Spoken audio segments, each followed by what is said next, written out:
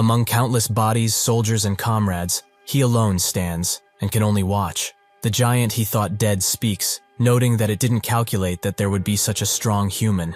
This giant is named Ahayut, and after he suddenly popped up in the Empire 20 years ago, along with other two giants, they destroyed everything in their path, for no apparent reason. Because of him, more than half of the Empire turned into a mass grave, yet he still dares live after all this? Ahayut tells him not to worry, as soon he will return to his side. He notes that it's good then, as his dear friends will wait for him on the other side. One was torched because of an extremely angry dragon, and the other was sealed for eternity by a mighty mage called Lorahan. Doesn't he get it? They lost. Ahayut tells him to not cover his words with sweetenings, as the children of the star share senses. He knows their opponents were also eliminated, and it means that strong people like himself no longer exist on this world. He notes that he's still alive and kicking, so what is he babbling about? Ahayut says that he shouldn't hope for much, as he feels his time is reaching an end. However, he's quite glad, as if he realized his skills and put body and soul into training, he would have become too large of an obstacle to deal with. He tries to retort this, but he knows that he had a life not worth living that much, so he should just die.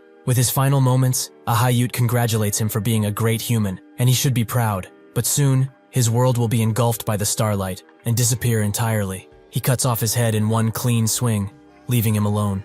Things have already happened as they did. What can he possibly do now? With heavy breath, he walks around the battlefield and thinks of his comrades and the cherished memories he made with them all of this time. Among a pile of bodies, he spots one of his friends and wonders what kind of pride they had to let themselves fight to this extent. They should have noticed that they aren't on the same level and lived. He closes his eyes and wonders why only his sword worked on a giant that could deflect the Empire's strongest sword aura. If he did it some other way, if he knew about this, they wouldn't have died a dog's death. But now, nothing can be done. Suddenly, he hears someone talking, and he walks towards it. He is quite surprised to see the great commander, Adishan, still alive, although barely. He tells her that for someone of her status, she shouldn't be like this. She says otherwise, and tells Ronan that he's a corporal, so he isn't keeping appearances either. But what's more important right now? Is Ahayut dead? Ronan confirms it, and notes that his body isn't far away from here. Tears roll down Adishan's face, and she thanks him for doing this. Ronan says that if she's that grateful, she should listen to his request at least. Usually, soldiers like this are either abandoned here or buried randomly, but he wants them cleaned up and treated well. Adishan says that he looks more alive than her, so shouldn't he be the one to do that? He begins coughing up more and more blood. He is definitely not more alive than her, as he could die at any second. He was a fool and in turn fooled around, but it still feels quite unfair that he will die. Adishan asks what he wants to do if he were to live, and he says that he would do lots and lots of things. But now, the only thing he can think about is the academy. That big and ugly bastard kept reminding him of it, as his sister's only wish was to see him at the academy. But soon, he will be reunited with them. Adishan tells him to not lose hope, as a search party will soon be here. But he doesn't believe he will be holding out much longer, as he's on death's door. The rain suddenly stops, surprising them both. The ground begins to shake uncontrollably, and when Ronan looks in the sky, he spots a being with 8 wings. Behind it, countless giants are ready to attack. Adishan's whole world is in shambles, as in the end, she couldn't save the world this time either. Ronan snaps her out of it and tells her this isn't the time for thinking, as she should hurry and use telekinesis on him so that he can fight. She's very surprised he's still willing to fight in this situation, and he notes that even if he dies, he will not give those bastards the reward of killing him while he's still. She finds his valiance quite comforting and thinks that this man was the missing piece in all of this. She gets up and suddenly kisses him as to transfer something from her mouth. She whispers something to him, and Ronan asks what she means, especially in this type of situation. Adishan notes that if he ever sees her again, he should tell her to not do anything dumb and become a tailor, as she always wanted to try. Those words are the last of humanity. As with them, the whole world is wiped out. The blue orb glistens, and Ronan wakes up screaming for her, but she's nowhere to be seen, as he has woken up in his hometown Nimbuton. This is his first day of regression. He sits under a tree's shade, and can't believe that Adishan's last words were true. What she told him was that this orb that she gave him allows the person holding it to regress back in time. That's how she, a simple tailor woman, became the Grand Commander. The orb allows a person to regress a total of 4 times, and she already used 3 of those, so only 1 regression remains. She's handing it to him, as she believes he's the key for humanity's salvation. He needs to sharpen his abilities as much as possible, and the best place for this would be Philian Academy. Ronan slams his head in the tree and wonders just what he's supposed to do by himself, even if he has this much time. Suddenly, he remembers that this is in fact the past, so he rushes to see his older sister. While running towards his home, he spots that some punks are bullying a child by tying him upside down. That's when he notices that the child isn't held up by a rope, but rather by magic. Such a person would be invaluable in the battlefield. To think they were in a countryside town like this. Come to think of it, around this time, he's sure they were here as well. The person holding the child up thinks that he didn't want any of this, and something bad will certainly happen to that poor kid soon. He begs them to stop, as he doesn't have any money, as his mother's medicine is too expensive. The bully notes that is not for him to worry about. He slaps him constantly, and says that if he wanted to be a filial son like this, he should have earned more money. He tells the guy with magic to put the kid at the top of the three, as he hasn't come to his senses quite yet. He tries to refuse, but the bully says that he's acting like a girl, as it's not like they are hanging him or something. He should shut up and do as he says. Asel wonders why things became like this. Was it perhaps wrong to learn magic? He only wanted to show everyone that he's good at something, so he needs to tell this bully that he can't do it. But he's too scared to. He still finds the courage to try. But that's when someone hits him with a stick over the head. Ronan is the perpetrator and tells them to stop, as that child will die if things continue like this. The kid falls, and the bully is extremely mad at Asel for letting him go. He tries to defend himself, but Ronan gets in front, as he has to talk with him about something. With the bully being quite angry, he's getting ignored. Where did he learn telekinesis magic? Asel notes that he learned it from a grimoire she bought from a peddler. He's quite surprised Asel became this good with such a cheap book. So if he trains, he will certainly become extremely powerful. That's when the bully draws his sword, as he has had enough of people ignoring him. It seems that he's acting this way because he let him win that day. But now, he will teach him manners. Ronan wonders how this guy managed to get a real sword, and notices his posture is extremely bad. But he's strong, so things like this should work around these parts. Naturally, with him, they will not. Although his body is much younger, what was imprinted into him while he was a disciplinary soldier remains. Battle sense. The bully notes that it must be his lucky day, as he was going to make sure he wouldn't be able to lift a spoon for his whole life. Since it became like this, he should drop to his knees instantly and beg, as he will let him go with only an arm being cut off. Fair deal, right? And if he somehow dies, he will make sure his sister is treated well. By him, that is. Ronan asks if he just talked about his sister, and the bully laughs and confirms it. Every time he sees her, he thinks of how great her body is. With one angry swing, Ronan takes his ear clean off. The pain takes a while to register, but when it does, he cowers in fear and pain. Ronan comes closer to him and asks if he really wants to die today. The bully's friends wonder how he managed to cut off his ear with a mere stick, and Ronan demands they leave with this bastard in tow, lest they want to become like him. They will also leave behind the money they stole, as well some more for ruining his mood. They can only agree. When they leave, Ronan gives the bullied kid all of the money, as he only needs the sword. He also shouldn't worry about their bullying anymore, as they won't have the confidence to wander around like this anymore.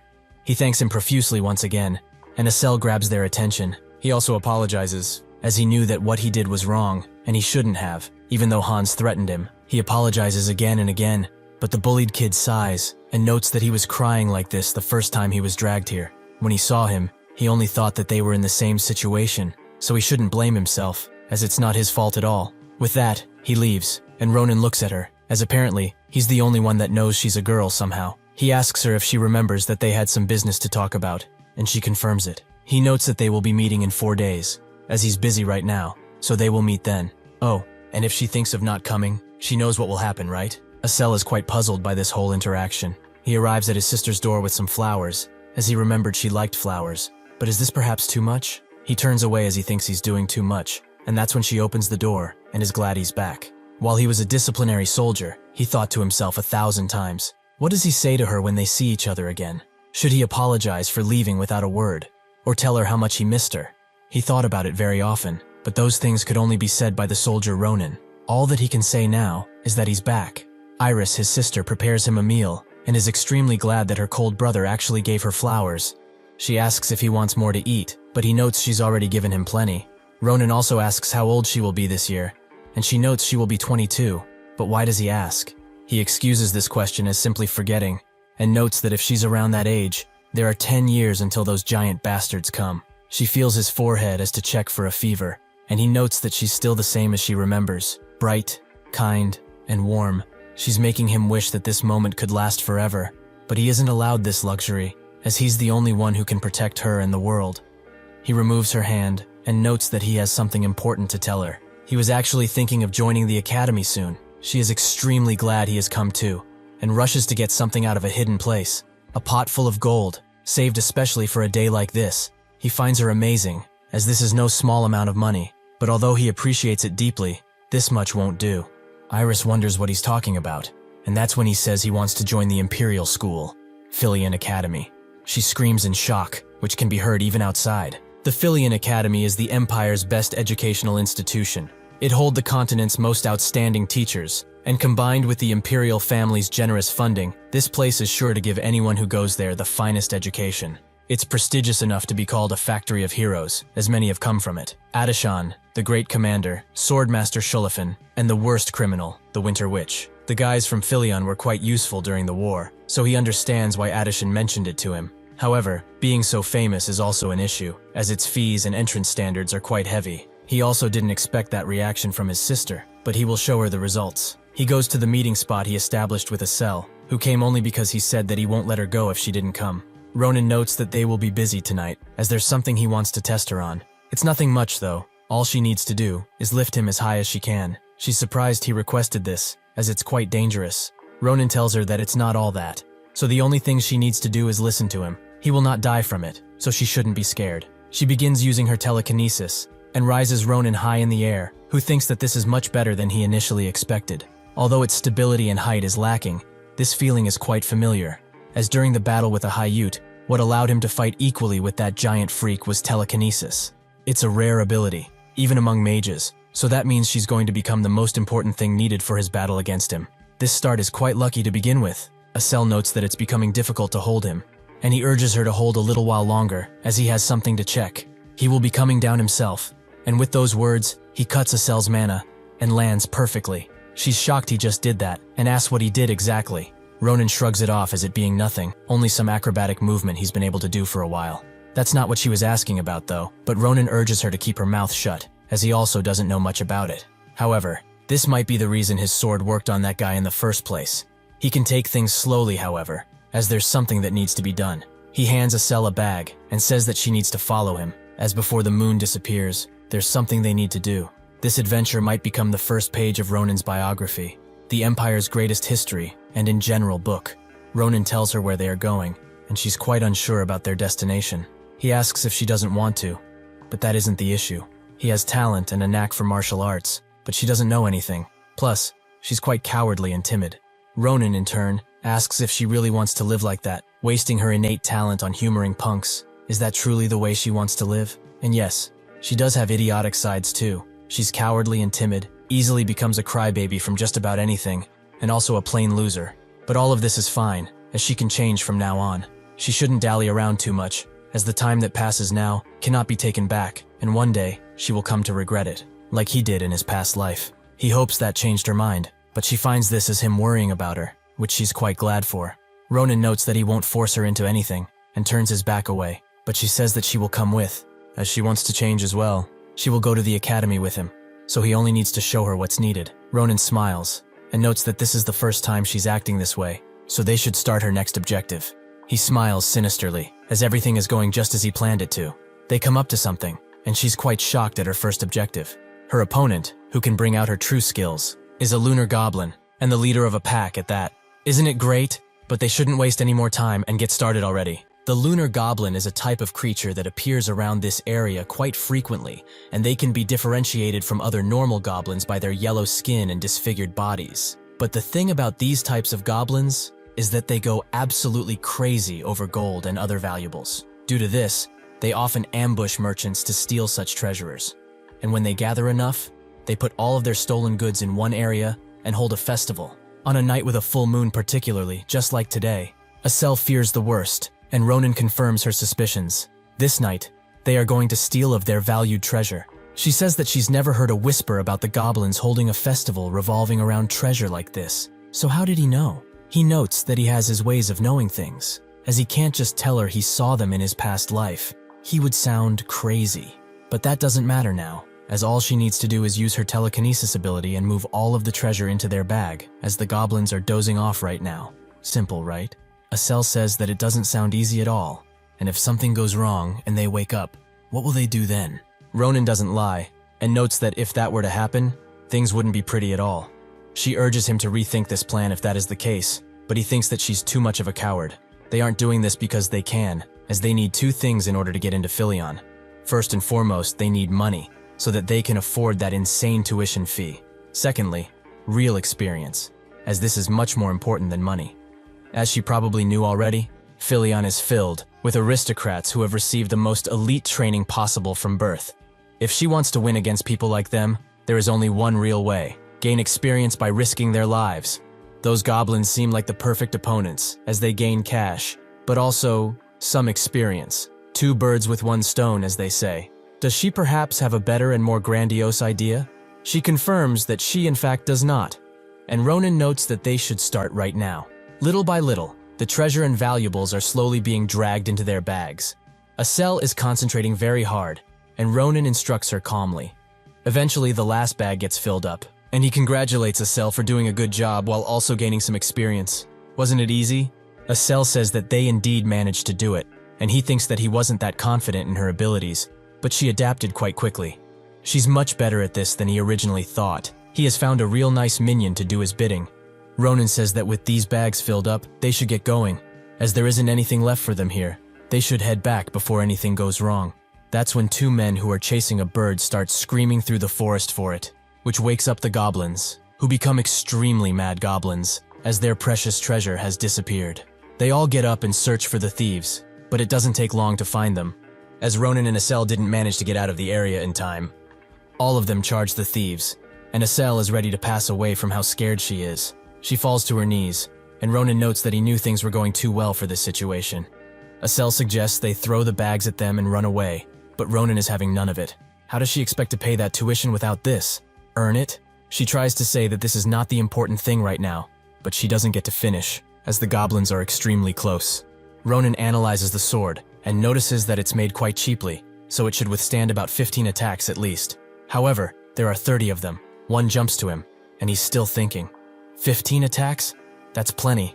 He cuts off the heads of 3 with one single strike. Now he only has 14 attacks left. Birds scream throughout the forest, while Ronan takes care of the last goblin. Asel can only stare in shock, as she can't hope to explain what she just saw.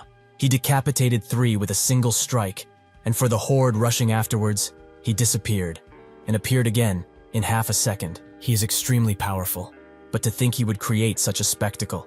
He asks her to stop spacing around so much, and she apologizes. Ronan notes that she has nothing to feel sorry about, as they need to get their stuff and leave. They are going home. While doing that, they find the bags quite uncomfortable, as they are pretty heavy, given the loot inside of them. Ronan notices that his muscles are sore from that scuffle with the goblins. Is it perhaps because he's still growing? When they go back, he needs to do some rigorous physical training. Asel wonders if he might know what that loud shout was that tipped them off to the goblins. He notes that it's uncertain, but it was definitely someone crazy, as you would have to be as such to scream in this forest. Someone draws his bow behind them and shoots an arrow directly at Asel. Ronan catches it, and she realizes what happened, but where could it have come from? Ronan wonders if this god-forsaken forest is cursed, or are they just plain unlucky? He asks the people who shot the arrow who they are, and they notice that these are kids, not goblins. They apologize, but it's clear that their intentions aren't as pure as they would like to present, as their eyes are on the treasure in their bags.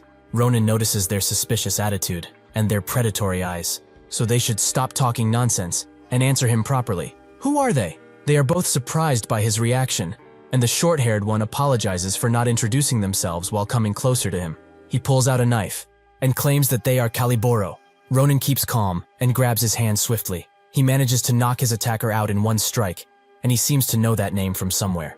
The other charges in, and Asel musters up the courage to use her powers to stop him and tell Ronan that there's another behind him. He congratulates her for doing this and kicks the knife out of the attacker's hand. He catches it, and in not even a second, he slashes him everywhere. The attacker and his body took a while to process what happened, but there's no saving for him, as he dies in an explosion of blood.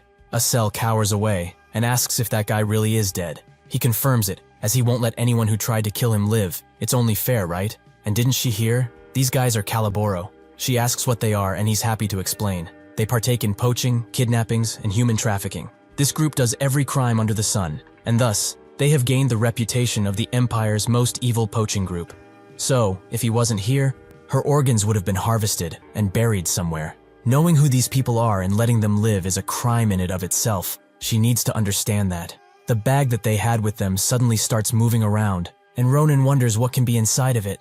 Asel thinks that it's most likely a poached animal, but to confirm they open the bag up. Blue eyes beam out of the bag, and a blue bird comes out. They are both quite surprised, and Ronan wonders what this chicken is. It watches them from above, and Asel finds it quite pretty, as it's her first time seeing a blue bird like this one. He notes that he also hasn't seen one before, and spots that it's shackled with Caliboro's trap. This special shackle disturbs the prisoner's mana and restricts their movements quite a bit. He thought that these guys use these things as a last resort, or when catching mighty creatures. Is this tiny bluebird one? A rune pops up behind it, and it strangely starts speaking, spooking Asel. Ronan calms her down, as this is only communication magic. However, it was able to talk with them as soon as it came out of the bag. So, is the bag able to block mana, perhaps? Ronan speaks, and says that he's most likely the owner of this bird, right? The person says that he's right, and his name is Varen, and is currently researching fantastical beasts at the institution. He is that bird who goes by the name of Maprez, Guardian. He tried countless times to communicate, but it didn't seem to work. So he was thinking of actually making a report, but he's quite relieved he didn't have to. He also apologizes for being rude and asks for their identities. Ronan says that they are just passerby with a good heart, as they got into the poachers who captured the bird, but he can't really explain what happened, as too much blood was spilled to do it properly. He just says that they saved the bird without the additional information, and the person behind the rune is extremely surprised. It crossed his mind that poachers were the cause of this, but anyways, they are indebted to him right now. Ronan notes that such things aren't needed, but how do they return the bird to him, as it seems quite exhausted from being chained up? If he were to take the chain off, could it fly back to him? The owner confirms this, as the bird has a great homing instinct, so he should be able to free it. Ronan cuts the chain, which breaks instantly, and urges the bird to go back to its father, as he's making him worry. The bird is extremely grateful and starts cheeping around. Ronan notes that the bird is currently shoving its ass into his face and dancing around. So what does this mean? The owner notes that it just wants him to pluck out a feather before it flies away, as it wants to meet with them again, someday. After plucking out a dream bird's feather, it will direct to the main body constantly, like a compass of sorts. With that, he says that if he comes by the institution someday, they should come and visit them, as he will definitely repay them. The bird flies away, and Asel asks Ronan what he's holding. When he looks at his hand, he's also quite surprised. A few days later, a merchant assesses the valuables they have obtained, and notes that he will give them 20 gold coins for this certain piece. This man is the owner of the Carabel merchantry, Duan Carabel. He notes that all of the items he brought today are quite valuable, so it must be his lucky day. Ronan says that he's quite glad he has finally found someone who understands, as all of the merchants he tried up until now tried to scam him, which pissed him off quite a bit. But to think such a confident and worthy merchant was around here, walking around really paid off. Duan notes that he's honored by his words, and asks if there are any more things he would like to sell. Ronan pulls out an egg from his pocket, and says that he's curious as to what this thing is, but won't sell it. That night, the blue dream bird left this very egg behind. Initially, he thought it took a crap in his hands, but it didn't. However, this didn't stop him from throwing the item into a boulder before looking. Surprisingly, the boulder broke first, so it seems that this is quite the valuable item. He doesn't know if it's that bird's egg specifically, but it's certainly a product made by a fantastical creature, so it might be worth quite a lot. The merchant analyzes it diligently, and notes that this color and texture can be only one thing. Ronan is now anticipating some very good news, but his dreams are shattered, as Duan says that it resembles horse crap. He doesn't know what it is, as it's quite the unusual object, so why doesn't he get it appraised in a place made for that? Ronan sighs and says that he will, but he can't sell it now, as he's quite curious about it. He also asks if he has any books about Philion, as they are planning to do the entrance exam together, but they don't know much about it. Duan notes that this is perfect timing, as his daughter is also doing the Philion exam, so he's sure she will be of some help to them. She eventually comes around and asks who these people are. Duan presents her to them, his only child Maria. Ronan looks at her and seems to recognize her from somewhere. Duan urges her to say hello, as these are some customers he made a big deal with. Maria asks what these babies sold him, and Duan demands she be more polite. He also apologizes to them for her rough language, as she grew up in the merchantry. Asel notes that it's fine, and Ronan walks up to Maria, asking if it's really her, the same one that uses Sen as her middle name. She confirms this, but how does he know? Ronan notices that she indeed looks like that person, but something is quite strange. He urges her to come closer, as he has a question for her. Does she perhaps have that under there? A Johnson, that is. Maria wonders what garbage she just listened to. A Johnson? Ronan says that no matter how he looks at it, her having one seems out of the question. Does that merchant have a lost son or something? She slaps the snot out of him and demands he shut his mouth already. This slap causes Ronan to have a revelation. This good slap. This familiar sensation. She really is that person. Count Maria Sen. When he was a disciplinary soldier in a place that went by the name of Armarlen, Maria was in charge of the supplies. She held a great work ethic and also had an easygoing personality, which allowed her to get along with anyone. She was quite the impressive person. When talks about Johnsons occurred among the guys, Maria got unusually angry and had a habit of slapping people around. He always wanted to ask when they met again, but he never got the chance to as she died before he did. To think he would find the answer to his burning question here? She was a girl. All this time? She sees him laughing and thinks that he didn't have enough. So she charges in for another attack. Ronan hits her in the head and says that she's acting up after slapping him. He only let her because he was in the wrong. This causes her to get mad, so she headbutts him in the chin. They continue to fight like animals, with Acel and Duan watching in horror. Eventually, they have to intervene. A while later, Acel is surprised at this turn of events, as these two just fought like they wanted to kill each other. But now, they are seemingly getting along. They assess the things they just bought, 3 swords and a magic wand. Maria asks why he bought so many swords, as she imagines it would be quite troublesome to carry this many. Ronan notes that they are just reserves, as he uses a sword quite roughly. She asks what he thinks about the quality, and he says that they aren't bad at all, but the best one is this one, which is made with black iron. Maria agrees, as black iron is quite sturdy, so it's an item even renowned knights often seek out. She doesn't know how roughly he treats his sword, but this most likely won't break. Ronan thinks that this was one of his favorite weapons in the past. Maria explains that this wand has a good magic stone inside of it, so is it perhaps for this cute little mage? Acel confirms it and notes that she uses telekinesis magic. Maria finds this amazing and notes that she will surely get a scholarship with that type of magic. This only leaves them 2, so what technique will he show during the practical exam? Ronan asks what she's talking about, and she explains that in order to enter Philion, everyone must take a practical where one will need to impress the professors and show them techniques. They also have a theory exam, which is quite difficult, but not as difficult as the practical, to the point that it's said, if you pass that, you won't need the theory exam at all. Basically, he just needs to prove his worth, or forget about the academy. Ronan notes that a swordsman like himself just needs to show good swordsmanship. But what do people usually demonstrate? Maria says that nobles usually show their family's secret techniques, but most martial artists and applicants alike demonstrate their personal techniques. Ronan stops her for a second and asks if kids who use swords can use mana at this age, even though they aren't mages. Maria finds his question quite weird, as being able to do that as a prospective Philion student is a given. One would constantly sense their mana anyways, so why not use it in combat? Ronan doesn't get it all, but Maria does. He doesn't know how to sense mana, right? Ronan asks if it's not similar to using aura, and Maria is shocked she's talking to this guy about entering Philion. How can he say mana and aura are similar? He notes that it's probably something he knew about already. So why is she making such a fuss? She demands he come outside now, and that she needs to borrow the swords for something. He asks if she will pay for them if something were to happen, and she explains that it won't take that long. But if that happens, she will pay the price 3-fold. So, how about it? Now they should stop the chit-chat and get to some special training. Mana is the source of the power of nature, and like air, it's natural and exists everywhere in the world. However, that doesn't mean that everyone can use it, as in order to, one needs to see and feel his own mana and be able to use their mana sense. To enter this stage, one can use training, innate talent, or other things, with various personal reason also coming into play. But it usually takes 1 year of training to even start sensing mana. Philion's prospective students surpass that stage early, and after learning their own mana techniques, they apply to Philion. Does he get it now? He doesn't have sense, and can't even tell the difference between mana and aura. So for him to go to Philion is just plain crazy. But it is true that aura is also a type of mana, but difference between them is extremely large. Ronan asks if it's really that big, and Maria explains that even those who have showed talent and trained for a minimum of 10 years find it hard to obtain their enlightened innate power, that is aura. Ronan says that he understands a bit, and thinks that he met a few people on the battlefield from time to time, who bragged constantly about being aura users, and used quite an unusual power. They were definitely annoying to deal with, but he's not surprised to find out they had an amazing ability. although one still dies if they get sliced enough.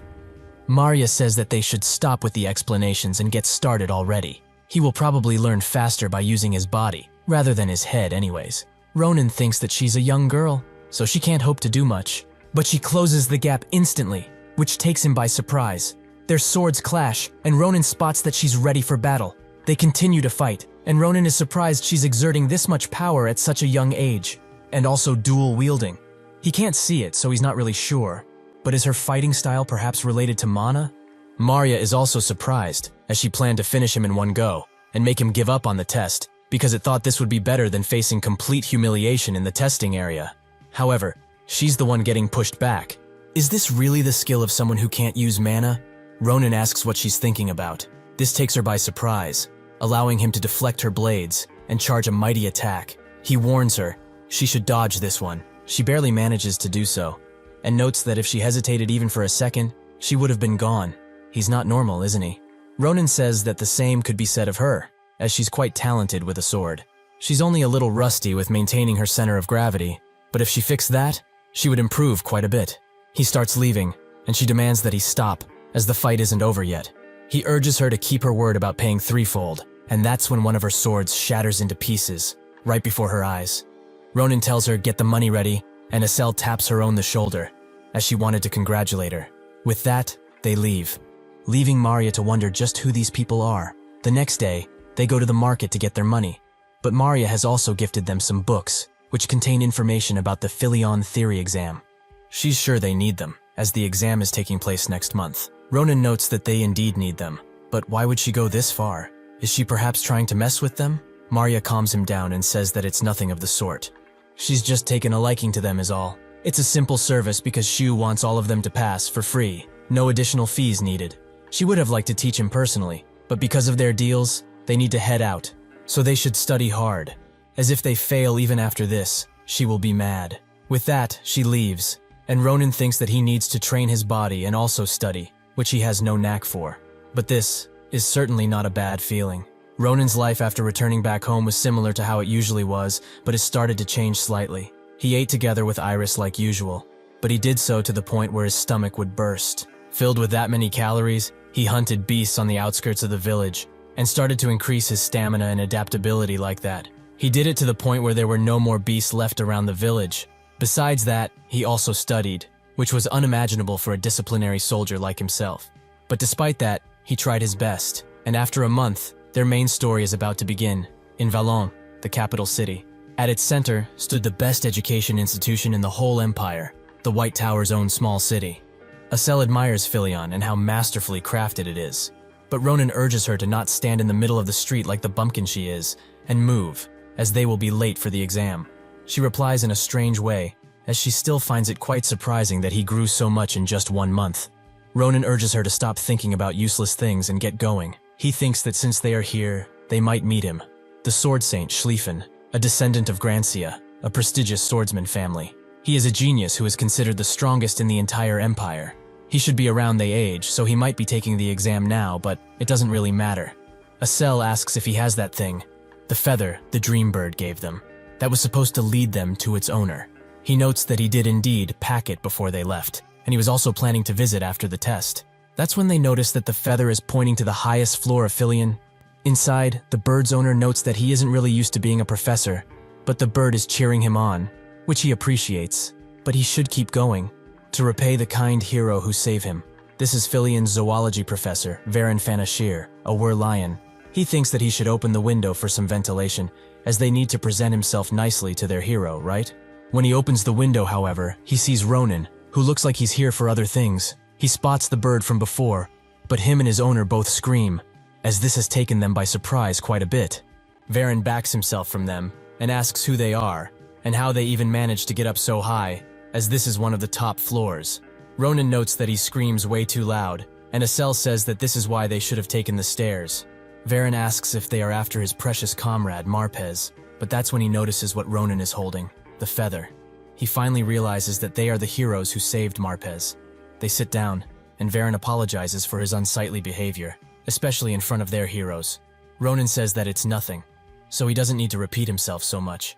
But if they would go into specifics, Estelle would be more at fault. since used telekinesis to climb to the window. She denies this, as he was the one who told her to do that. However, her opinion seems to be invalid, as Ronan just shuts her up. More importantly, he certainly didn't imagine for a Wurlion to be the owner of the bird, and also a professor at Philion. Varen notes that he was also quite surprised, and would have written a letter of recommendation for them if he knew they were entrance applicants. Ronan notes that it's fine, and since they are here, he has something important to ask. Specifically what this is, as that bluebird just left it behind like it was too heavy or something. Varen looks a bit closer, and confirms that indeed, this is a dream bird egg. He's quite shocked that Marpez really laid an egg, but Ronan doesn't understand him, as birds lay eggs quite often. Varen explains that it's not just a simple bird, but a dream bird, and that he has absolutely no idea about what's going to hatch from this egg. Ronan again is puzzled, and says that if it's a bird egg, a bird will hatch, right? Varen notes that a dream bird is quite different, as depending on the environment surround it, a dream bird will absorb unique mana and lay an egg. In an area of lava, a mighty phoenix might hatch, or in a monster's nest, the hatched dream egg will take the appearance of a monster, and so on. There are many circumstances where it won't take the form of a normal bird at all. If he analyzes the mana that's coming from the egg, it's possible to predict what appearance the dream bird might have. However, this certain egg holds a myriad of mana, and it's going rampant. As of right now, it's hard to say for certain what this egg contains. Ronan notes that he really likes to put meaning into mere things like eggs. But where has this bird been wandering to lay an egg such as this? Marpez chirps, and Ronan finds his attitude quite shameless. Varen asks if they will take care of the egg, and Ronan notes that they will, but isn't it a precious item? Varen confirms that indeed it is, as a dream bird lays a single egg in its lifetime, but it laid it in front of its heroes, so Marpez must have felt something special with them. He just wants to respect his friend's choices, that's all. Ronan says that he's fine with it, as he's quite curious as to what will come out of the egg as well. However, it's almost time for the exam, so they should be going now. Varen stops them for a second, as he wanted to give something to them that will certainly help with the hatching of the egg. A while later, at the practical testing hall, Galean Castle's main building, every participant sits in the waiting room. Some check their weapons, while others pray. A man announces that applicant 111 exam has ended, so applicant 112 should come forth. He does so, and Ronan thinks that if this guy is number 112, he's up next, but they really like to make they wait a long time. Doesn't she think so as well? Marya says that every exam is like this, and Ronan asks why she's wearing that, as it seems very uncomfortable. She notes that Philion is a private academy which nobles attend, who might become expensive customers in the future, so she should look the part, right? Ronan thinks that she's just doing too much at this point, and she notes that it would have been nice if Acel was here too. Ronan explains that nothing can be done about that, since the magic testing hall is somewhere else entirely. However, he will be quite glad if he doesn't see her crying by herself when she gets back. Applicant 112 gets out of the exam chamber with quite the tired face, and so, it seems to be Ronan's turn.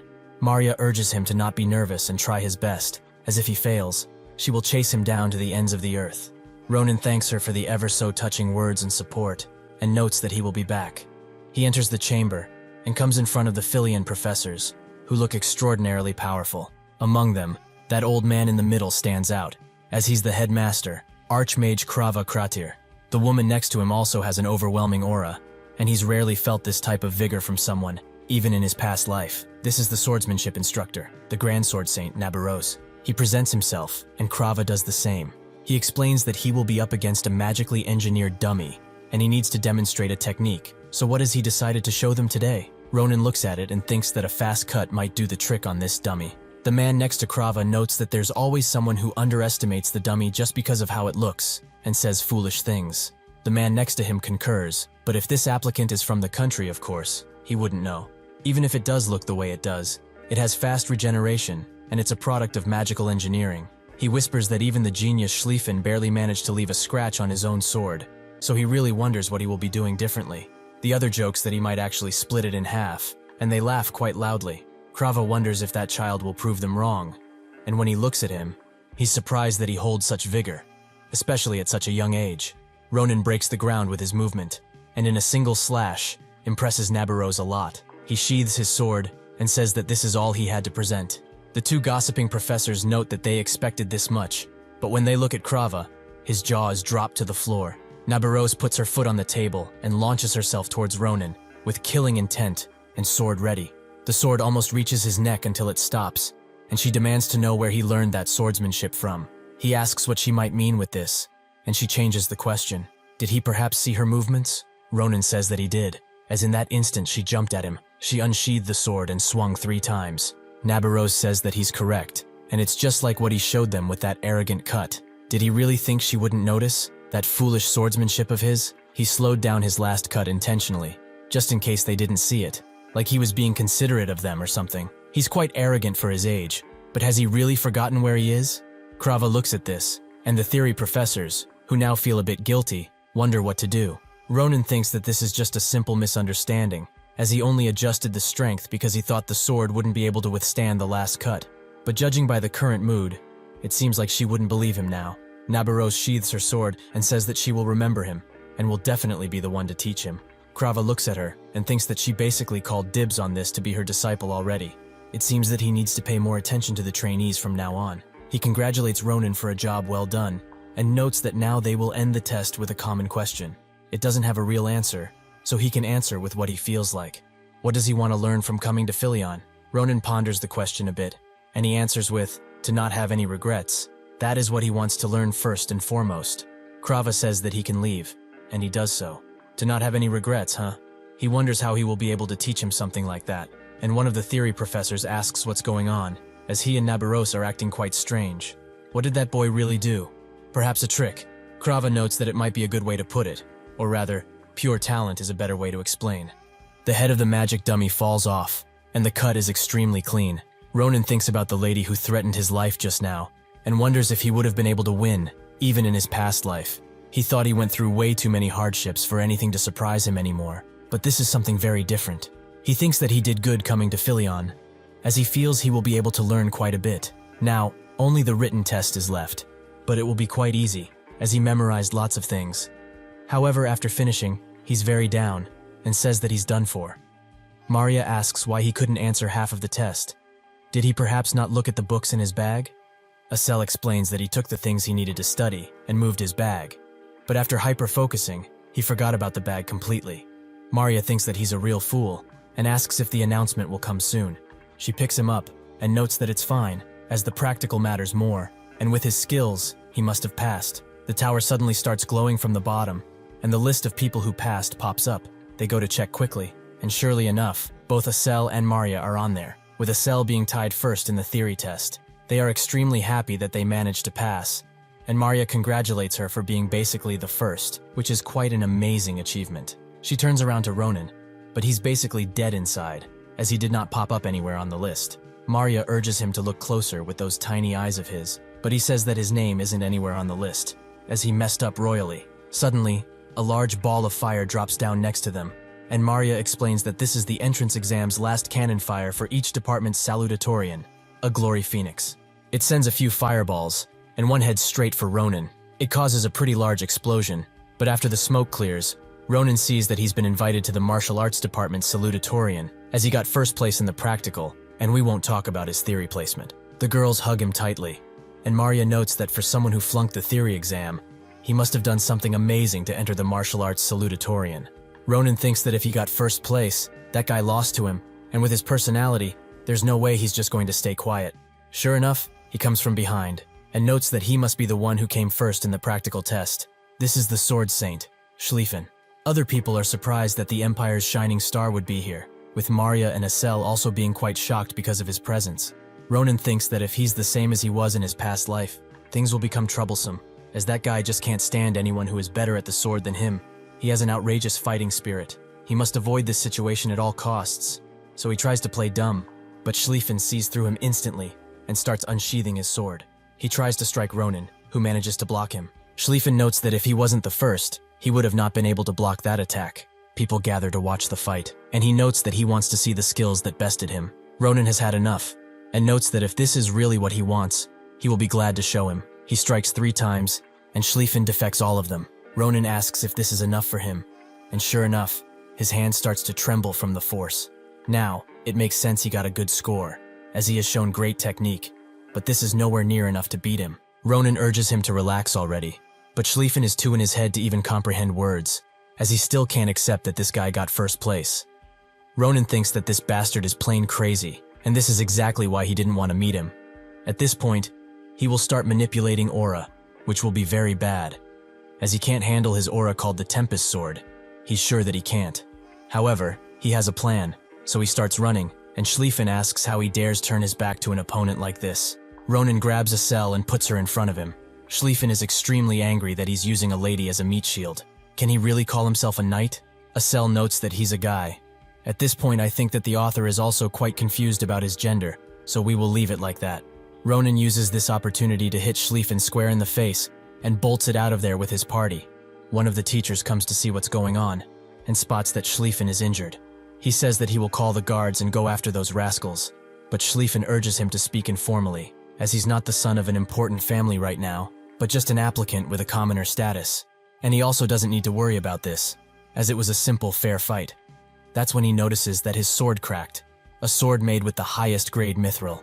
He thought that Ronan's skill wasn't that great, but to think he would do this much with such a common sword, he will certainly remember his name. The next day, at the outskirts of the capital, in a forest called Shimo, Ronan and Acel walk around, with Ronan following a map. Acel asks if they can really afford to do this right now, as yesterday, he broke the nose of the heir of the Grancia ducal family.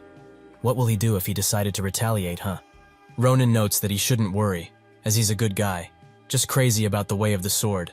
He's someone who upholds principle and trust above all else, everyone's role model, one who protects the weak, basically the epitome of the perfect noble. He probably said that what happened was a simple spar, as if he hadn't, they would have been behind bars already. Acel notes that he's right, and they arrive at the mana vein Varen told them about, the Fernardo Spring. Mana that hovers around the world for an unknown reason and gathers in a single spot is called a mana vein. With its existence, mana would be absorbed by its surrounding matter. A regular plain rock would turn into the highest grade mana stone, and a random weed from the ground would transform into a rare medicinal herb. It is quite famous, and it possesses great attributes. Its value is very large, and people would monopolize it in an instant if they saw it. So the Varen is quite generous to give something like this to them, only to hatch an egg. He asks Acel if it feels any different around here, and he notes that it's his first time sensing so much mana in one place. If it's around here, he can use magic that is stronger than usual. That egg in his pocket is also doing something, as it's absorbing mana at incredible speeds. Ronan notes that they will see, but it would have been nice to also have Maria here. But she couldn't come because she was busy with the merchantry. Acel notices that something is strange, as Varen said that since there's a lot of mana here, a few fantastical species nest and relax in this place. Even for regular animals, this place is a gold mine, but they haven't hurt a single animal since they came here. Ronan takes a whiff of the air and thinks that he was too complacent. He laments that things are getting out of hand again, and he urges Acel to get ready, as he has caught the scent of blood. The hunters who wear fox skulls start assaulting them with arrows, but Ronan destroys all of them with a single strike. However, he seems to remember the arrowheads these arrows use. In the past, at a campsite, one of the people from his group explained that this arrowhead could even blow up an orc head, and that they were used by an elite member of a certain organization, Calaboro. Ronan is surprised that he ran into them once again, and thinks that only the bloodhounds have access to arrowheads like this, so it must be a team full of them. He tells Acel to go hide, if he doesn't want to become a porcupine, that is. As for himself, he will have to do a bit of hunting. The leader of the bloodhound group is surprised that this brat managed to cut arrows that had mana infused in them. Just who is this guy? He tells everyone to split, and Ronan thinks that he's taking decisions quite fast, which isn't good for him. He tells them to stop attacking, as he's an ally. The leader asks what nonsense he's talking about, and Ronan explains that he's the youngest bloodhound from the Damas branch, a Hayut. They all gather around him, and immediately start interrogating him, as he's too young to be a bloodhound. Ronan tells him to ask the wolf from this branch, and also says that he shouldn't assume that people can't do what he does. This enrages him, and starts threatening violence. One of the subordinate calms him down, as even if he's still a Hid, he knows about the Calaboro ranking system, which is kept very hidden, and only members know. They should wait for the captain to confirm his identity. That's when the captain arrives, a man by the name of Vium, and the leader of the small group explains the situation. Ronan smiles, as he's quite glad they are all gathered in one place. Vium starts interrogating him and asks what he's doing here, as this mountain range belongs to Demir. Ronan says that he wasn't sure, as he's not really a Hayut. In that second, he slashes most of the men in two, and before Vium can react, he cleanly cuts his head off. The only survivor is the team leader, and Ronan says that he told him already. His ending will be bad. The leader's fingers fall off, and he falls to his knees because of the pain. Ronan says that if he doesn't want to die like the rest, he will write down the locations of all the branches he knows of. Of course, if he's so loyal and doesn't want to, he will have to dispose of him. The leader asks how he can do that with one hand. But Ronan already gave him a pen, and his right hand looks just fine. Afterwards, Ronan congratulates him for drawing a detailed map, and the leader asks if he will let him go now. Ronan slashes him clean in half, as of course he couldn't have let him go. Asel starts throwing up at what he just saw, and Ronan urges him to stop overreacting and get a hold of himself. Asel apologizes, but this is a bit too much, as there are countless dead animals in here. Ronan told him before, letting people like these alive is a crime, so he should stop worrying about it. However, if Varen sees this, he will be quite saddened, as his bird is also among the victims. The egg suddenly starts shaking in its pouch, and Asel points at something while trembling. Ronan's eyes widen when he looks, as the blood from the animals starts to form into a ball. Ronan prepares to fight once again, and the egg escapes from its pouch. It starts glowing, and all of the blood starts circulating around it. It's absorbing the blood, and Asel asks what's going on. Ronan notes that he doesn't know, but one thing is for sure, whatever is inside of this egg is quite special. Eventually the egg finishes the blood, and shortly after, it starts cracking. Ronan patiently waits to see what's inside, but is greeted by a hit to the face by the dream bird, who doesn't seem to be a bird at all. Asel says that it resembles a dragon, as he saw similar things in books. Ronan wonders what that bird did to make an egg like this, but he admits that it is quite cute. However, the greeting was a little much, as a sucker punch to the face isn't the best feeling.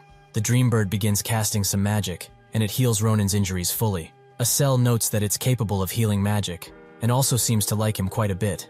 Asel says that they should name it, as they can't keep calling it a dream bird.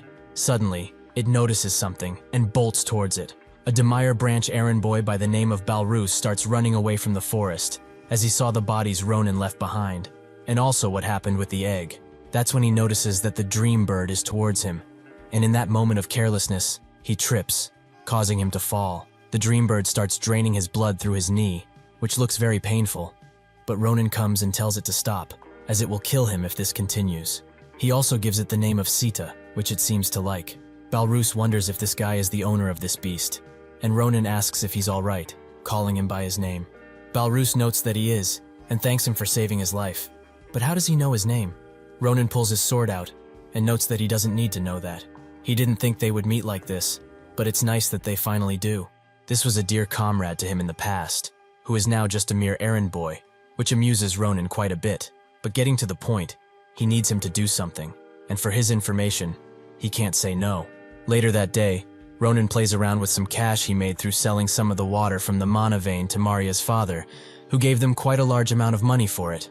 Ronan notes that they are indebted to Varen now, and they did want to thank him, but he went on a business trip suddenly, which is quite unfortunate. However, in addition to the job he assigned Balrus, the map he received from that bloodhound is quite useful. He also instilled so much fear in Balrus that he wouldn't think of betraying him. Asel asks if he wants to buy something with the money, and Ronan thinks that the entrance ceremony will be taking place soon, so it seems that he does have something. A few days later, Iris arrives in the city, which she likes quite a bit. Ronan greets her, noting that she must be quite tired from the trip, and also asks if something happened while he was gone. Iris notes that she should be the one to ask that, as she was quite surprised when a high-class carriage popped up in front of their house suddenly. And also, why has he lost so much weight? Is he perhaps not eating properly? Ronan notes that he's eating well enough, and Iris spots Sita, who salutes her. Ronan notes that they are just traveling together because of a few circumstances, but more importantly, they need to hurry, as he's going to be busy with the academy once he enters, but would like to do something beforehand. At a clothes shop, Iris says that she understands that he's got money, and is carefree because he also got a scholarship. But isn't it a bit too much? He talks with the store manager, and Iris continues, as these are way too many gifts. Ronan says that it's not that much, and it's about time she would benefit from all the hard work she did to raise him. This statement touches Iris's heart, and she screams that she has the kindest brother in the world. They finish shopping, and Ronan says that they will go to a few workshops, as he needs to repair his sword thanks to a certain someone. That certain someone pops up suddenly, which shocks Ronan and Sita a lot. Ronan asks what he's doing here, and Schlieffen says that he came to order a new sword, and that's when he spotted him. So he decided to wait until he came out, so he should stop misunderstanding things so easily. Ronan pulls out his sword, and notes that because of him his sword is in a poor state. Does he really want to for another round? Schlieffen notes that it's not a bad idea at all, but Iris gets in front of them, and demands that Ronan stops using such foul language. He tries to talk back, but she doesn't let him, and she turns to Schlieffen to apologize. In that moment, the most influential young man and the Empire's shining star fell into the trap of simping as he fell in love at first sight. She continues to apologize, but while blushing, he says that it's because of his lack of tackiness, so a lady such as herself shouldn't take the responsibility. She grabs his hands and notes that she's quite glad Ronan has a friend like him. Ronan just stares, as he's quite stupefied because of the situation. Schlieffen notes that he will compensate for the broken sword, and while he doesn't have any gold, they can have this, his family's proof of identification. Ronan is quite shocked that he would just give out something like this, and Schlieffen explains that if they are going to get a sword, they should go to the blacksmith on the western end, as that place has hundreds of years of history, and they will surely be able to enter if they give them that. With that, he leaves, and Ronan is still shocked. With that proof of identification, one could buy most villages. Is this simp really the sword saint he once knew? The next day, at the entrance ceremony, Krava welcomes the freshmen of class 787 to the school. He talks about their limitless potential and the education they will receive here. But most of all, he congratulates them for their abilities. Ronan thinks that this is quite boring, but things like this aren't bad from time to time, as his sister seems to be liking it. Krava snaps his fingers, and a strange glow envelops the students. The students are all shocked, as the sky is seemingly shattering out of nowhere. With a large blue flash, they are all transported into an arena.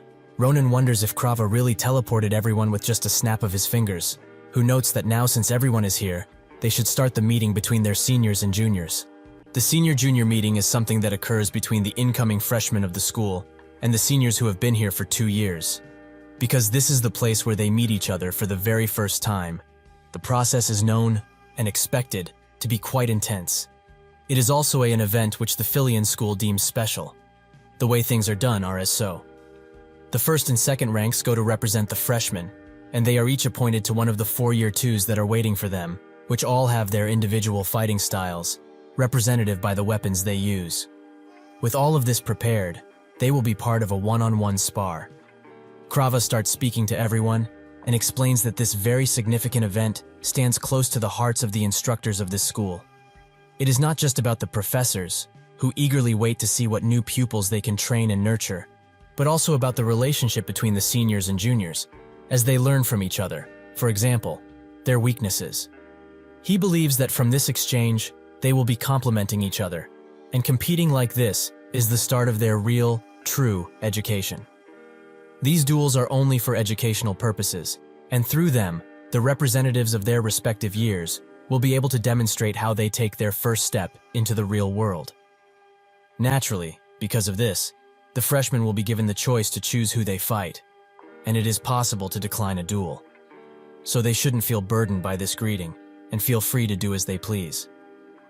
Ronan is kind of mad that this guy keeps beating around bush, as this is basically just hazing the freshmen. From the right, the first guy is the martial arts major sophomore standing at rank 1, Nasdo. The second is in the same category, but stands at rank 2, Brahm, who is glad to see some hardy freshmen this time around. All of them seem to be in the same category, but with different ranks. The one on the left is called Karun, who is rank 4, while the red-haired woman on the right is named Irina, who is rank 3. Brahm starts screaming about how excited he is for the battles to start, and notes that he can't hold it in anymore. He wants to fight with all of his might. This creeps Ronan out a bit, and thinks that, with this situation, he can show his older sister that he is not going in this place just to get beat up. It would also be better if he could show her his great companionship with this guy that is standing next to him too, but that is still to be seen. Krava announces that they can now choose who to fight, and Ronan puts his hand up, as he has a suggestion he would like to make. Krava asks what that suggestion might be, and Ronan explains that, since they are able to choose who to fight freely, he would like to be taught by all of his most respectful seniors. This means, of course, that they will be coming for him all at once. The arena stands silent after hearing this, and the teachers begin discussing if something like this can be done. Krava asks Nabirose what her thoughts are on Ronan's suggestion, and she asks him to proceed with it, if he wishes to do so. Isn't this school's principle that if one possesses the skill, they are free to do whatever they wish? So, in this case, no matter who wins this duel, it will hold a deep meaning to a lot of people. If this goes south, like they usually tend to, she will also be intervening, if that helps his nerves calm down. Krava understands, and with this, allows what Ronan suggested to happen. All of the seniors are now serious, and stare at Ronan with anger. Karun thinks that all of this is quite absurd. Just how badly is that boy looking down on them? Irina notes that he is doing whatever he wants, just because he was ranked second. They should use this opportunity to crush their spirits into powder.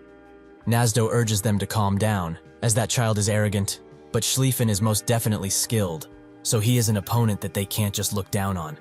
They will be going all out immediately, even if these are freshmen.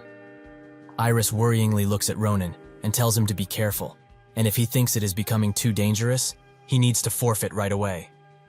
Ronan just waves at her, and with that all of the way, Krava announces that the first match between the juniors and seniors will now commence.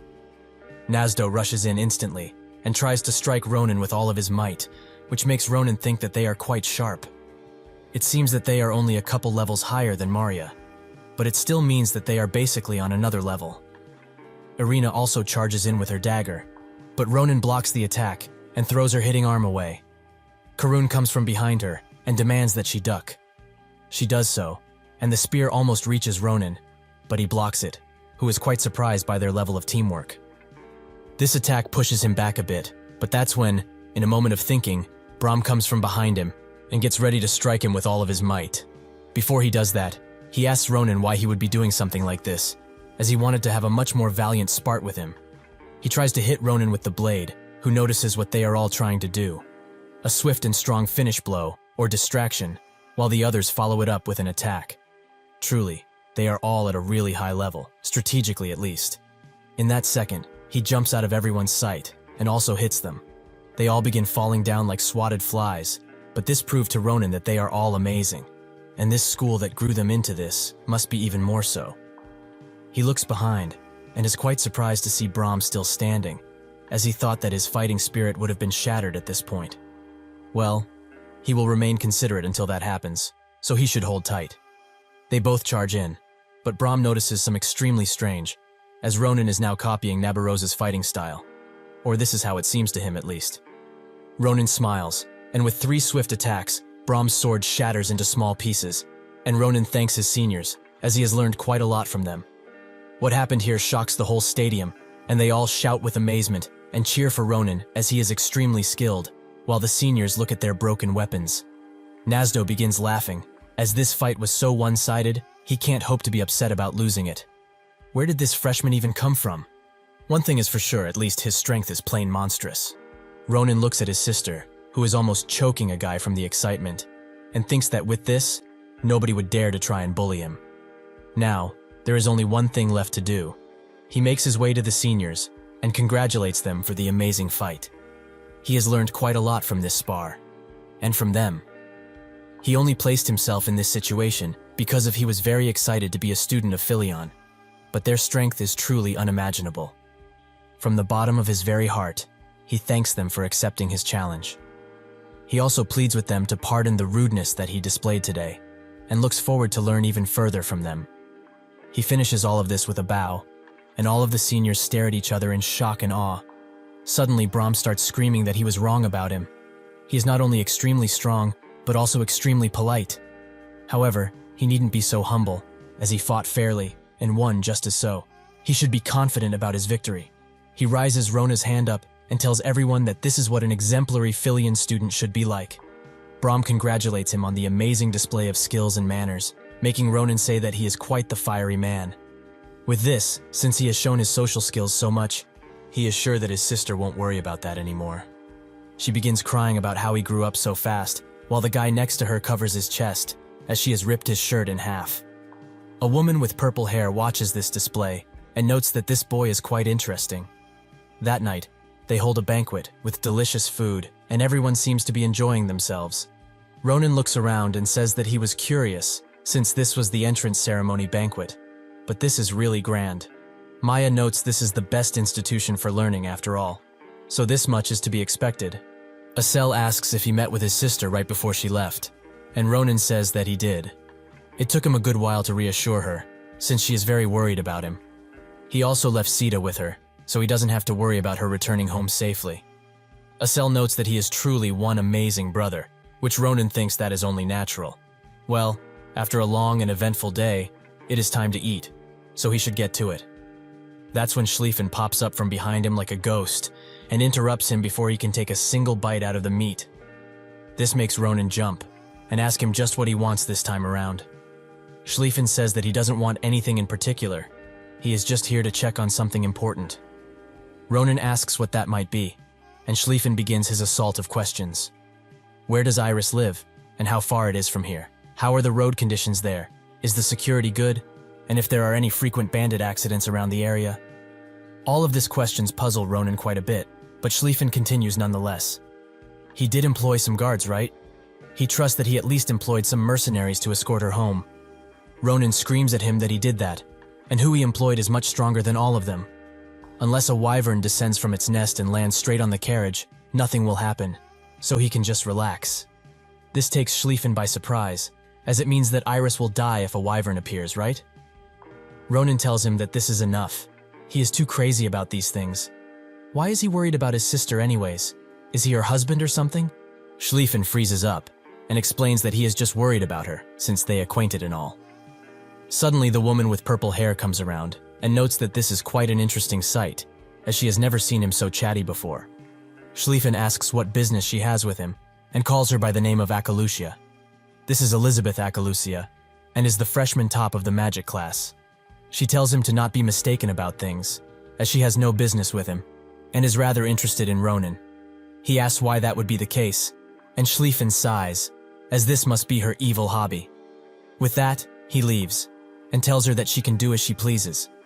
Before doing so, however, he suggests sending a guard from his family to Iris, but Ronan tells him off one last time. Acel thugs on his shirt and notes that there was something going on with that girl from earlier. Ronan notes that he doesn't need to explain, as he felt it too, that she was quite powerful. In fact, she is overwhelmingly so, for a mage. She explains that those who bear their claws so easily must be taught a lesson. Surely he knows what she means, right? Ronan notes that he doesn't. But why did she want to see him anyway? Elizabeth explains that she was simply very impressed by his talent, so she is here to make him an offer, a special one, that someone as mere as him couldn't just refuse.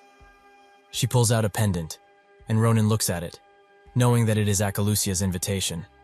The Akalucias are a noble family, but unlike most nobles who prioritize bloodline above all else, Akalucia prioritizes talent above all else. In the past, they have debuted many talented individuals and secured their position as one of the two pillars of the empire. They offer an opportunity to those who show potential to become part of the family, which Ronan has just received. This is the symbol of all that, an invitation into their family. Ronan asks if she is just allowed to hand this over as she pleases, making her think that he already knows what it is, for him to be asking that question. He looks at the symbol and remembers the chat he had with Adishan about it, who was also an Akalucia. She explained that if he received this, he needed to pass a test given by the patriarch, and that he would be a part of this famous and prestigious family. He should keep this in mind, as after he atones for his sins with his accomplishments in this war, he may end up also receiving an invitation. This made him feel quite strange, and that same feeling still lingers even now. Elizabeth tells him that he should think about it and make a wise choice. Even if he was born a beast, if he mingles among these sheep, he will just become a part of the flock. With that, she leaves, and Acel is quite glad. Ronan says that these geniuses do as they please around here, but thinks that it's good he has a method of contact now. The Akalucias will definitely prove useful for him. This academy is one that prioritizes a student's abilities above anything else. Depending on one's grades around here, their environment can change greatly. The most representative side of this is how the dormitory system works. The people who are intermediate rank are assigned to the Nataya Hall. Each person in there is provided with a clean room, a high-grade cafeteria, and much more. It is a pretty nice place, where one gets all of their daily necessities with ease. On the other hand, those who make up the bottom 30% are assigned to Crater Hall. And usually, the first day in the Crater Hall goes like this, with the shouting of the students. Especially the nobles, who felt wronged about the school sending them to a place like this, broken and run down. One of the academy workers explains that they will not be provided any servants, as there are no employees in this hall. It is also 4 people per room, and the cafeteria, shower, and bathroom are all shared. These are just the academy's rules, so they should study hard and get out of this place as soon as they can. Otherwise, they will also be staying in here the next semester too. And last but not least, the top 10% of the students including Ronan in this case, are assigned to the Naberdozer Hall. One can describe this place in just one phrase. This is truly a very nice place. Ronan is surprised that they would accommodate mere students like this, and they also receive the class registration form on their table already. He is just supposed to write down what class he wants to take on this timetable. It is important to get adjusted into this place in the first year, so he heard it is not wise to choose many classes, but all of these look very interesting. This is a common misunderstanding of someone who has yet to experience the hell of multiple classes in a single day. Eventually he finished, and his timetable is quite full, but since he is in Philion and all, he should take all of the classes he wants. That same day, one of the instructors kick him out almost instantly, as he doesn't need to take this class. This is the instructor of the Empire Swordsmanship Basics, Abar. Ronan asks why that is, as he has just begun. Abar explains it simply. It is exactly as he says. They have just begun, yet he has mastered all of the Empire's swordsmanship techniques instantly. The rules of the Academy state that if a student learned everything, they should leave that class, and if he were to stay, he wouldn't do anything but demotivate the other students. With that said, he shouldn't be so prideful, and continue to move forward. Later that day, Ronan sits at the lake saddened by how this day went. He didn't get kicked out just from the swordsmanship lessons, but also the bowmanship and monster hunting classes. Why did they all have to kick him out? Suddenly, Nabby Rose appears and asks why he isn't in class. But she can probably figure it out, that he completed all of those easily. Ronan confirms that is the case, and wonders if all of the classes are like this. Maybe Philion can't do any better than this. Nabarose is pleasantly surprised that he managed to complete all of those classes in a single day. But it is to be expected from someone like him. It only took him one day to copy her technique after all. She notes that she can't turn a blind eye to this, and asks him for his sword. She will now be teaching him a very important lesson. Ronan wonders what it is, but that's when she strikes near his head and into the water, creating a rainbow of sorts. Nabarose explains that this is to be expected from a chunk of metal that is his sword. Something like this cannot be called a true weapon, as it only wears down the owner's power. He should watch closely what a real weapon can do. She pulls it out, and in that second, basically splits the lake in two with just one strike. Ronan is extremely shocked by her power, and she notes that perhaps he gets it now, what he is truly missing here. A weapon is categorized as a piece of steel that is sturdy and sharp, and it shouldn't break when wielded. And even if it does, one can just obtain a new one. It is expandable. This is what Ronan thought, until he saw this display. This is just ridiculous, as he is certain that she used the sword that is in her hands. But when he used it, with the same slash, it was much smaller. Nabaros explains that one breath and a handful of strength is all that is needed to put one's life on the line if they are on the battlefield. So wasting strength isn't wise, and if he uses mana, then it is essential he finds a weapon that suits him. Of course, it's something that he still can't get, because he doesn't know how to use mana just yet. Ronan's hand shakes, and he asks her if she knew all of this time. She did, and tells him that even with this, he has a lot of energy, which she finds quite amazing. One day, he will be able to use mana, so in order to use all of that power he has, he needs to have a weapon that suits him. However now, it looks like he has a lot on his mind, so he should attend his class. Ronan asks if he really can, and she notes that he can. Even though those who have reached second year are the ones allowed to, she will make an exception and let him attend. However, instead of that steel shaped like a sword, he should bring a real, proper weapon. That is the only condition for him to attend her class. Ronan explained what happened to his friends and goes to a blacksmith on his first day off, with Sita also returning. This is the place that Schlieffen told him about when giving him the medallion, so it should be quite good. Asel asks if this is a forge, as it is quite shabby. Maria concurs, as it looks like it could collapse at a moment's notice. Ronan notes that this place was recommended by a noble, so they should go inside already. They do so but find it empty and quite dusty. There is only one door far back in the forge, which opens slowly, and out of it comes a giant wolf man who asks who they are. Why are they so loud in the middle of the day? Don't they see that the fire is out? Ronan finds it quite fascinating that a wolf beast man is in a forge, who asks them to leave already, as this isn't the time for smithing. Ronan pulls out the Grancia family symbol and notes that he came here to buy a weapon, as Schlieffen recommended this place heavily. The beastman analyzes all of them carefully and asks why he would care. Is he a Grancia too, or not? He sighs and notes that he doesn't know who leaked this place, but he should get lost, as he doesn't serve customers like him. Well, maybe there is a way. If they hand over the arm of that soft-looking guy, they can work something out. He was getting hungry anyways, so this should do quite nicely. Acel is extremely scared, but on the other hand, Ronan is extremely angry. He grabs the beastman's attention and says that he crossed the line way too much. In that second, he strikes him with all of his might, which sends the beastman flying. Ronan notes that something is strange, and the fact that he didn't get slashed is even more so. Out of nowhere, a set of armor appears on the beastman, which surprises Ronan's companions. But not him, as it doesn't matter if he has armor on him, he just needs to break it down to get to the meat. The beastman pleads with him to wait, as this was just a test. Ronan asks him to explain himself, and the beastman notes that they do this to people they have never seen before to test them. It is only protocol to verify their skills. They also wanted to test out his invisible armor, so he provoked him on purpose. He meant no harm to any of them, he promises this. Ronan thinks that this is a very original excuse, but why would he actually believe what he just said? The beastman urges him to think about, wouldn't a smithy used by the great Gracia family have some sort of test like this? If he still doubts him, even now, why doesn't he confirm it with Schlieffen later? Ronan sheathes his sword and notes that the test is quite risky, as he almost died because of it. The beastman laughs and notes that was his own fault for going overboard.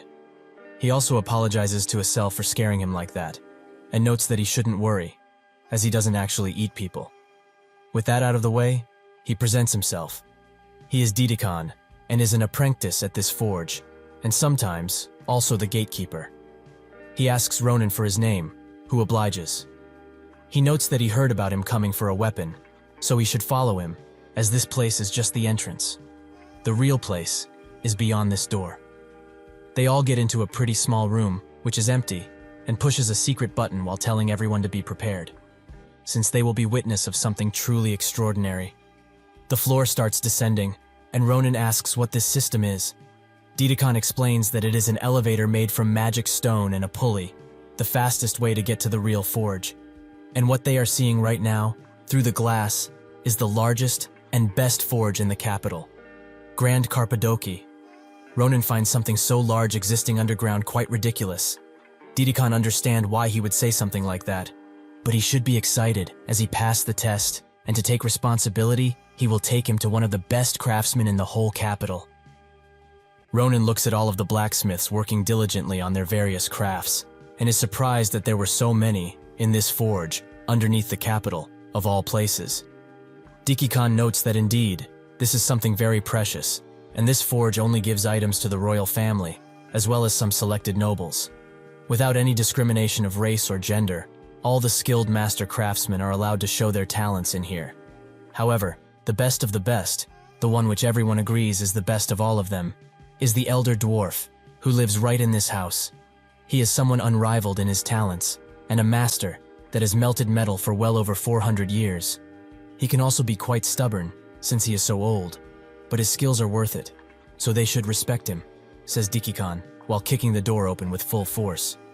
Countless weapons and armor lie on the ground, and Didikon says that he has brought some most important guests. The old master tells Didikon off, as he warned him plenty of times to not enter so loudly when he's working, but like the bastard he is, he just doesn't listen. Didikon excuses his behavior by explaining that he had no choice, as there were weapons piling in front of the door, so he couldn't open it like a normal person. He should clean after himself, since he is the elder Doron. He notes that, for one that is so young, he nags like a 100-year-old hag. But besides that, he has brought guests, so he presumes that they are not bad. Didikon explains that it's only natural. He tested this boy directly, and he passed with flying colors, as his sword skills are great and rather deadly. Doron is surprised by this, as judging by looks only, he looks like a simple child, with a strange companion. He asks Ronan to show him his swordsmanship, as he can tell a lot, just by watching him at work. Ronan obliges and pulls his sword out, but the moment he does, Doron begins analyzing it thoroughly, and eventually breaks it in two, as it is straight rubbish. Everyone from the group is extremely surprised by what just happened, and Ronan gets furious, asking why he did that. Before things can get out of proportion, Daron points to the pile of weaponry on the ground and tells him to show his skills with one of the swords from there. With the trashy sword that he had previously, he wouldn't have been able to accurately get a sense of his true skill. Additionally, he will give him the sword he chose for free, no strings attached, since any sword he will choose now will be 1,000 times better than the trash he came in with. Ronan wonders if it is so, and looks at Dikikon for confirmation, who nods confidently. Without much choice, he picks up one of the swords and feels that it has a completely different vibe. But will it really be so different from his sword? Ronan warns Daron that if he destroys anything, it's not his fault, but Daron doesn't care, noting that he should do it probably by putting all that he has into that one swing. Ronan looks at the sword and thinks about what technique to use. His mind immediately jumps to the technique Nabaros used to split the river, so he accurately copies the movements and stands ready to strike like he is in a life-and-death situation. Daron recognizes those movements all too well, but before he can stop him, Ronan unleashes the attack forwards, and a large explosion occurs in front of the forge, which grabs the attention of everyone nearby. They wonder what is going on, as it's just midday. Did his blast furnace blow up, perhaps? Ronan stands with the sword still pointed forwards, as he just took out the whole front of the building, and asks, "Just what the hell happened?" He tries to excuse this, as it wasn't his intention, but Daron doesn't care, and recognizes that what he just used was Nabaros's technique. Is he her apprentice, perhaps? Ronan asks if he knows her, and he says that he more than knows her, as he was the one that made the blade that she uses now. Ronan is surprised that he made a sword so stupidly long, and Daron explains that the sword is a secret sword that goes by the name of Urusa. It's one of the few masterpieces that he forged throughout his entire life, and right now, he's holding something that can't even compare, but it feels nice, right? Ronan notes that it actually feels amazing, and at first he didn't think there was much to the sword. Daron says that he should be the one to tell him that, as he thought he was a newbie who couldn't judge his skills well, but in actuality, he is a talented swordmaster, something he hasn't seen in a long time. He pats him on the back with extreme force and tells him that being too talented is also a problem, as it will be hard to forge a sword that can truly be called his, especially since he swung that sword only once, but it's already cracking from the immense pressure. What he needs is not normal materials, but some high-grade steel, and also special material to help it keep steady. Perhaps the byproduct of a wyvern would suffice, as that is extremely resistant. After hearing this, Ronan hands him something that he brought, as he thought it could have been useful, the eggshell, that is now in 2 pieces. Daron attempts to crack the shell with his hammer, but try as he might, he just can't get through it. He is extremely surprised, as this hammer is made out of mithril, but it couldn't make a dent in this eggshell. What is it made out of? He is now extremely excited, and asks if he can really use that most valuable thing in his crafting. Ronan agrees, as it's literally useless for him, but that's enough for him to make a good sword, right? Daron, now more fired up than ever, says that it's plenty, and he should come back in 2 weeks, as a sword that rivals the Empire's best will be in his hands. Ronan notes that he will be looking forward to it, and Daron tells Asel and Maria to go meet with the other masters, as he can't send them back empty-handed, and if they tell them that he was the one who sent them, they will look after them with great care. He would have liked to do it, but at this moment, re-smelting this is his only purpose in life. He smashes it with the hammer, and the others watch with confusion, as he finds way too much enjoyment in this. Below ground, exactly below the group in fact, there is a large tunnel, and a woman notes that she is tired of how the blacksmiths above are extremely annoying beings. The man behind her notes that he feels the same, and he wants to set them on fire now, but she tells him to hold back, as it is not yet time to reveal themselves. It will not be much longer anyways. They will start with these worthless blacksmiths, and then everything in the Empire will be buried under the true light of the world. A few days later, while walking around the school grounds, Ronan thinks about what happened. Daron promised to make him an extremely good sword, worthy of his talent. Additionally, Asel and Maria put in commissions with the craftsmen there, which will be quite expensive, but that doesn't really matter to him, as it's not his money anyway. The only real problem that remains is that it will take an entire fortnight for his new sword to be completed. He wonders what he should do in that time, as both Asel and Maria must be in their respective classes, so he can't call on them. That's when he passes the Galilean building, where there is exclusive training and lectures for the upper-class students.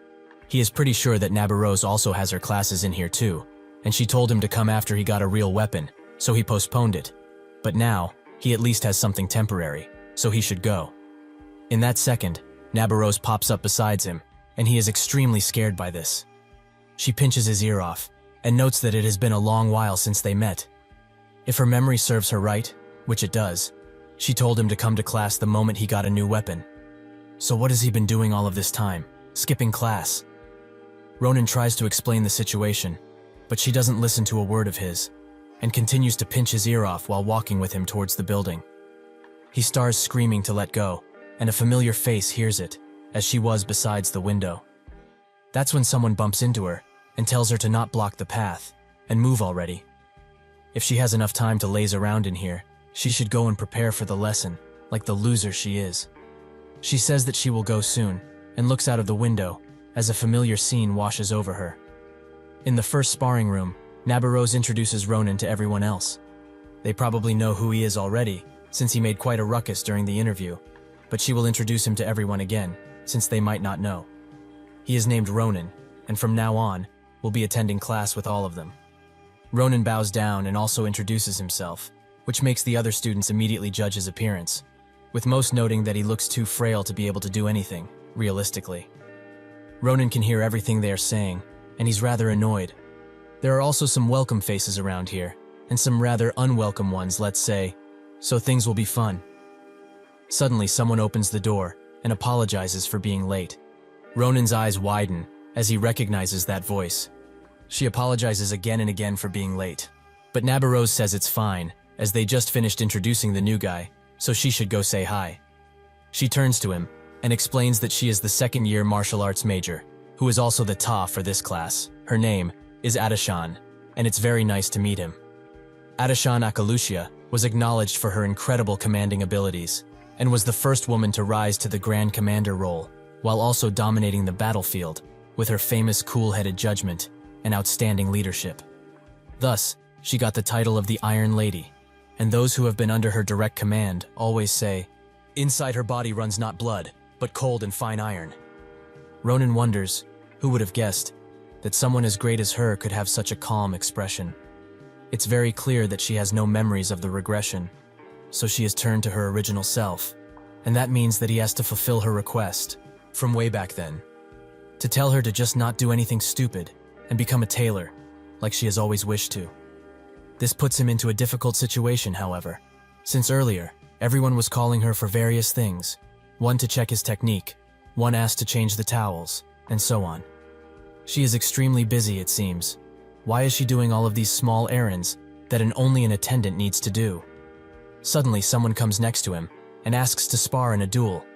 He apologizes for being so abrupt with this invitation and introduces himself. He is the third-year Cardin Own, and he has heard about him and how amazing he was during the interview. If the rumors about him really are true, he would like to learn from him, if possible. Ronan notes that he has a lot on his mind right now, but before he can refuse, Cardan apologizes for not coming for a duel with a weapon, so he calls that loser Adeshan to bring his weapon. Ronan freezes in place, as who does this bastard think he's calling a loser? Eventually, Adeshan arrives with the weapon, but Cardan immediately gets on her case, as she brought a long spear, and he recently switched to a short spear. Is she that stupid, to not remember such vital information? Adeshan apologizes, as she saw him a long spear last lesson, so this is why she brought him one. Cardan sees this as her talking back, so he hits her in the head with the wooden part of the spear, continuously. He explains to Ronan that she is someone who doesn't have the right to take this kind of class, and only came here after begging on her knees, that she should be good at chores at least. Ronan is filled more and more with unbridled rage, and eventually he can't contain himself anymore, so he grabs the spear and tells him that they should do it, just like he said. If not, things might become dangerous for everyone. Cardan doesn't understand, but Ronan looks at him with fully killing intent and tells him that they should fight, as he will show him who is the real bastard in this fucking place. Everyone gathers around, and Doran is surprised by what he just heard. Why is he doing this? But he already knows. It's because of that commoner loser behind him. Does he even know her, though? Or are they both lowly commoners? Are they perhaps from the same disgusting commoner family? Ronan hands him his weapon, and tells him to just shut up and take his beating with at least a bit of grace if he doesn't want to end up in a grave. He hits him with a light jab, which sends him flying backwards and also cracking his spear. Ronan notes that he was whining before about not getting the right weapon, so he fixed it for him. Doesn't he like that?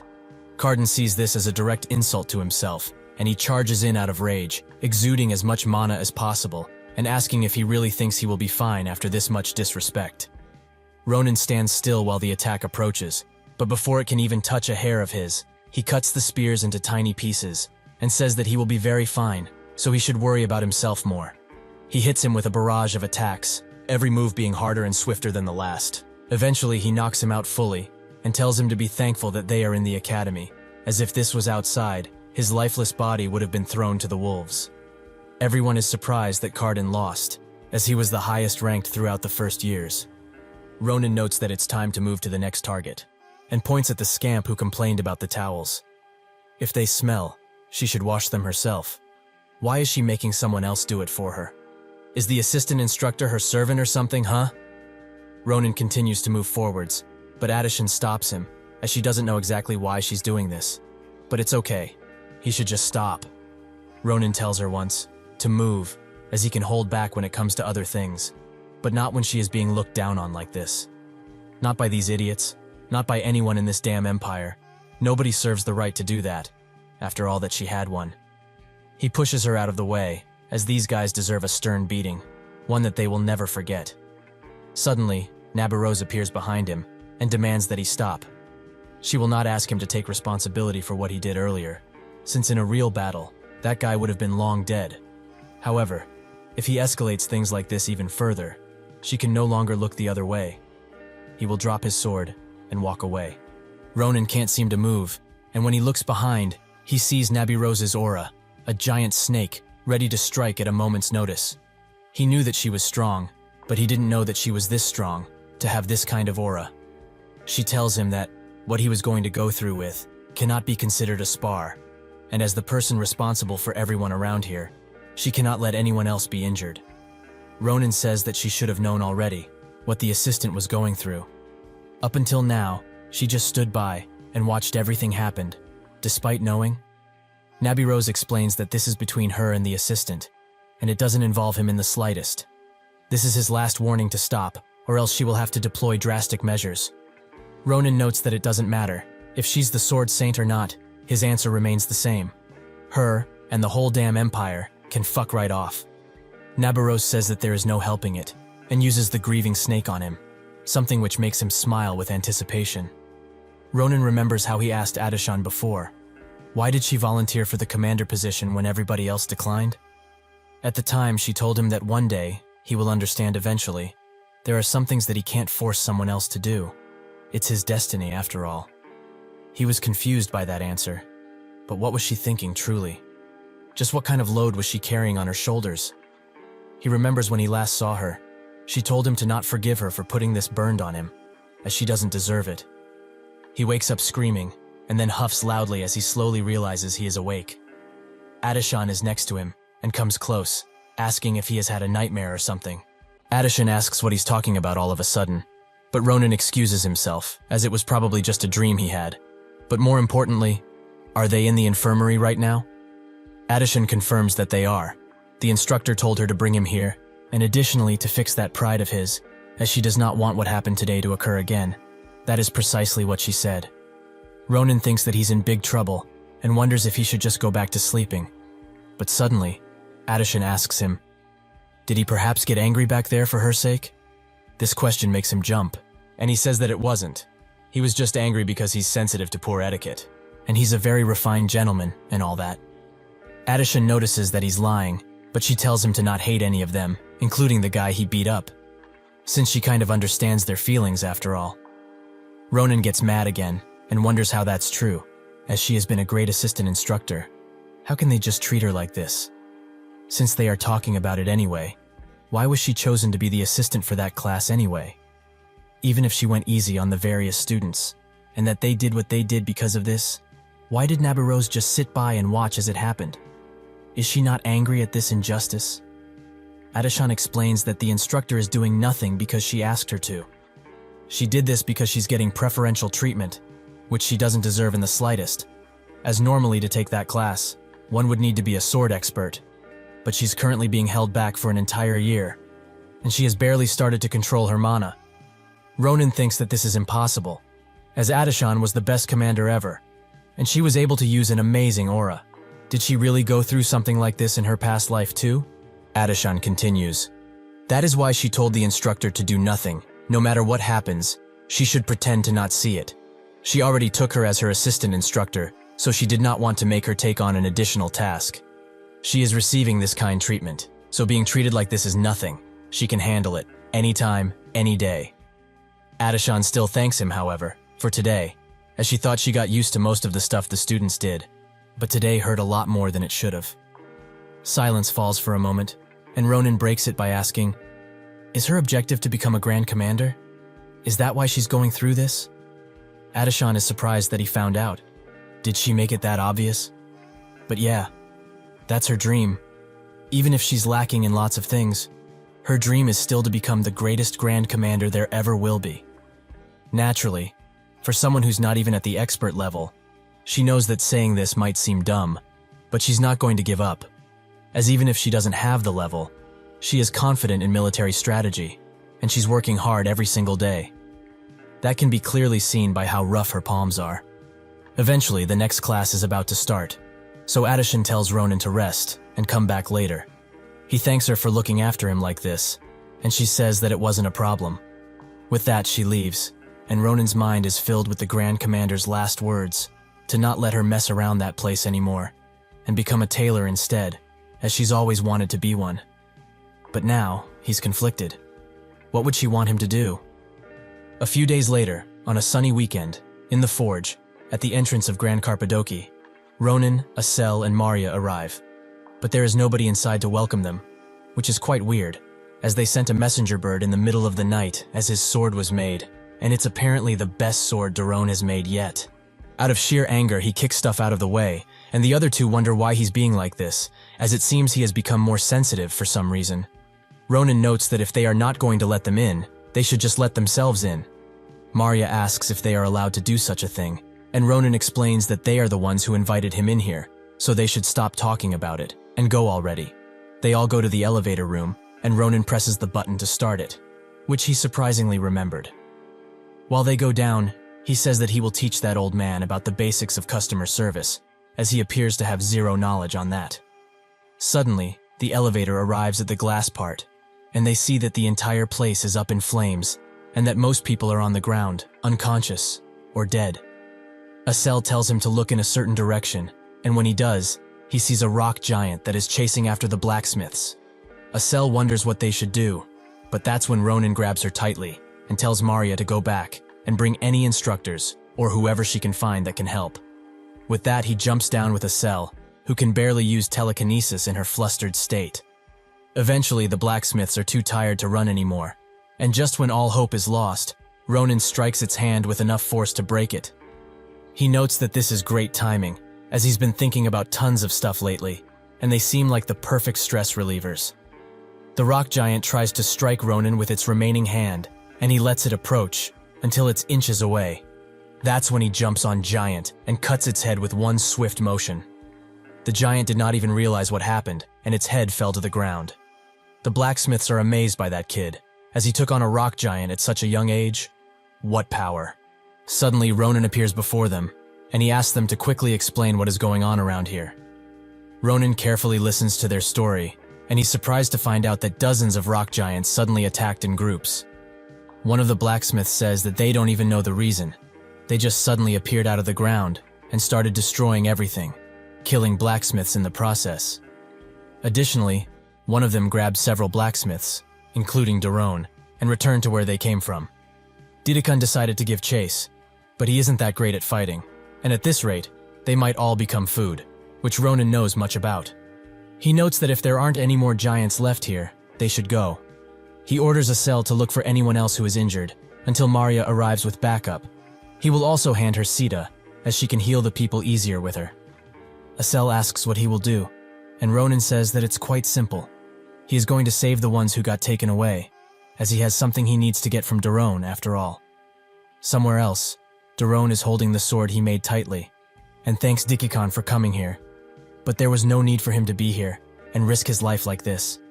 He should just run and get away while he is still able.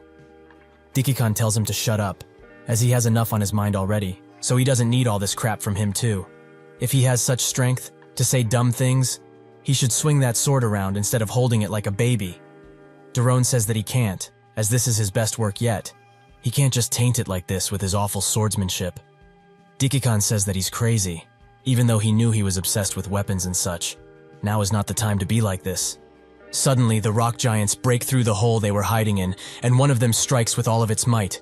But Dikikon holds the fist in place, and thinks that with this final hit, the defense enchantment that he put on his armor has been destroyed. But it's kind of sad. As if he knew he was going to die like this, he would have done tons of things. Suddenly, before he can regret further, Ronin arrives. And much to Dikikon's surprise, he cuts the golem into countless pieces. Ronin congratulates him for holding out for so long. But now he can rest, as he will take care of everything. They are both shocked to see him here, and Dikikon asks how he got in here, as there were tons of giants along the way. Ronin explains that they were just fodder. He killed all of them, and saved the blacksmiths that were captured. Dikikon wonders how that's possible, but Ronin tells him to stop speaking about that, and orders Daron to give him the sword, as he can't use the sword he currently has any longer. Daron is confused, and Ronin notes that he's talking about his masterpiece, the sword he made for him. Isn't that what he's carrying right now? Daron finally understands, and hands it to him, while explaining that the hilt is not complete, but he is sure he can still use it well. Ronin picks it up, and says that it's time to see just how much of a masterpiece this sword is. A couple of golems charge in, but with one simple swing, Ronin easily takes all of them out, which surprised all of them, excluding Daron, who is just happy to see his sword doing something. Ronin is amazed by the amount of power he can exert with it, and Daron asks if he likes La Mancha. This is the name of the sword, a name he got from his favorite daydreamer. Even so, this sword is above many, as it's extremely light, and the material is extremely sturdy, rivaling mithril in fact, so it can withstand any swordsmanship thrown at it. As a nice bonus, the sword has a hidden trait, to restore any damage it takes by absorbing any kind of blood. Ronin notices that it's absorbing the golem blood, and congratulates Daron on a job well done. He really did impress with this. Dikikon says that this is not the time for congratulations, as they have to get out of here, since they are most likely the last ones around here. Ronin tells them to go on without him, as he has to check something out. It's not much, but judging by his feeling, it seems that there's a few rats hiding around here, and there's a big one among them too. Dikikon asks him to elaborate, and Ronin explains that something just feels off, as he knows about rock giants and their habits, and they are not known for gathering like this. Additionally, they are very well behaved, if one doesn't annoy them first, that is. If they need more evidence, they should see what's on the back of their heads, a suspicious mark that he hasn't seen before. Daron notes that it's a magic circle, but he's not sure about its origin, as he can only feel the reverberation of the mana, which is quite crafty. This must be the reason the rock golems were acting out, but who could have done such a gruesome thing? Ronin has no clue either, but he feels that soon, they will certainly find out, one way or another. With that, he begins sprinting across the numerous halls. Previously, he thought that he might have been wrong, but now, he's certain that there's someone here, as there are human footsteps. And there's a defense mana stone too. The people who did this really planned every single detail out. Suddenly, Ronin hears talking and hides behind a wall, as he wants to hear what they are talking about. But that's when he notices the giant golem that is present in the room, and judging by this scene, those two robed people are the ones behind this. But what could that giant golem be? He has never seen anything of the sort. Suddenly, he hears the two strangers talking about an intruder, as the brainwashing link they cast on the giants has been tampered with, and it was probably done by a third party. One of them is quite annoyed, as it seems that the Imperial dogs have acted on this pretty fast. What should they do now, though? They have no giants left, and they can't operate this big one just yet, since the situation became so drastic. Should he just go and slaughter everyone? The woman, who calls him Eduan, says that the situation is still salvageable, as they destroyed most of the surrounding facilities, and that will greatly affect the Empire's weapon output. They can't do anything now anyway, as if their identities are revealed. That person will not sit still at all, so they should retreat. This woman is called Cyrilla, and Edouan notes that she's quite rigid. But alas, they have no other choice, so they will do as she says. He asks if he should get rid of that, and she tells him to do as he pleases.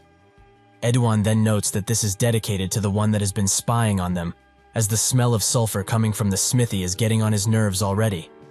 He then unleashes a fire attack on Ronan, which explodes pretty widely, but Ronan naturally still stands, as he has dodged that attack. Edouan is glad to have someone new to play with, as he seems like quite the agile toy. But he will put him in his place first, as he summons tons of fire attacks that stop inches away from Ronan, who thinks that this guy is not just an average mage, as materializing magic this fast is a skill, for sure. Edouan asks how he got here, as the defense system they put in place was not easy to break through. He's sure about that. Ronan notes that he wanted to ask them the same question. Just who are they? Even if they really wanted to meet with each other, isn't meeting in such a place quite weird? Edouan says that this guy is tons of fun, but Cyrilla tells him to stop wasting time, as they have plenty of stuff to do. He tells her that it's fine. He needs to have some fun, before this empire is buried entirely in starlight. Ronan's eyes become clear as he hears this. These were the last words of a High Ute, the giant he killed in his past life. Ronan asks them, do they even know what those words mean? What they entail? Damn fucking rats. Edouan is puzzled as to why the mood changed so suddenly, and Ronan orders the both of them to come with him, as he has tons of fun questions to ask them. Edouan smiles, as he has never seen such a confident brat before. He tries to ask him if he can get out of the situation he's in right now, but he doesn't get to, as Ronan cuts off his hand instantly. He explains that it's very possible for him to get out of anything, so they are both screwed.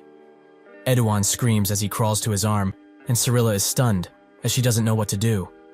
Ronan suddenly grabs her by the neck and clenches tightly. He explains that she should answer his questions obediently, and not cause a fuss, if she doesn't want to end up like her little friend, that is.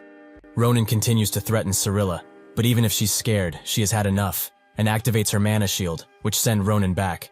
But he isn't distraught in the slightest by this, and instead, cuts at it in seconds, and stabs Cyrilla's shoulder with his blade. That's when Ronan notices that she's a half-elf. But what are they doing, for her to be associated with such an organization? Suddenly, from behind him, Edouan unleashes a mighty explosion, but Ronan is swift, and cuts it away, making it land on the golem behind him. Ronan is surprised to see him standing, as he already cut his limbs off. But when he looks, he sees that Edouan's limbs were replaced with a kind of wood. Edouan demands that he get away from Cyrilla this instant, but instead of that, Ronan stabs her in the leg, and notes that it seems they have not yet grasped the situation they are in. He will make it clear, however, they are screwed beyond repair, but he will give them a choice. They will either listen obediently to him and answer his every question, or he will give this half-elf a nice amputation. Perhaps she will also grow her limb back, right?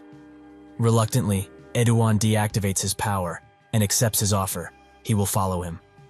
Ronan congratulates him for making the smart choice, as he also doesn't want to spill more blood than he needs to.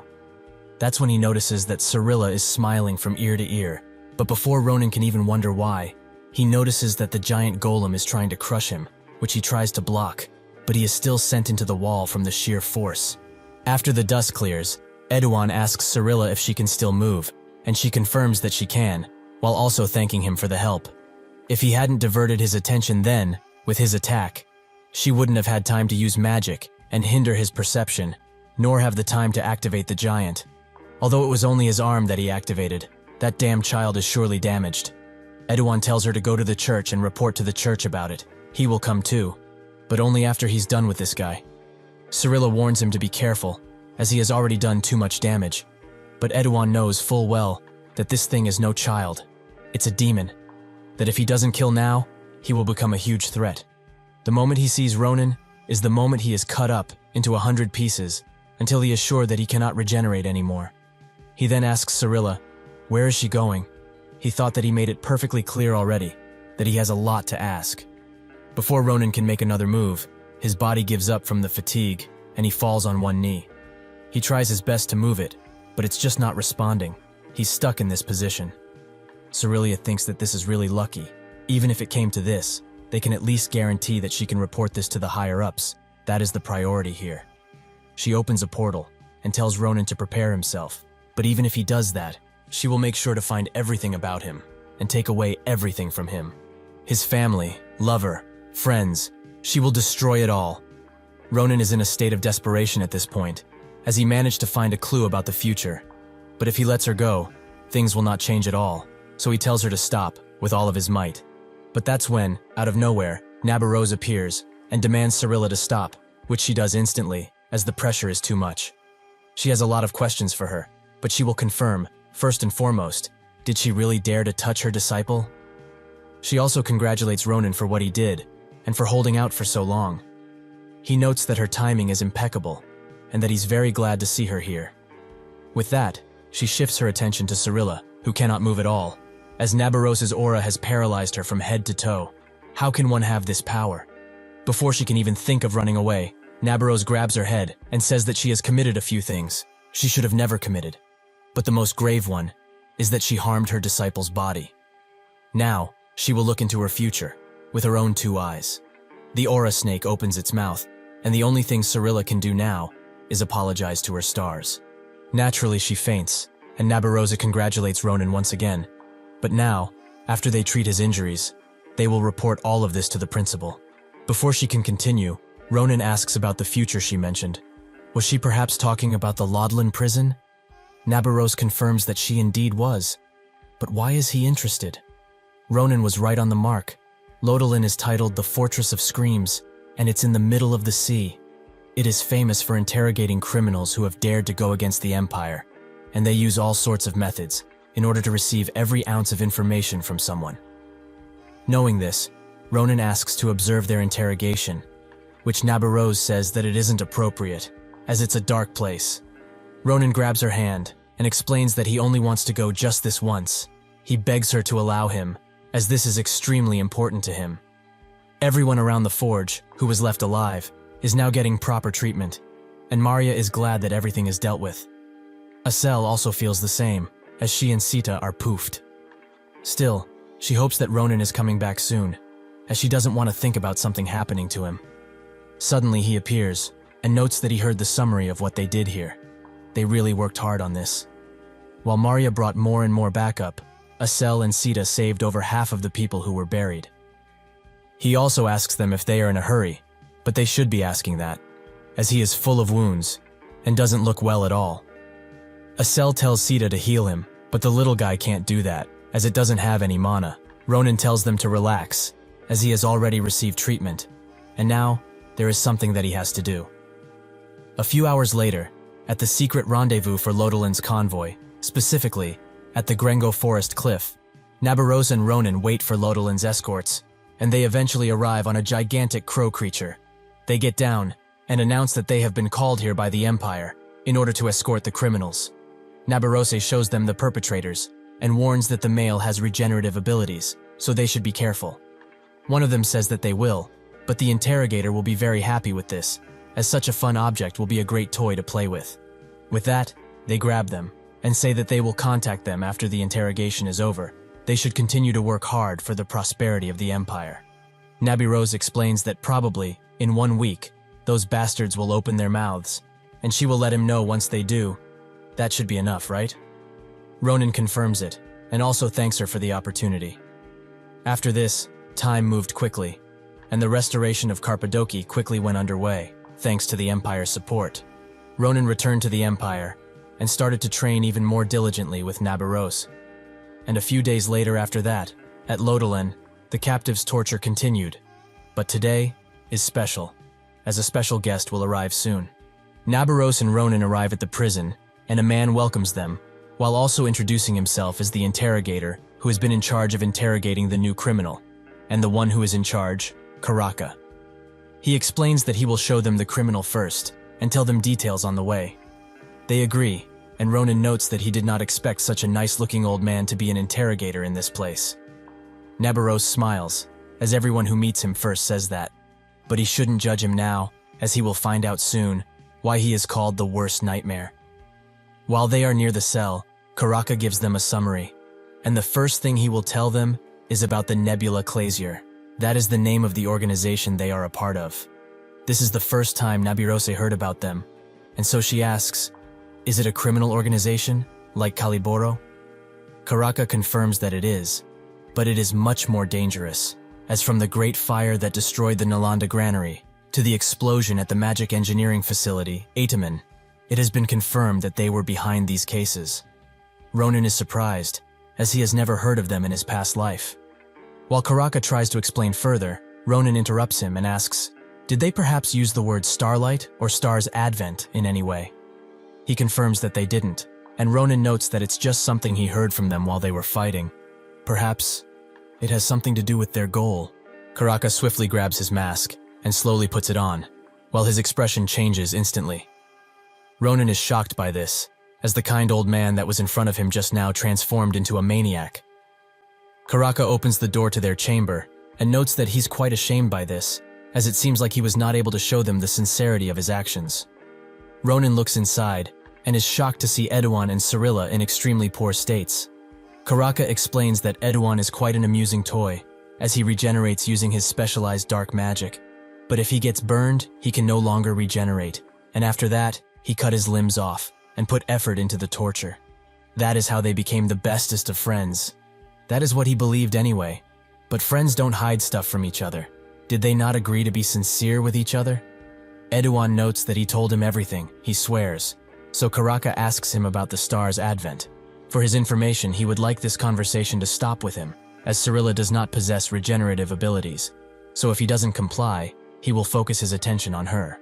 Does he really want that? Softly, Cyrilla begs for death, but this makes Ronan think, can Edouan really withhold information in that state? That's when he tells everyone that maybe it's not that he's not saying it, but maybe he can't. There are methods used on soldiers to protect secrets, to be able to withhold information, with a forbidden magic cast on the respective soldier. Karaka lets him go and notes that he can't believe he missed something so obvious. They should also wait here a bit, as he needs to get something.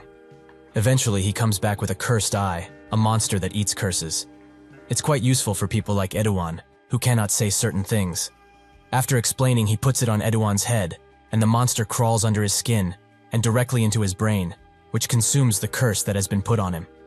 Karaka asks again, who is the star's advent? Edouan explains that the star is an eternal entity, the only grace that will save them, the lowly beings, from Earth. As the small lights, who are waiting for the star's advent beyond the skies, they work to ensure that nothing interferes with their wish.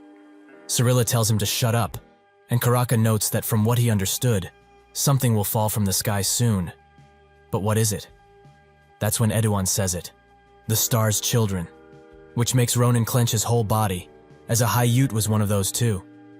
Ronan walks next to Edouan and asks, the children of the start that he is talking about, is he talking about a Haiyut? Edouan asks how he knows of such a thing, but before long, his body starts to swell, and Karaka protects Ronan with his magic, as the explosion was quite volatile. Karaka did not expect this, and Ronan asks if this is a usual thing for him. Karaka explains that it doesn't happen often, as it's rare for things to get to this point, but it was probably because the curse was cast in two parts.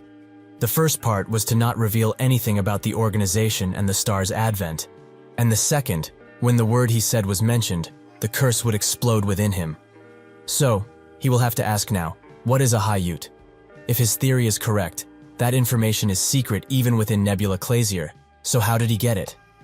As the interrogator, he must know, so he will have to answer now. Ronan explains that he coincidentally came to know it, as he heard it when he was eavesdropping on them. At first he thought it wasn't important, but upon coming here, he changed his mind. So, he apologizes for interfering. Is that enough to please him?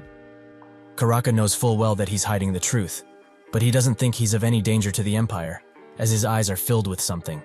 Willpower, maybe, or better yet, it's anger, directed at these prisoners. Nabirose swiftly puts her blade at Karaka's neck and tells him to stop, as she doesn't believe he dared to question her disciple in front of her. Karaka apologizes, as he is double-checking everything.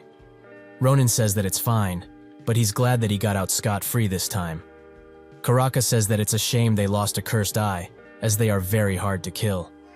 Ronan asks if it really is that powerful, and Karaka explains that it is, but that's when he notices that its eye is glistening. Did it absorb a curse? But from who? That's when he remembers that he touched Ronan's shoulder, so he grabs the eye and puts it on Ronan's hand. Before long, the creature explodes, meaning that inside of Ronan there's a curse that it cannot handle. So Karaka tells him that he's cursed. He also asks him, has he ever felt restrictions regarding day-to-day movements? Perhaps he can't run, or hold objects made from steel. He's asking if something happened like that. Ronan just stays silent, which tells Karaka everything he needs to know, but he will not press further. But he should know this. Judging from the curse's power, it was cast with extreme amounts of ill intent. Shortly after this, it's time for the guest to leave, and Karaka explains that as soon as he lifts the spell from Cirilla fully, he will let them know, as it will take time. He also looks at Ronan and notes that he must have a lot on his mind.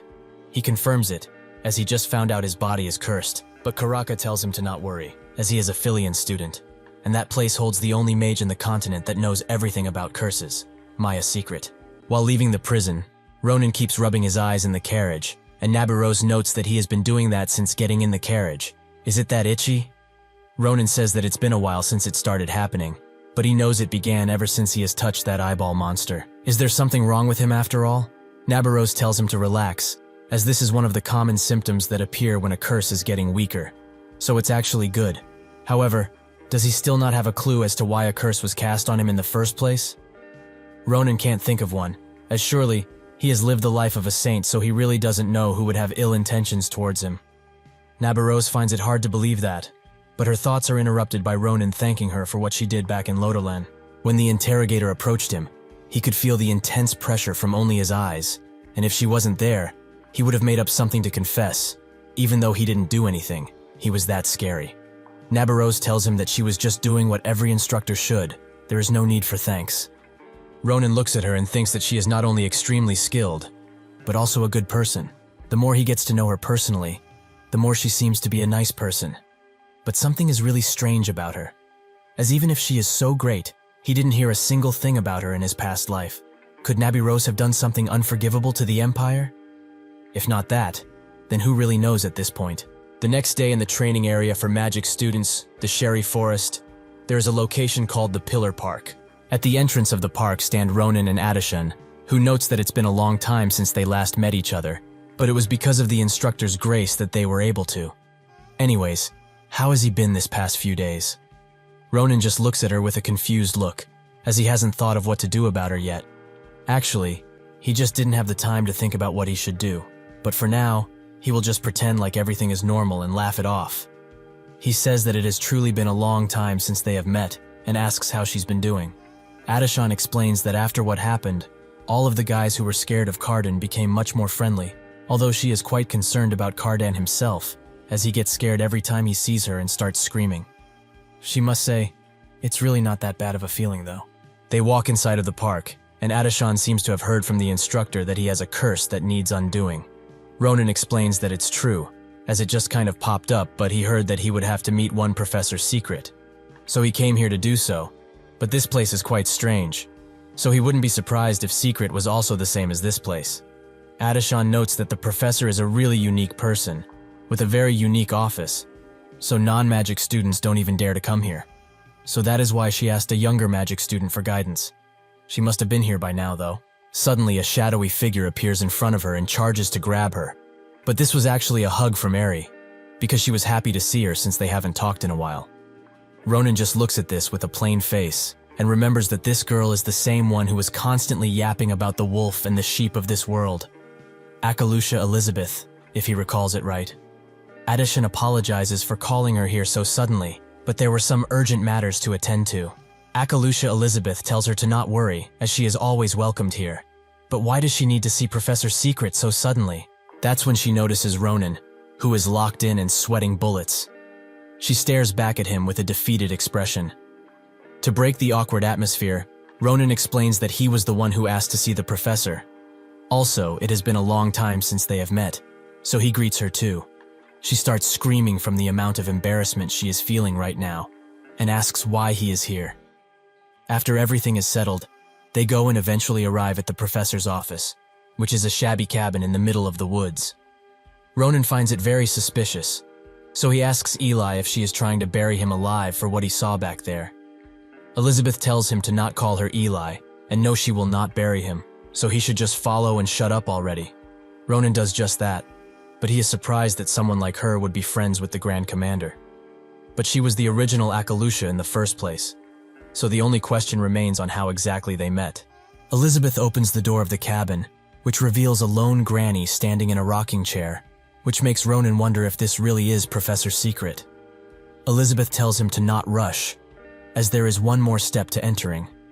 They both approach the rather motionless granny, and Elizabeth is saying this just in case, but no matter what happens from this moment forth, he should remain motionless and not do anything foolish. Ronan agrees to those terms, so Elizabeth begins casting a long spell on the granny, which eventually ends with the word open. A strange purple mist seeps out of the area, and suddenly, the motionless grandma becomes an enlarged head, which unhinges its jaw and sucks them in. Ronan is rightly quite shocked to see this, but Elizabeth tells him to not be afraid, as they are now entering the real office, Separatio. Before Ronan can ask what the hell just happened, the professor floats behind him and says that he must be student Nabarose sent here. She suddenly approaches Ronan with a teleportation spell and touches Ronan's eye. While noting that it is just like Nabarose said, he truly has something that makes him very determined deep within him. This is the continent's best curse artist, Maya Secret, a being that has lived for 83 years, and now finds Ronan quite interesting. Ronan looks at this person with a puzzled look, as he cannot believe that this kid is the professor of this place. Maya tells him to not be so surprised, as there are some personal circumstances to her look. But besides those, her body is over 80 years old. Ronan is even more surprised by that, as there is a limit to how young a person can look once they get older. Yet she would fit as one of this academy's students quite easily. Maya says that they should talk about her beauty routine another time, as there is something more important at play here. With one snap of her fingers, Ronan is engulfed in strange runic lines that seem to seep out from inside of him. He asks what these are, and Maya is quite surprised to see that there are so many curses inside of a single body. Their origin is also strange, as it's closer to ancient magic than anything else.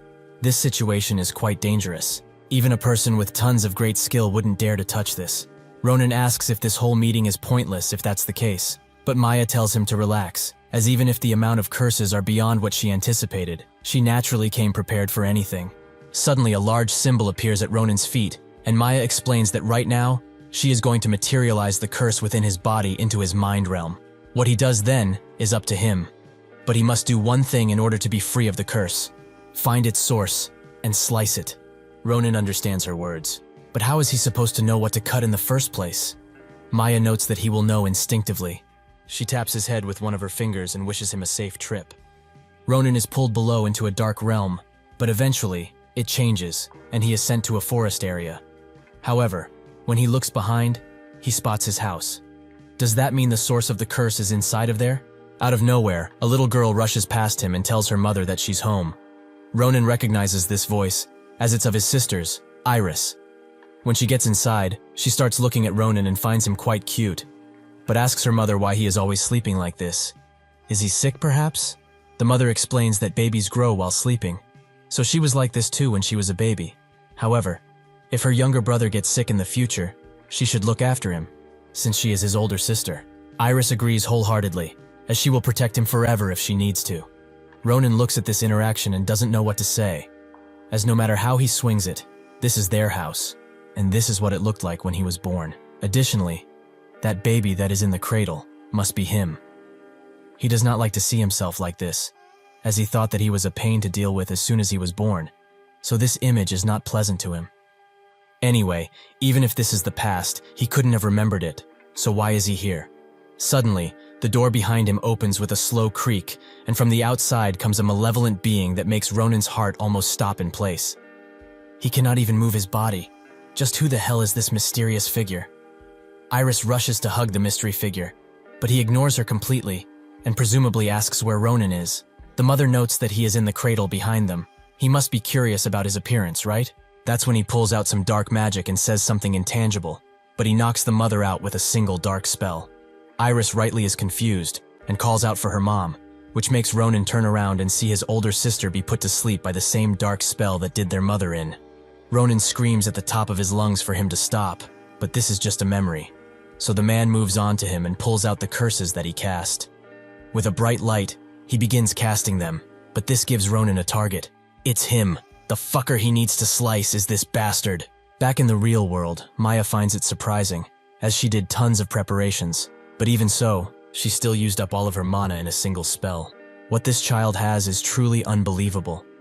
Elizabeth is shocked to see the professor so defeated and asks just how many curses are cast on him. Maya can't say for sure, as there may be hidden ones somewhere, but for now, there are around 10 curses on him. Elizabeth is surprised, but notes that this must be why she is out of mana, because she is trying to lift 10 curses at once, right? Maya says otherwise, as right now, she's only dealing with a single curse out of the many he has. The shadow figure finishes casting the curse on him and says something before leaving. He also looks at Iris one last time, and with that walks away. The confinement that was put on Ronan is finally lifted once he leaves, so he rushes to his family to check up on how they are doing. But they are just sleeping, so he didn't do anything malicious to them. Ronan sighs in relief, but his mind is going in 1,000 places now, so he needs to focus, as he only needs to do one thing in this realm. He needs to kill that fucker. With a few slashes and a mighty charge, Ronan breaks through the door and gets to following the figure, but he is stopped dead in his tracks, as it seems that the figure was waiting for him. Ronan thinks that this means that this bastard must want something from him, yet he does not speak a word. Ronan asks how he dares to lay a finger on his family while he is there. He will never forgive him, no matter what. He rushes to the figure with rage-fueled eyes, but the figure calmly looks at his hand and creates a sword to defend himself with. They both start trading blows, but unfortunately, Ronan is being pushed back by the figure, and eventually he cuts him up really bad, which makes Ronan fall to his knees. Ronan doesn't accept this reality, as he hasn't been able to even scratch the figure with his sword. He just can't manage to reach him. He notices that the figure is walking away, but he cannot allow that, so he tells his body to stand up already, as he has something to ask him, no matter what. He manages to get up and say that this is not over yet. Why did he do what he did? Their expressions, tones, and actions. He knows that his family does not act that way to just anyone. He sensed the same affection that he gets when Iris looks at him. So that means he is that fucker, right? But why would he do something like that? The figure does not say a thing. Ronan clenches his sword tightly and notes that he made Mom and Iris sad. He even placed a curse on him. But he has no excuses or explanation to help his case. He charges in once again and asks how he still dares to call himself their father. The shadowy figure becomes clearer and looks at him with the same golden eyes that he has, almost as if to say sorry, and accepts his fate. Ronan cuts his head off with great force, and once it falls to the ground, he strikes it again and again. If he doesn't want to talk, then so be it, as he will just find everything out for himself. So he should get out of his body right now and leave like the bitch he is. Eventually, Ronan wakes from his slumber and finds himself still in the office. Maya comes from behind him and asks how he feels after that experience, but Ronan is too shocked to answer and asks who she is. However, seeing his attire, she must be Maya, who is now much older than he originally was. She congratulates him for his good senses, but Ronan asks why she suddenly aged so fast. Is it because of him? Maya tells him to relax, as this has nothing to do with what she did for him. Enough about him, though. Does he feel any different? Ronan says that he does, and if he's honest, he thought that she wasn't a normal person when he laid eyes on her, but now, he can tell that his thoughts were an understatement to say the least. Maya says that if he feels this way, then it means that everything has worked out just as he planned it to. They sit at a table and Ronan explains to Maya what happened in the mind realm. Maya is quite surprised, as it's rare to see a curse use the memories of a person they had no recollection of in order to create a background. He also thinks that the curse was placed by his own father, but why does he think that is? Ronan explains that it's the most likely thing, as he was able to hear the words that his sister and mother said to him. Also, when he put his family to sleep, he felt that something was off. However, it was too foreign to be his. It was a foreign feeling of sadness. Maybe that is why he was more riled up about the whole thing than ever before. If he thinks about it now, though, with a clear head, those feelings might have been from his father. Maya notes that he also said that he had no recollection of his parents, right? Ronan confirms it, as both he and his sister have never doubted it. It is as if the memories in his mind were cut off entirely. Maya sips her tea, and thinks that it's not only his mana sense that was sealed, but part of his own existence was also done in.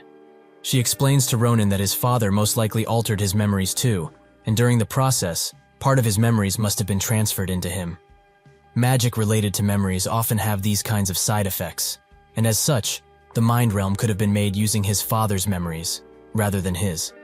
The reason he was able to use mana at the end may be due to the fact that it was upon recovering his lost senses that he was able to temporarily activate his mana sense. Ronan looks at his hand and notes that these shiny strands that are coming out of him must be mana, right? Maya confirms that it is. As of now, he can only see it, but one day he will be able to use it just like all of the students of this academy. If he can remove 2 of the 9 curses he has, that is. Naturally, that will take time, since the curses are strong and from an unknown origin. For now, she will contact him when the preparations are done, so he should go back for today, since the sun is already starting to rise. Ronan is surprised to see her in her younger self again, so he asks if her body changes based on the time of day. She notes that she also has a strange body, just like he has, so she would rather not talk about it. She gets serious for a second, and notes that he might be burdened by the harsh truth that will reveal itself with time, but he should stay collected, as the days ahead of him would be for nothing if he were to live in the past. Ronan agrees and bows down to her, as he will be relying on her from now on. Somewhere else, at the same time, in the Grand Carpadoki's basement, a man looks at the giant golem and notes that it's much bigger than the reports say. Even still, a student managed to hold off this thing alone. Quite shocking to say the least. Another person approaches him from behind by the name of Dolan, and so the man asks how the recovery efforts are going. Dolan explains that it is progressing quite smoothly, so things should be back to normal in a week, give or take. Additionally, he looked into what they were doing according to his orders, but he was unable to find out anything that they already knew. However, thanks to Philion, he was able to confirm the identity of the student that was at this scene here. Would he like to meet him in person, since he's the Duke? This man is the head of the Grancia Duke family, Joseph Sinivan de Grancia. Before he can answer, he notices that the golem behind him has started to move.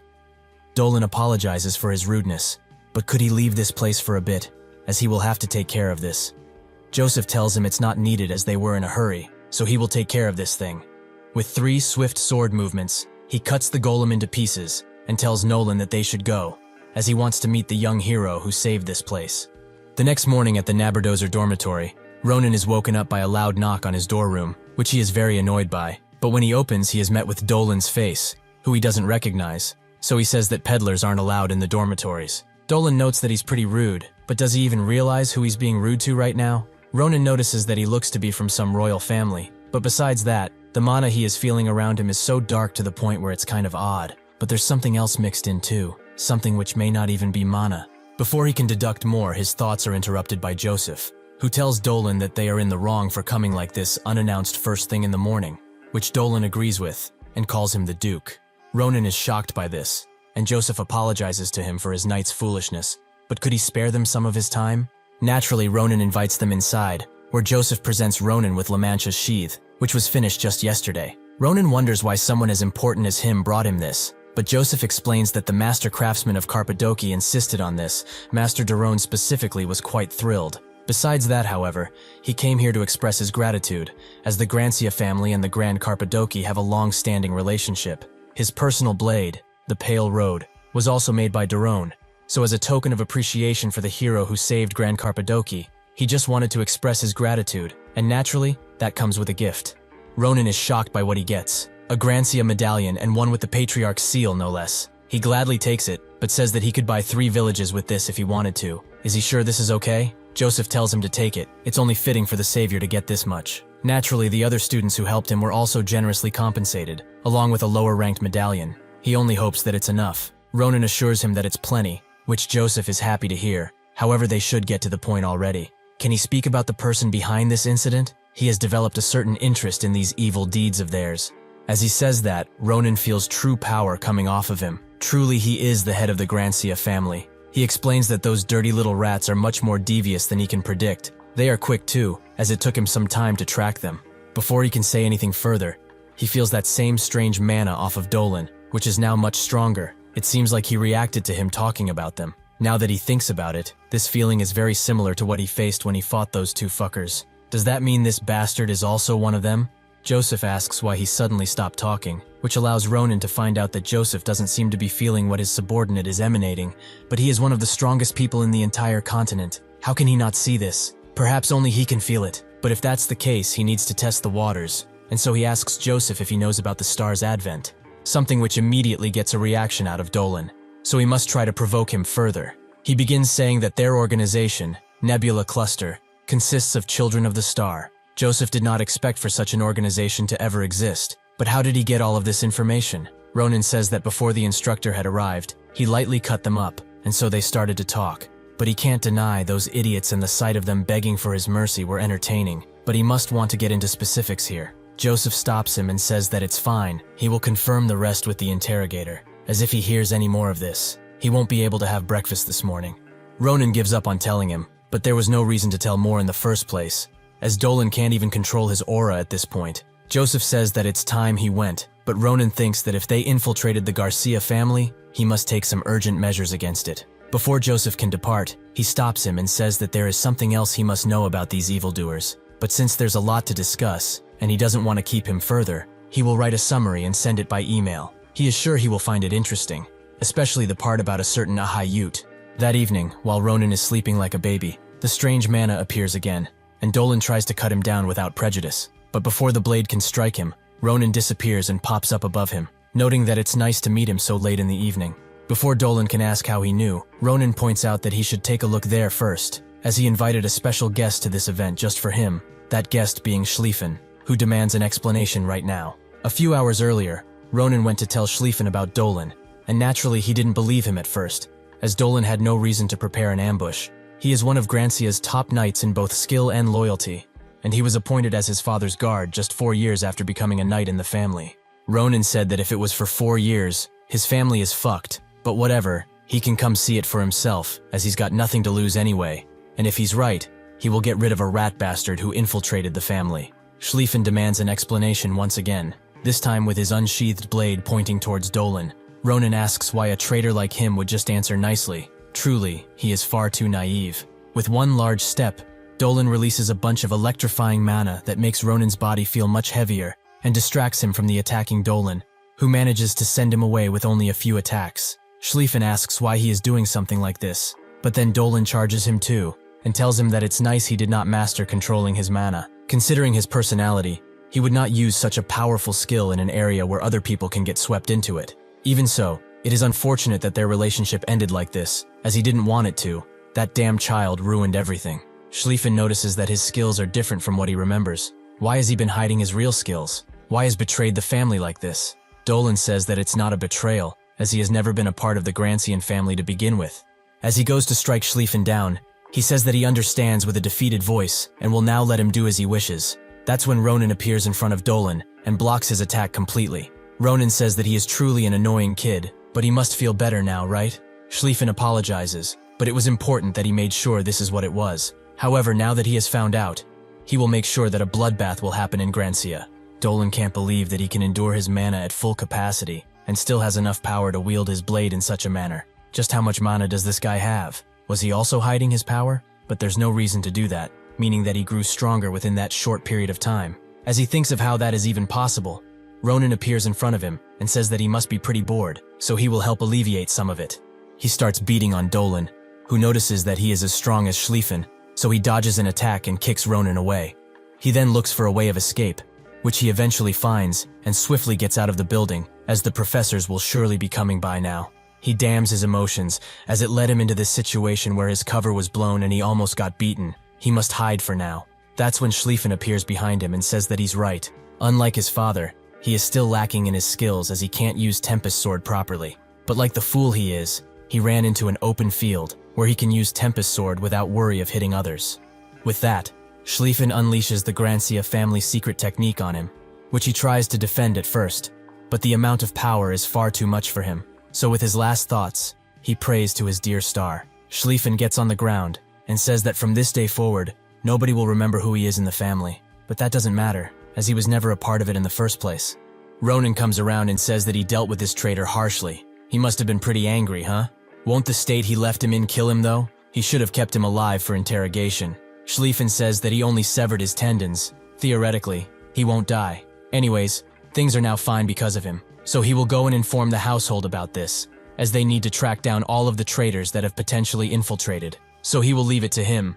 With that, he runs away, which makes Ronan scream at him as he destroyed literally everything around them, and now he expects him to just handle things. That's when a golden portal appears behind him, and out of it comes Nabi Rose, who asks if he's injured anywhere, as they saw a storm come from around here. She is also accompanied by the headmaster, but Ronan notices that Nabarose is still in her pajamas, so he says that they are very thematic. But Nabarose urges him to answer the damn question already. The headmaster agrees that they can discuss PJs later, and it's a real relief that he was not harmed. But can he explain what happened here? Ronan agrees, but before he does that he has something to say. A Hayut is the son of a bitch bastard rat who deserves death. The headmaster is quite confused by his words, meaning that he is not part of those cultists. The next day at the headmaster's office, he gets the information from Ronan that Grancia had traitors inside of it.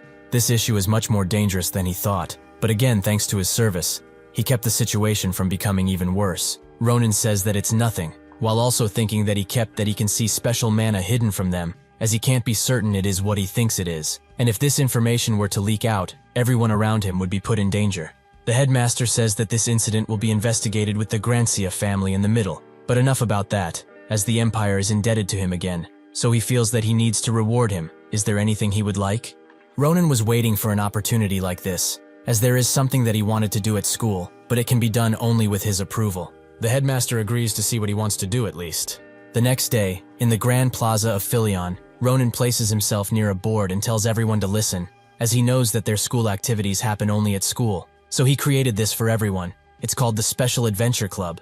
Someone asks what that is, and Ronan says that it's a great question. It is a constructive club with external activities that mostly focus on fighting, so that they can reveal their true talents and serve the Empire well. Since he got the Grandmaster's approval, they are the only club that can go out of Philion, so if they want to join they should drop by the first arena, during interviewing hours. A strange woman looks at him while he speaks, and wonders if it's that guy that she needs. After a few hours at the interviewing place, Ronan is quite mad that he tried to recruit many talents, but in the end, only these two managed to survive until the last day of the interviews. Acel and Maria, who explains that it's because his so-called reviews were separated into two difficult tasks. One was the verification trial where he beat everyone up, and the second one was that those who survived had to sign a contract, pledging their entire life to the club. Acel says that she heard rumors about their club already, that if one joins they would need at least 10 lives to do anything worthwhile. Ronan says that they are just weaklings, but it's fine, as what he needs is some real promising individuals, like this one in front of him.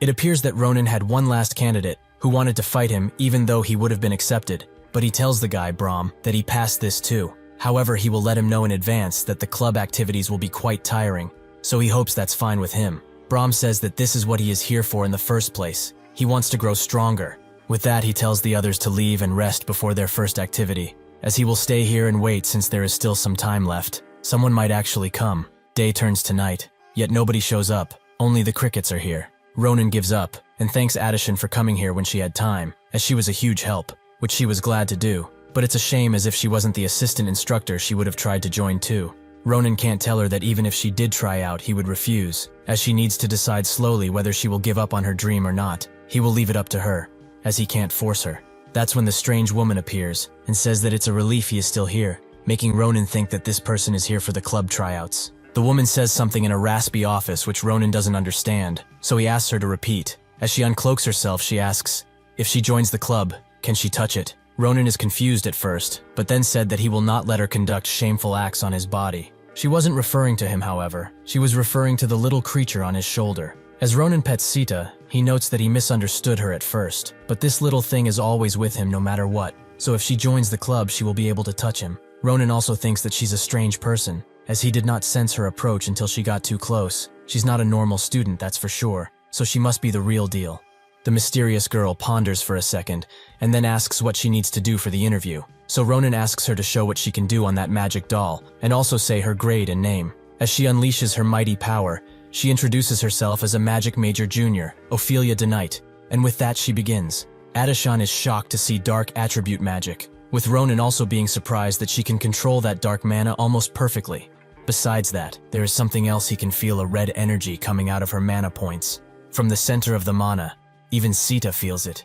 With her mana gathered, Ophelia uses Shadow Claw to completely engulf and blow up the dummy, something that creates a lot of dust. Even with this, Ronan can still see what she did to the dummy, and says that there's no need for a duel, as she has successfully passed. As he goes to ask her something, Ophelia uses telepathy to speak to him, and notes that he must have seen it, but he should keep it a secret for now, as things will become troublesome if others were to find out. But now they should move somewhere else, as she has something to ask of him. With that, they go somewhere more secluded, where as promised, Ronan lets her touch Sita, and finds out that he's a dream bird, which she finds quite interesting. Ronan says that she's even more interesting, as he heard that they left quite a long time ago. Vampires, he means. Ophelia explains that not everyone left the Empire, and it's true that they are few, but they are still scattered through the Empire. However, most live in hiding since they don't like tiresome activities. So Ronan figures that the reason she approached his club in spite of that is because of Sita's mana. She confirms that it is, as when she first saw him at the plaza, she felt the energy of blood magic, her species magic.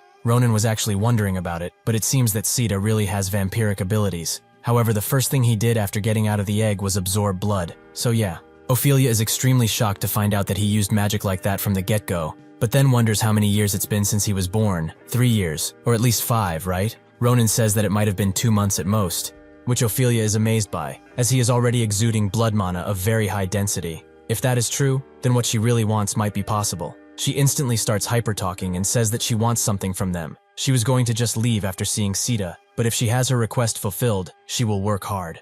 Though now she needs to do some research. After that, she promises to be included in all group activities. Ronan stops her and asks, what research is she talking about?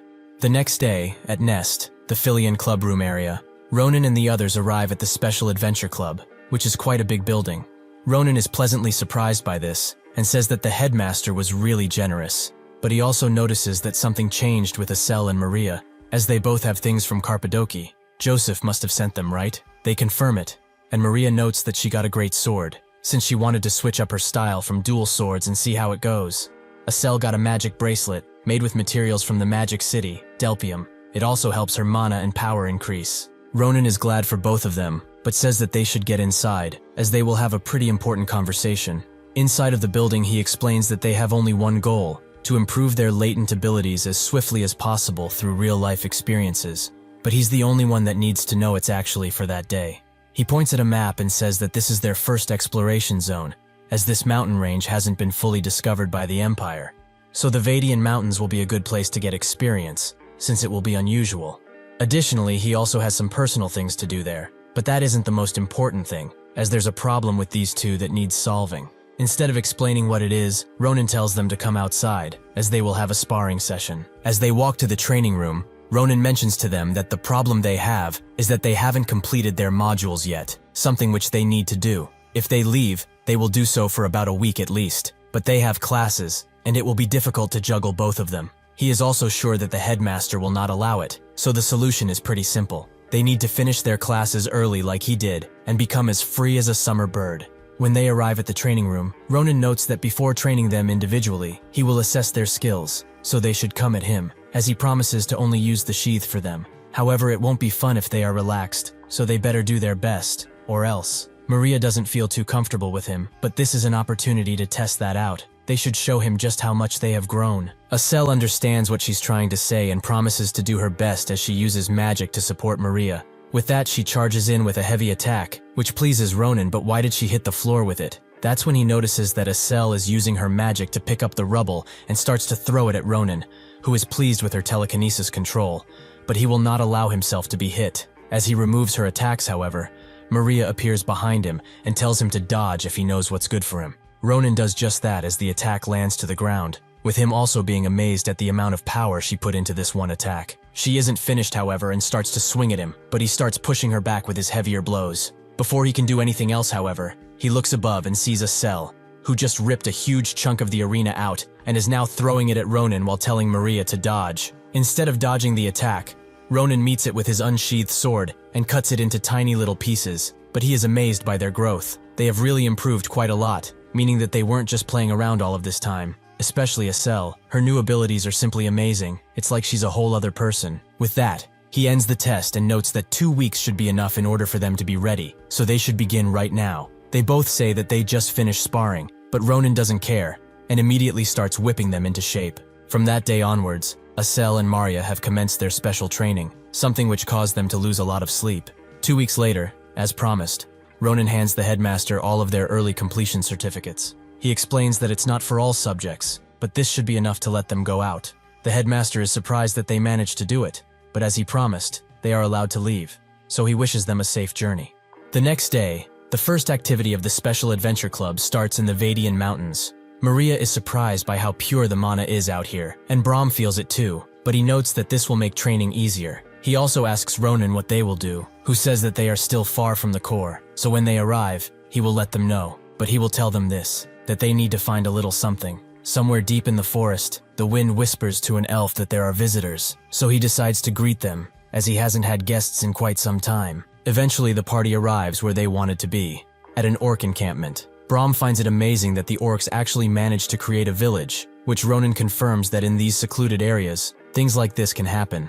Even though this is just a village now, these bastards are pretty fertile, so soon enough the entire mountain range will be covered in orcs. The people in the vicinity will suffer when that happens, so to nip the problem in the bud, they will fight them. Pretty simple, right? Acel is surprised that they are actually going to fight them, since they are so many. But Ronan assures her that everything will be fine, while noting that there is a variable to think about, that being the dominant species of this place, the ogres. These guys will not do anything to those giants, and especially the leader of the bunch, the twin-headed ogre, was so strong that even he had trouble with him in his past life. However, it's not like he will appear now, so he shouldn't be a problem. Before they can jump in, the elf appears behind them and says that even with pure intentions, they should not go and do that. It is not the right time to do that. Ronan is extremely surprised that he didn't feel him until he spoke, but the elf tells them to not be on guard, as he is a simple priest that stays in the mountain. Ronan asks what kind of priest, and so the priest explains that he serves an ancient spirit with the divine name Senial, though now they should move somewhere else so that they can converse properly.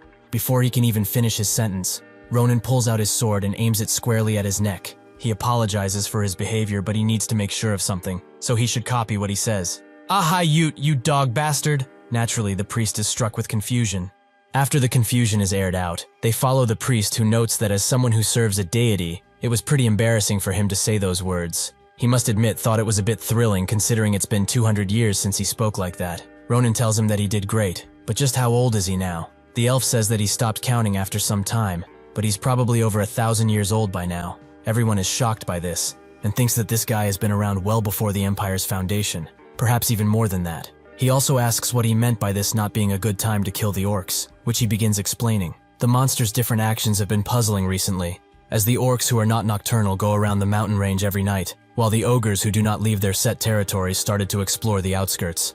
Since they have not found the cause yet, it will be good for them to be careful, so they should relax a bit, inside of this place, Senial's temple. Brahm notes that this must be barrier magic, for the temple to just appear like this, and Acel assesses that a barrier of this scale is much greater than any of their instructors. She also asks Ronan if he knew about this, but he notes this is his surprised face, though he also thinks that this guy is by no means a normal elf. When they go inside, they all see the Senial that the elf serves, which is a really rough rock. The elf says that it has other meaning to it despite its appearances, but he will only bore them with that story, so they should unpack and get comfortable, as there are many rooms in the temple. Maria then remembers that he should ask him about the place they are looking for, meaning the Cursed Eye habitat. The elf wonders why they are looking for such a monstrous place. Is it perhaps because of the curse that is cast upon him? Ronan is surprised that he knows, with the elf explaining that the dangerous vibrations around him were what gave it away, but they should go and talk somewhere privately. They go to a secluded place where the elf says that the moment he saw him, he knew that he wasn't a normal student. Something which Ronan answers with half a mouth, as he thinks that he was swept up in this without thinking. Is he just being too sensitive right now? Is this man really unrelated to those star-obsessed bastards? He does not sense any mana from him, and he didn't react at a Hayut's name drop, so he must be fine. The elf notices that he's deep into his mind, and tells him to drink this tea, as it will surely help. Once the tea's scent starts to engulf him, he looks back at the elf and sees an incredible flow of mana coming from him. The elf asks how he finds the tea's scent. Is it to his liking? As Ronan feels true mana all over, he notes that it's like his pupils were refreshed. Just what is in this tea? The elf explains that it's a mix of herbs that rarely grow into the mountain range, and it pierces through blocked veins and revitalizes senses. It is not so special that he can feel the effects only after 1 cup, but because of his curse, this might seem like something amazing to him. Since that's the case, he will pack him some so that he can have it regularly, only under the condition that he stops using the Cursed Eye to detoxify himself. While that thing does get rid of the curse, it also eats at his life force. So if he uses it repeatedly, his life will soon be at risk. He must not know that, right? Ronan confirms that he did not. He just wanted to rid of the curse, which the elf fully understand, but he must not hasten this, as it will take time, and if he makes a mistake, just one, he cannot take it back. Ronan looks back at the tea, and thinks that it's like Secret told him, that the curse is hard to detoxify, and that many preparations would be needed. Even after that, when he met that guy, he felt rushed, something which could have ended up doing him more damage than good. But thanks to this guy, he was able to prevent it. However, he feels strangely familiar. Ronan says that he felt rushed because of all the fanatics going around. The Star's Advent people, who are some strange people. The elf thinks about this and knows about these people, but how are they able to make moves again? At night, he stands at the rock formation and thinks that if those religious people Ronan mentioned are who he thinks they are, they will soon take the lives of innocents, and a great calamity will befall this land. Will he really be forced to watch again, or will that child give him enough courage to push forward? Ronan comes around and doesn't expect to see him awake, calling him Sarante. He asks why he is up himself, and Ronan says that he's here for some water. But looking at this place again, it is truly fascinating. Does this boulder really represent God? Sarante explains that every 1,000 years his order moves 1,000 boulders to the Empire's most remote area. In that place, there is always rain, so most boulders do not last longer than 200 years. They wear away and disappear. Despite that, the ones that survive this trial will transcend and prove their will. The soul within them becomes a clear representation of Senial.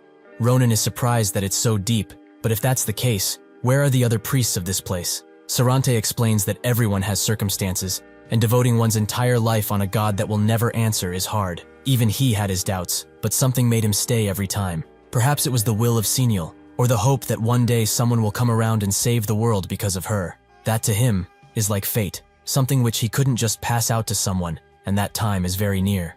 The next day, they officially organized, with the others also taking the tea, and trained their mana sensitivity with it. While they did that, Ronan helped with the foraging and exploring of the mountain, but he was surprised by Sarante's kindness, as they had just met, but he was really genuine. These 2 peaceful days passed without anything happening, but as always, tragedy always appears unexpected, and it is swift in its dispersing of despair. The day of the village orc raid, Sarante was quite worried for the team as the monsters were abnormal, but Ronan assured him that it's fine as because of him, and the training they have become strong, with the others also agreeing. Additionally, the trip timer was over, so they had to go back to school. Sarante noted that if it can't be helped, he will at least give them access to the barrier. With this they can enter freely, so if they feel any danger, they should not hesitate to return, and never let their guard down as the forest is beautiful, but it is also deep and crude.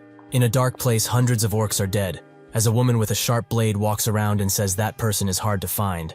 But she can't rely on dumb beasts anymore, so she will go meet that bastard elf herself. Eventually, Ronan and the party arrive back at the orc village, where the orcs are relishing in their spoils with newly acquired clothes and jewelry that they know nothing about. Ronan can only come to one conclusion, that they raided a nearby village, so he tells the others to get ready, as he will not allow these beasts to tarnish their lands any longer. 2 orcs start talking, with one complimenting the other's necklace, as it looks good on him. The other orc says that it belonged to a kid from the village they raided, which was quite annoying, as he kept whining while he was being beaten to death. He could barely hear because of that. Suddenly, with the help of a cell, Brahm and Maria jump down the mountain, with the orcs being quite confused by their sudden appearance.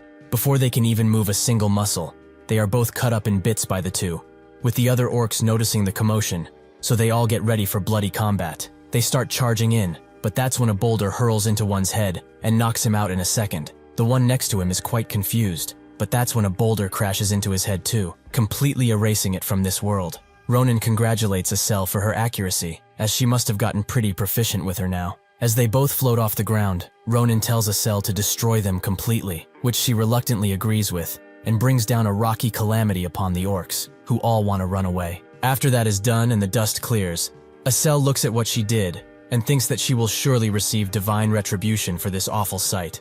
Ronan tells her not to worry about such things, as if she would receive it, they will all receive it too. He asks Brahm to back him up, which he does, as he will be with her till the end, but it's pretty obvious that she will receive the biggest punishment out of all of them for this massacre. Ronan thinks that it was a grand idea to bring everyone here, as they got a chance to show their true skills in a real fight. Some battle experience is always worth it. That's when Sita pushes his face and tells him that there is something over in that direction, and when Ronan looks to see what it is, both him and Acel spot an injured and tied up elf. Ronan immediately goes to untie her as he orders Sita to use healing magic on the elf, which slowly wakes the elf up, who is surprised by the mana she is feeling around them. Before she can do anything though, she starts to cough up blood, with Ronan being surprised that Sita's healing did not work. The elf, with bated breath, asks if they are from the shrine, and when Ronan shows an ounce of approval, she grabs him and tells him to take her to that man. As they are coming, they do not have any time left. Sarante and the shrine are in immediate danger. Before she can say anything more, she passes out completely. As Sarante is clearing around the shrine, Ronan rushes in with the injured elf, and Sarante asks what happened. Ronan tells him to look after this elf, as she was a prisoner they saved from the orc village, and she seems to desperately want to meet him. When Sarante looks at her, he is quite confused, but then he remembers who she is. Brygia. Just what happened to her. The others were left behind, with Maria and Brom looking around in their respective areas, but both of them found nothing. It seems like the elf was the only prisoner. Maria says that they should go back too, but that's when she notices a cell and asks what's wrong. She explains that there's something strange about these orcs, as they did not have these things before. Maria agrees, and asks if she knows anything about them, which she doesn't, as it seems that they were hidden with double magic up until now. But just what do these magic circles do?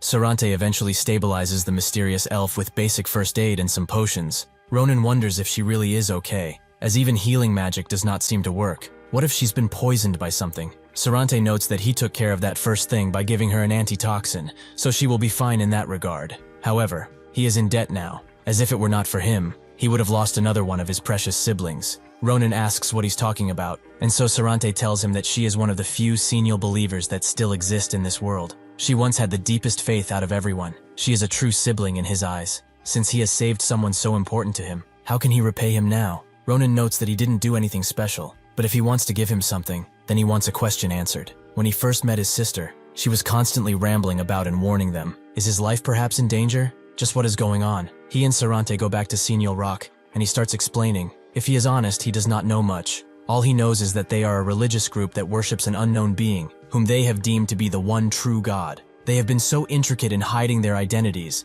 that even he does not know who they really are. But one thing he knows for sure is that they commit all sorts of evil deeds. They call themselves the religious order, Nebula Clasier. Ronan can't believe that those bastards are after him, with Sarante being surprised that he knows about them. But they have sent some people to him several times in the past. He thought that they gave up, because it's been something like 100 years since they tried, but it seems that they are back. Ronan screams that this is not something that he should be so calm about. He needs to run away from this place with them. Sarante refuses, as he cannot leave this place while evil spirits meddle about, and if he really moves, innocent people will start to be harmed. He does not want to be responsible for pain, so with this in mind, he wants him and his friend to hurry and leave, as he really does not want to bring any other harm to anyone else. He hopes that he understands why he is doing this. Before leaving, Ronan tells him to wait patiently, as he will bring the strongest person he knows and come back, so he should hide until then and wait patiently for them. Sarante is amused by the words of this youngling, but says that he will do as he said.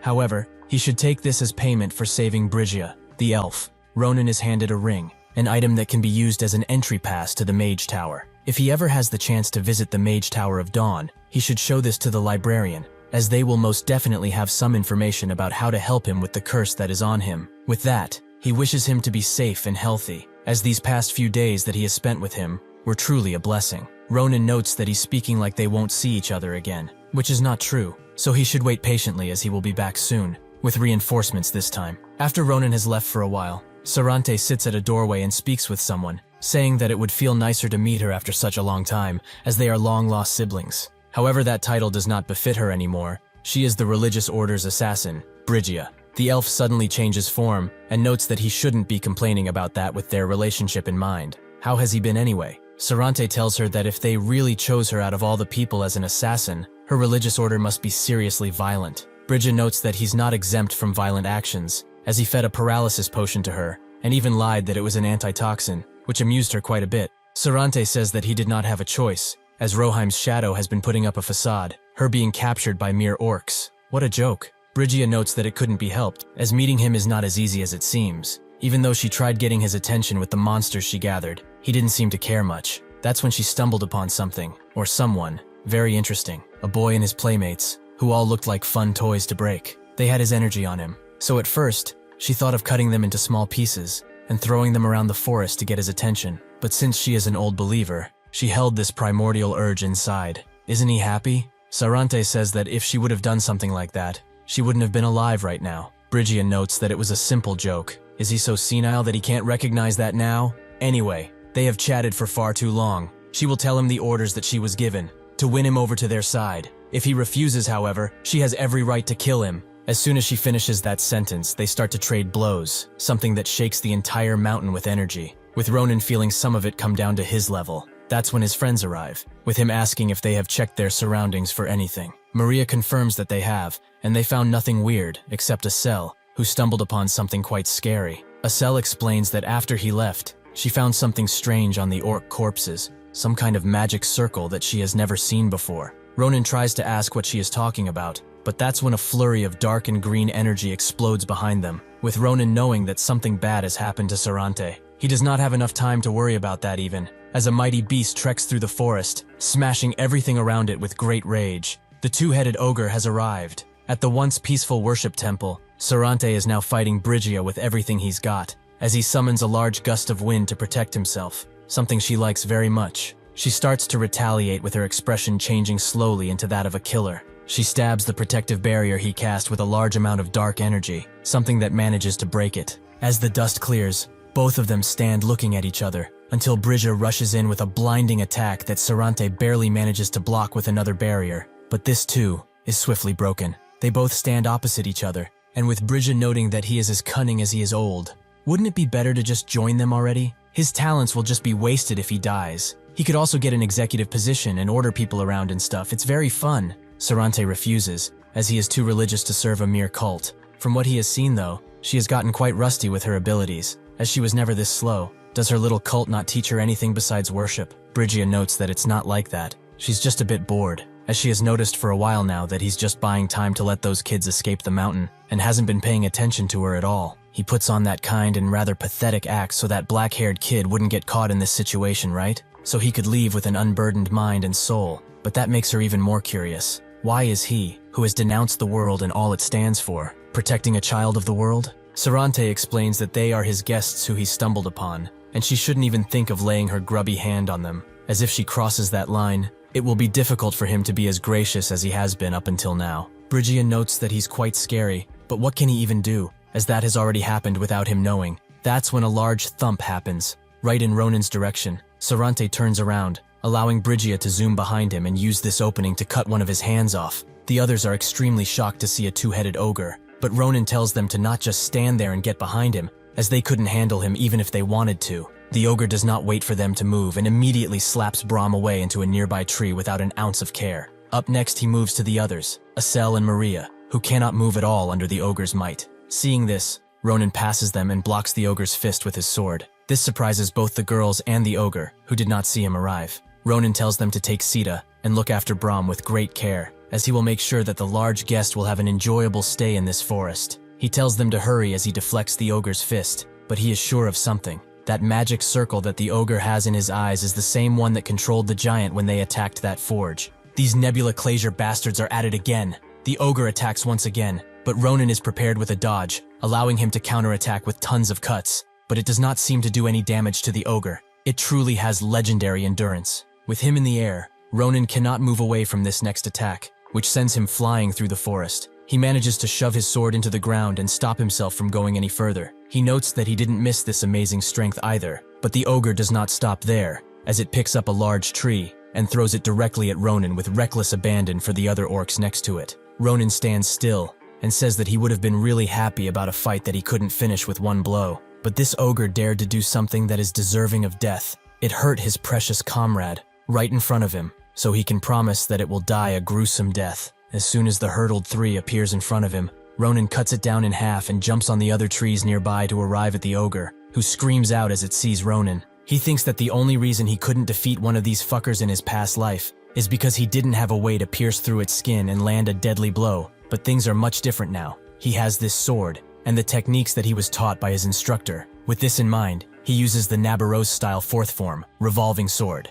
He instantly slashes the ogre and gently lands on the ground. As soon as he sheathed his weapon, the ogre fell into dozens of pieces instantly. Even with this victory, Ronan notes that he has a long way to go, as it took him quite a while to defeat such a weak enemy. He can worry about that later, however, as he is more worried about Brahm, so he asks the others if he's alright. Maria tells him that with Sita, they were able to treat him pretty well, though he still needs a proper checkup when they get back. Ronan is very glad to hear this, but they should go on ahead, as he has something to do and go back to Sarante. When he arrives there, he sees that the once beautiful temple is now rubble, which he can't believe, as he hasn't left for even half an hour now. That's when a very injured Sarante appears, who is very glad to see that he is safe. He apologizes for not coming to rescue them, but with his current body, he can barely move. Ronan immediately runs up to him and asks what happened. Why is he in this state? Who did he fight? He tells Ronan that he's fine, but he needs to get out of this place, as he has managed to end things now, but they could come back at any time. Out of nowhere, a dark strike comes from behind and impales Sarante's chest,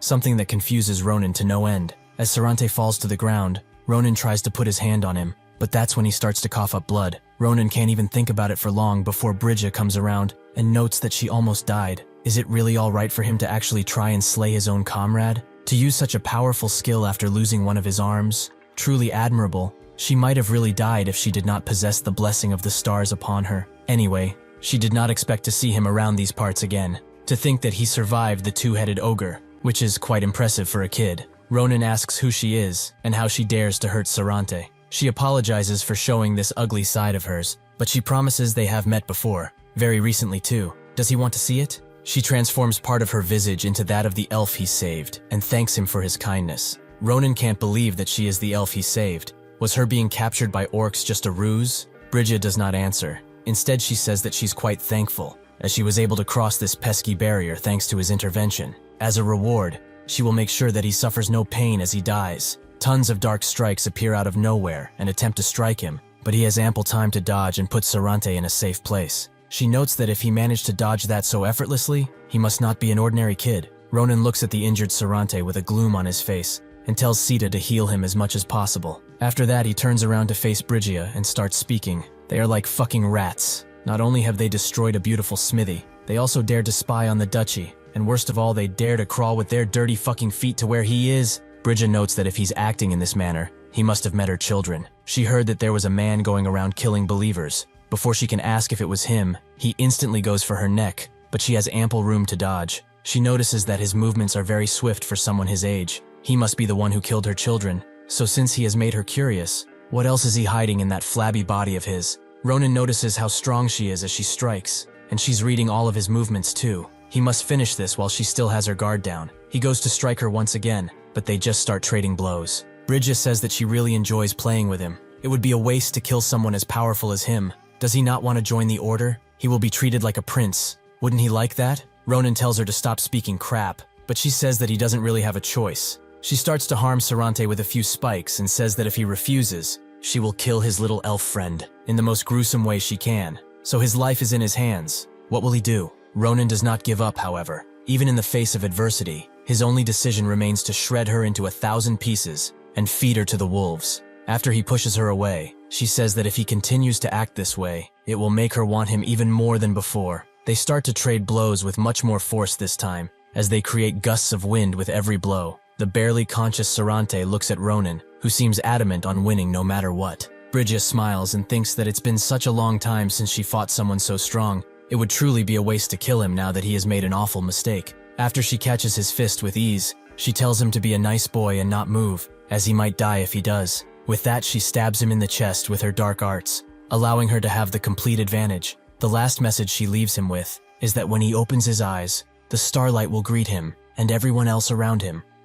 As Bridgia lunges her sword forward towards Ronan, he desperately tries to move, but at this point he is completely defenseless. That's when a green mana shield protects him, with this shield being deployed by Sarante, which makes Bridgia even madder than before. He notes that he already told her once, but he will say it again. If she dares to lay a hand on that child, she will never be forgiven or allowed to leave. Ronan tells him that it's far too dangerous for him to do anything in his state. He will be the one to take care of this woman. Sarante notes that he has done plenty. He has stalled enough so that he could prepare. Now all he needs to do is leave him and stay far away. He blasts Ronan away with a gust of wind, but Bridgia refuses to just sit back and watch while he does as he wishes. As she tries to strike, however, her hand becomes electrified, knowing full well what it means, her eyes opening wide at the realization. She looks up, and sure enough, Sarante has stacked spell after spell onto her, which she never expected, as he seemed far too injured to unleash something like this. Sarante charges up the spells, and notes that this is where her life ends, and even though he is saddened that he couldn't do anything for her, he will at least not let her old self experience the atrocities that she is doing now.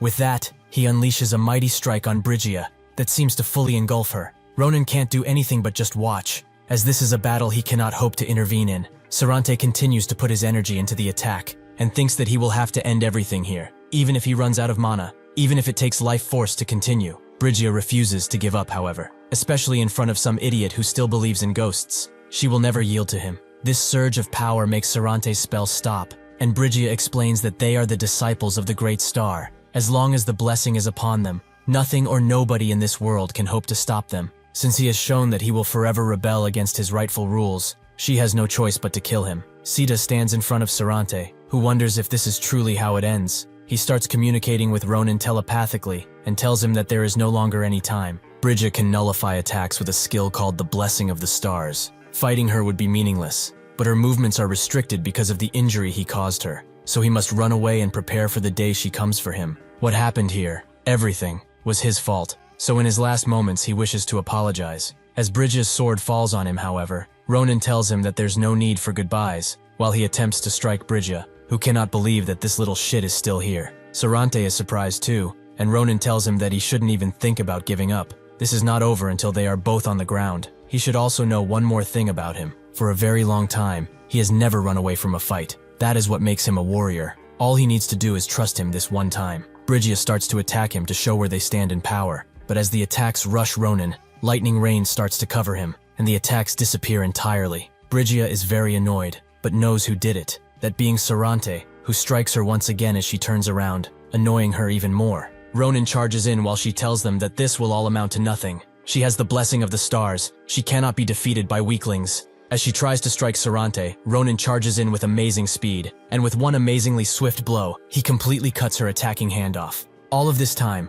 Ronan has been waiting for this moment, the moment where she leans towards her powers. Sarante is amazed, and Brygia is shocked. How did he get through her blessing? Ronan doesn't know the answer, but if she really wants it, he can give it to her. She goes ballistic and tries to say that this isn't real, but with more than a few cuts all across her body, Ronan defeats the woman who has caused so much harm. He explains that if she really wants her answer, maybe she should go ask her stupid fucking star and see if it even answers. As Brygia's consciousness fades away, she wonders if this is really death. She only needed a bit more time to reach the truth. It was something she has sought after for an eternity, it seems. Now, in her eyes not filled with hatred and control, she wonders if Sarante has reached that truth. Ronan catches his breath as he looks at Brygia and thinks that if she hadn't let her guard down because she had that blessing or whatever it was, he would have been the one lying there in cold blood. In his past life, people other than him couldn't lay a finger on the giants, as they also had a nullifying ability. It seems that the higher-ups of the nebula can also use the same in the form of a blessing. Sarante barely has any strength to ask if he's alright,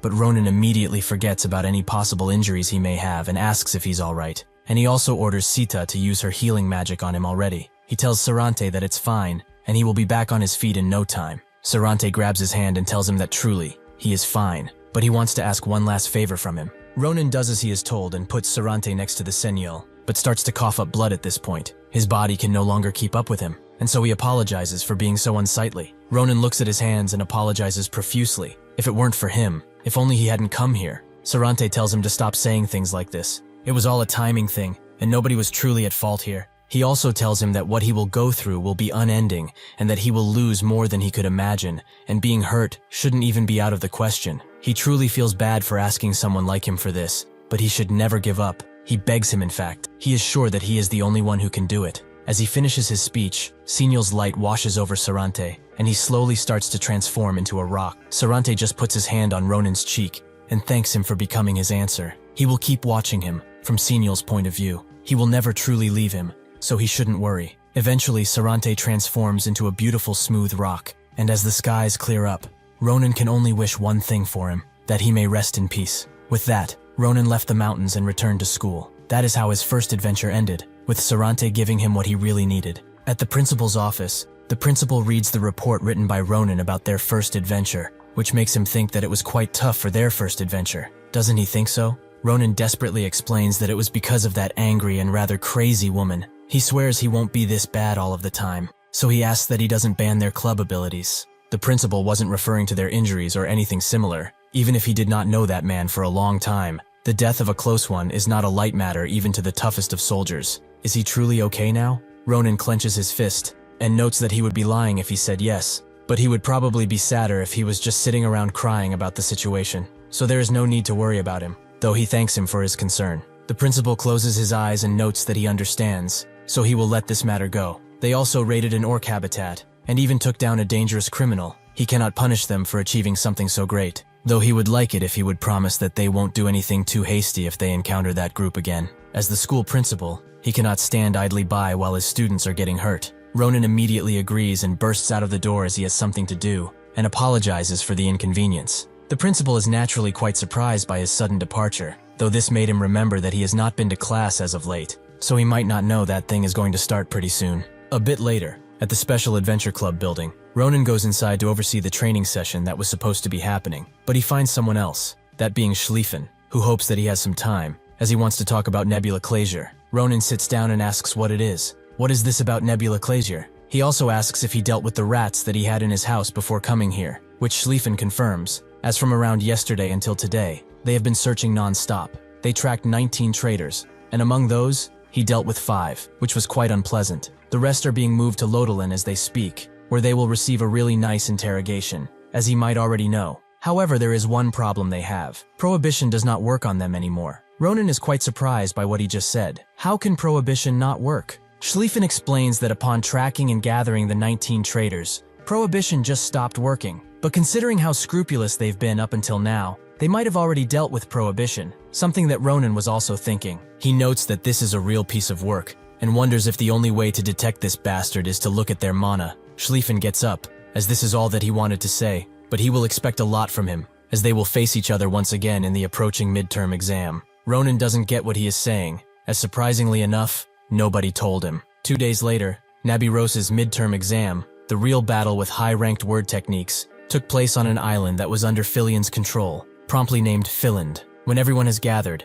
Nabiros gets to explain the exam instructors to them. As they may know already, her classes are focused on real battles. If she could, she would have dragged them to some battlefield somewhere, but according to school guidelines that's dangerous and unprofessional. Dumb aristocrats. Ronan is also kind of sad about it, as it would have been fun, and Nabiros tells them that instead of that, they will disperse through this island and begin a limitless real duel. Naturally, they don't need to worry about dying, as she has prepared safety gear for all of them. These bracelets will ensure that as soon as a wearer becomes incapable of fighting, they will be transported to the Grand Plaza, where their injuries will be healed by the best healers they have. This means that they can have a real battle using whatever techniques and fighting styles they want, and at full power too. On this day, they are allowed to go for the neck and kill each other as much as possible. Ronan notices that she sure is excited about this, and she tells them to come around when she calls their names, as when they put on their bracelet, they will be moved to fixed coordinates. Naturally, the first one is Adishan, with Ronan not knowing what to think about her participating in this. The others begin talking about her behind her back, saying that she's being treated as a paid student, and that she's a dunce who can't do anything. All of this pisses Ronan off, but currently, that is the most objective assessment of the once Grand Commander, though he thinks that the battlefield is currently not a place for her, even with that bracelet. Eventually, everyone is transported to their coordinates, including Ronan, who is glad to be the only one who was isolated. He really wished that was true, but that's just not possible, so he tells the student behind him to come out and stop hiding, as he seems quite uncomfortable there. The student wonders how he even noticed him, but that's when another jumps at Ronan's neck, ready to strike him. But even if he gets close enough, Ronan easily puts him in his place, and notes that they are doing too much to a junior. Don't they think so too? More and more people reveal themselves, and Ronan says that he is glad to see that they actually managed to form an alliance against him, and they also handled the situation pretty well considering. He picks up a rock and instantly throws it at the archer of the group, while saying that this really isn't their best idea. The leader of the group tells everyone to prepare,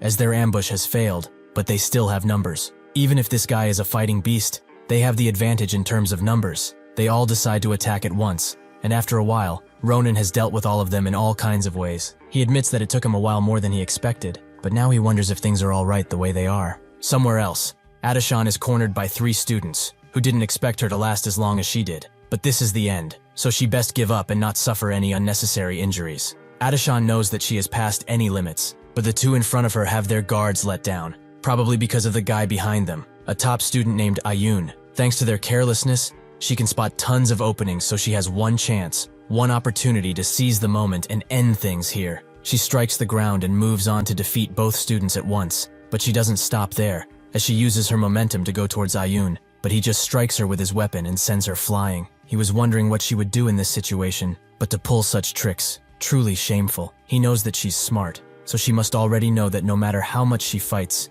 she can never defeat him. It was pretty fun to watch her try though, but that too has to come to an end. Ronan watches all of this from a nearby tree and notes that this ended exactly how he expected. Adishan's strategy was the best thing she could have done. Exploiting everything she had, including the ground, she was able to strike and display amazing battlefield knowledge. However, she cannot overcome the skill gap between them. Now that he has made up his mind, as soon as the exam ends, he will force her to leave. He thinks that it's over, but when he turns around, he sees that Adishan has managed to block Ayun's attack and even stood up, making him wonder if she really wants to be even more injured. Adishan tells him that it's only natural. The exam has yet to finish, and she has yet to give up. She does manage to strike Ayun, but her attack was far too shallow, allowing him to attack her right in the gut, making her fall to the ground. He is shocked that she managed this, but he also asks who is backing her, as she is acting way too strange. He is also curious about her background and abilities, as she doesn't have any talent, so why isn't she giving up? She should already know that there is no hope for her, so why go this far in the first place?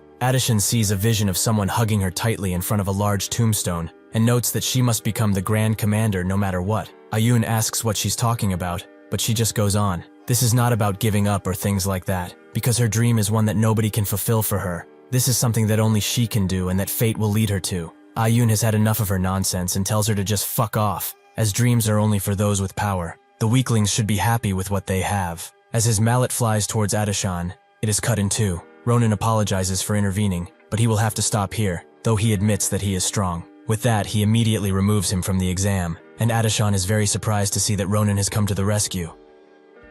He asks if she's okay, which she confirms, and also thanks him for the rescue. But why is he here right now? Ronan tells her to look past these details and come with him, as he wants to hear something from her. They go to a cliff, and Adishan is surprised that he wants to hear the reason she wants to become Grand Commander. Ronan notes that it's important for him, so he would like her to say it, even if it might hurt. Adishan looks at him for a bit, but then asks if he has heard of the Night of the Canine before. Ronan remembers it happening 10 years ago. It was an invasion from the werehumans, right? Adishan adds that it was the first battle between the Empire, which wanted to expand their territory north, and there were humans who wanted to block them. On that night, she lost her family. Just when they were about to have dinner, her two brothers and mother went to the battlefield, and she was asking where they were going all of the time. Her mother crouched down toward her and said that they had some urgent work to attend to. She wanted to come with them, but her mother only apologized and told her to take care of herself. That was the last time she got to talk with her family. After that, she heard what happened. The knights of the village were deployed to protect the breached castle walls because of some strategy, but from anyone's view, that was no strategy. It was sending soldiers to a meat grinder.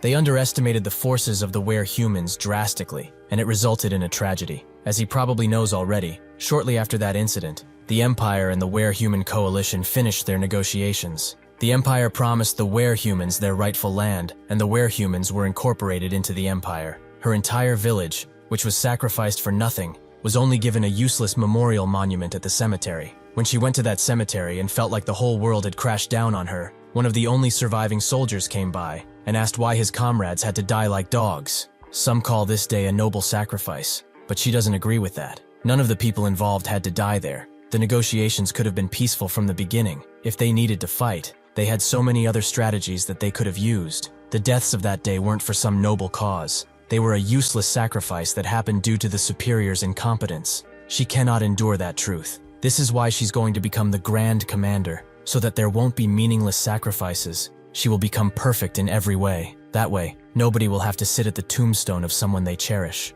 They fall silent for a moment, with Adishan apologizing for spoiling the mood, but it wasn't a cheerful thing to talk about anyway. Ronan notes that thanks to her, he understood something clearly. No matter what he does, it's impossible for him to make her give up. That also means that he can't just sit idly by and watch her go to her death. He cannot bear to experience that feeling again. Suddenly, a large gust of blue wind appears out of the forest, with Ronan saying that he is probably ready, though he is quite impatient. Since they are short on time though, he will get to the point. Does she know what Shadow Mana is? Adishan does not, so Ronan tells her that it's something that is tricky to obtain, but once she does, she will get significantly stronger. He knows someone who named it herself. That person reminds him of her quite a lot. She will probably be able to use it too, so they should look into it. Adishan doesn't understand what's happening, but Ronan tells her not to worry, as he has decided to help her. Just knowing that should be enough. He will support her with everything, so they should give it their all, since she is the Grand Commander after all. Before Adishan can feel touched by his words, Ronan pushes her into the water, as third place isn't bad for her, right? They will talk once he gets back. Now that he's free, he has enough time to deal with Schlieffen, who has come out of the woods. Ronan notes that since he came here like that, he must have taken everyone down already. Schlieffen confirms it. It's just the both of them on the island. He knows what that means, right? Ronan naturally understands. Better than anyone, in fact. They have a proper fight, and see who the strongest bastard of this school is. Adishan eventually wakes up in the main area of the school, where everyone is watching the match with eagerness. She also notices that she's been healed, and since Ronan told her she got 3rd place, she must be out now. The ones who lasted until the end are only those two. After a large blast, Ronan tries to get out of Schlieffen's attacks, who keeps sending attack after attack, something he's amazed about. But he knows that his power has dispersed, so he goes on the counterattack and uses the Nabarose style to cut through the wind. This creates a lot of rubble, but Ronan is just glad that he actually managed to deflect all of it. However, he is also surprised that Schlieffen has become even stronger than last time, something way past his predictions. Even though he used to be slower than him, they are almost at the same level now. Does that even make sense? That bastard has gotten stronger than himself at this time in his past life. Schlieffen also thinks Ronan is impressive, as he used Tempest Sword at full power, but he just slashed his mana attacks away with no problem. Not to mention, he was able to recreate Nabirose's swordsmanship almost perfectly. He thought that he was superior in technique, but that gap is getting smaller and smaller each day. Since he is at his limit in terms of mana, he must end things now. Ronan also thinks that he cannot drag this on for longer, as his technique is starting to fall behind. He gets out of the shadows, and they both attack each other at the same time, creating a flurry of light before they dash away. Ronan charges in again, making Schlieffen use Tempest Sword to clear the way, something Ronan takes head on. After the attack is finished, Schlieffen starts breathing heavily. He expected him to dodge the Tempest Sword, but also use it as an opportunity to set up such an attack. He keeps surprising him again and again. Ronan asks why he is smiling if he got cut, and runs in again, but Schlieffen uses his superior technique to attack at the same time, making them both bleed. After that, they clash swords once again, and everyone watching is amazed by their abilities and the way they fight. Adishan is worried for Ronan, and Nabirose is quite amazed by how much they have both improved, but anyone with a keen eye can see that they are at their limit. The next clash will decide the winner. Schlieffen says that he is glad that he came to Philion, as he was able to meet such a good rival. It was the best decision ever. He must feel it too, right? It's about time to finish this fight. Ronan tells him to stop with the pleasantries, as he will get attached to him. After they dash away, Schlieffen charges up all of his power, as he will leave without any regrets. So he should do the same, and come at him with everything. Ronan notes that he's a crazy bastard, but thinks that he must bring him to his side no matter what. Before that though, he must make the hierarchy clear to this bastard. He charges in with amazing speed, and Schlieffen barely has any time to block the attack. He is shocked at Ronan's abilities, as even with his injuries, he got even faster. He doesn't have the energy to use the same speed. However, if he goes on to use this much speed, his body will soon crash,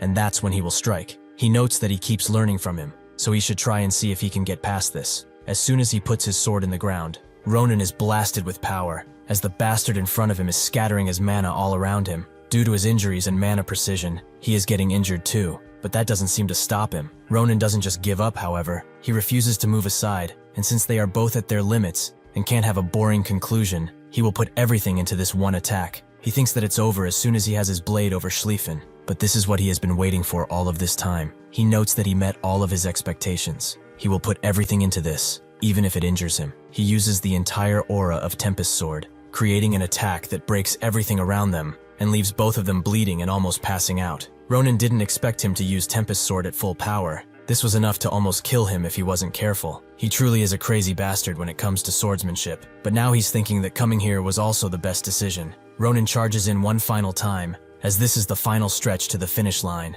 Everyone watches with bated breath as the match ends, and Nabirose already sees it concluding. They both strike their blades, creating one final array of light, bright enough to light up the forest. After the dust clears, they both stand in front of each other, but Schlieffen is the one who falls first, as he has nothing left to give. Ronan notes that he shouldn't have used all of that power since he got more injured than him, but he also falls to the ground, unconscious from everything that has happened. Everyone is silent at first, but then the crowd erupts in a giant cheer. With this, the real battle of the midterm exam has ended. After a while, Ronan awakes in the medical room, where Nabirose and Adishan sit beside him. Nabirose tells him that the exam is over, and although the aftermath was something to deal with, because they both wreaked so much chaos, it was truly an incredible fight that made it all worth it in the end. However, considering that he awoke first, it means that he is better in terms of stamina. Ronan asks if this means he pummeled that bastard into the ground, but Nabirose notes that it's unrelated to who won. Both of them were judged to have returned at the exact same time,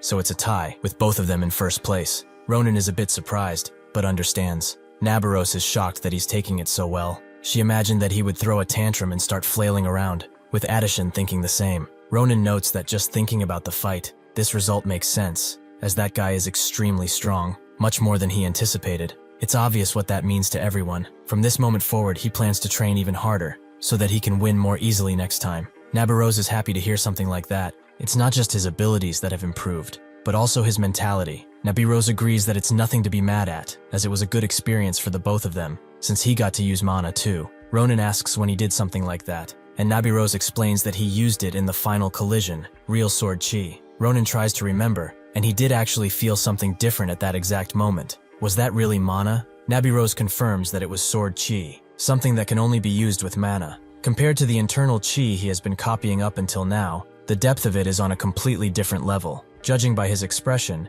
she can say that he has not yet claimed this sensation as his own. They must take action, since unlike the other students, they do not know when his body might spring up with new restrictions. She tells Adishan to bring Ronan to that useless bastard early tomorrow. She doesn't get who the useless bastard is, but she remembers that she calls Professor Jared in Stonesong that all the time. The next day, Adishan does as she is told, though she notes that it's been some time since she last saw Professor Jaredin. Ronan notes that if Nabarose herself wants to introduce him, it means that he must be amazing. Adishan explains that he's the best in the mana utilization sector, which is why others often seek his counsel. Rarely during classes that use mana, a student's mana will become entangled, and their core will harden. Whenever that happens, they go to Professor Jaredin, who easily fixes them right up. Ronan asks why Nabarose seems so annoyed by such a person, and Adishan herself does not know the circumstances, but they seem to have different personalities. He will find out when he sees him. The professor has a unique flair to him. Ronan doesn't really care about that. The most important thing to him is that he can use mana, and if that professor is as incredible as they say, he will be able to know about the Grand Commander's mana too. Shadow mana was elusive even in his previous life, so he does not know much. It would be good to learn about it since they are both going to the same place. Adishan looks at him and heard that he met with Schleifen before he came here. How did it go? Did he agree to the thing he mentioned yesterday? Ronan says that he obviously did. That guy wouldn't refuse such an offer. When he was discharged, Schleifen immediately accepted Ronan's invitation, which he thought was a rematch, as he was not satisfied with the results of their previous battle. Ronan told him to stop staring so much, as even if he did not like the results either, he did not call him for this reason. That's when he presented him with his offer to join his club. He could leave school and gain real battle experience, and he wouldn't be bored either. Schleifen didn't know what to say, as he didn't want to be real good friends with an enemy he plans on defeating one day, meaning he just wasted his time with nonsense. So he is leaving. Ronan told him that it was a shame, because the club was planning on having a real fun housewarming, and he timed it with his sister's arrival on the island too.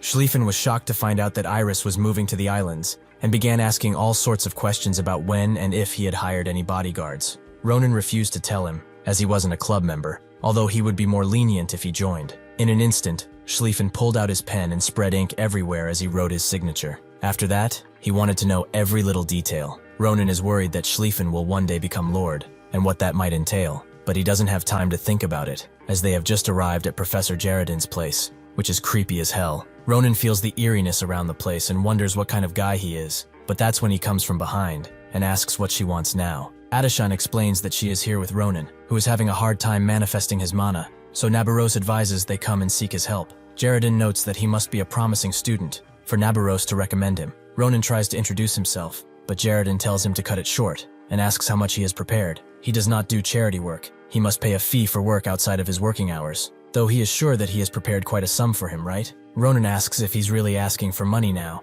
and Jaredin notes that his understanding is that of a scholar. Additionally, it's 10 gold per hour, per person. Ronan thinks that he must be joking, but when he sees the greedy look in his eyes, he realizes that he's serious. But how can he just rip off students with such confidence? Ronan tells him that he has no money on him right now. Perhaps they can do something else, but Jaredin swiftly moves around him and tells him to go back, and while he's doing that, he should ask Nabarose for some pocket money, since she's the one who made them come here in the first place. Suddenly, Jaredin notices something about Ronan that changes his mind entirely. Perhaps they can do something else. He will offer him a deal for it. Ronan answered every question about the ring Sarante gave him, which allowed them swift entry. But now when he's inside, he is quite surprised to see how desolate this place really is. Additionally, the moment the door closed, they stopped anything coming from the outside. Perhaps this is some obstruction magic at play? It must be so, because the door locks are strengthened with magic. But what can this do that requires such secrecy? Jaredin sits down with them and tells Ronan to hand over the object so he can examine it.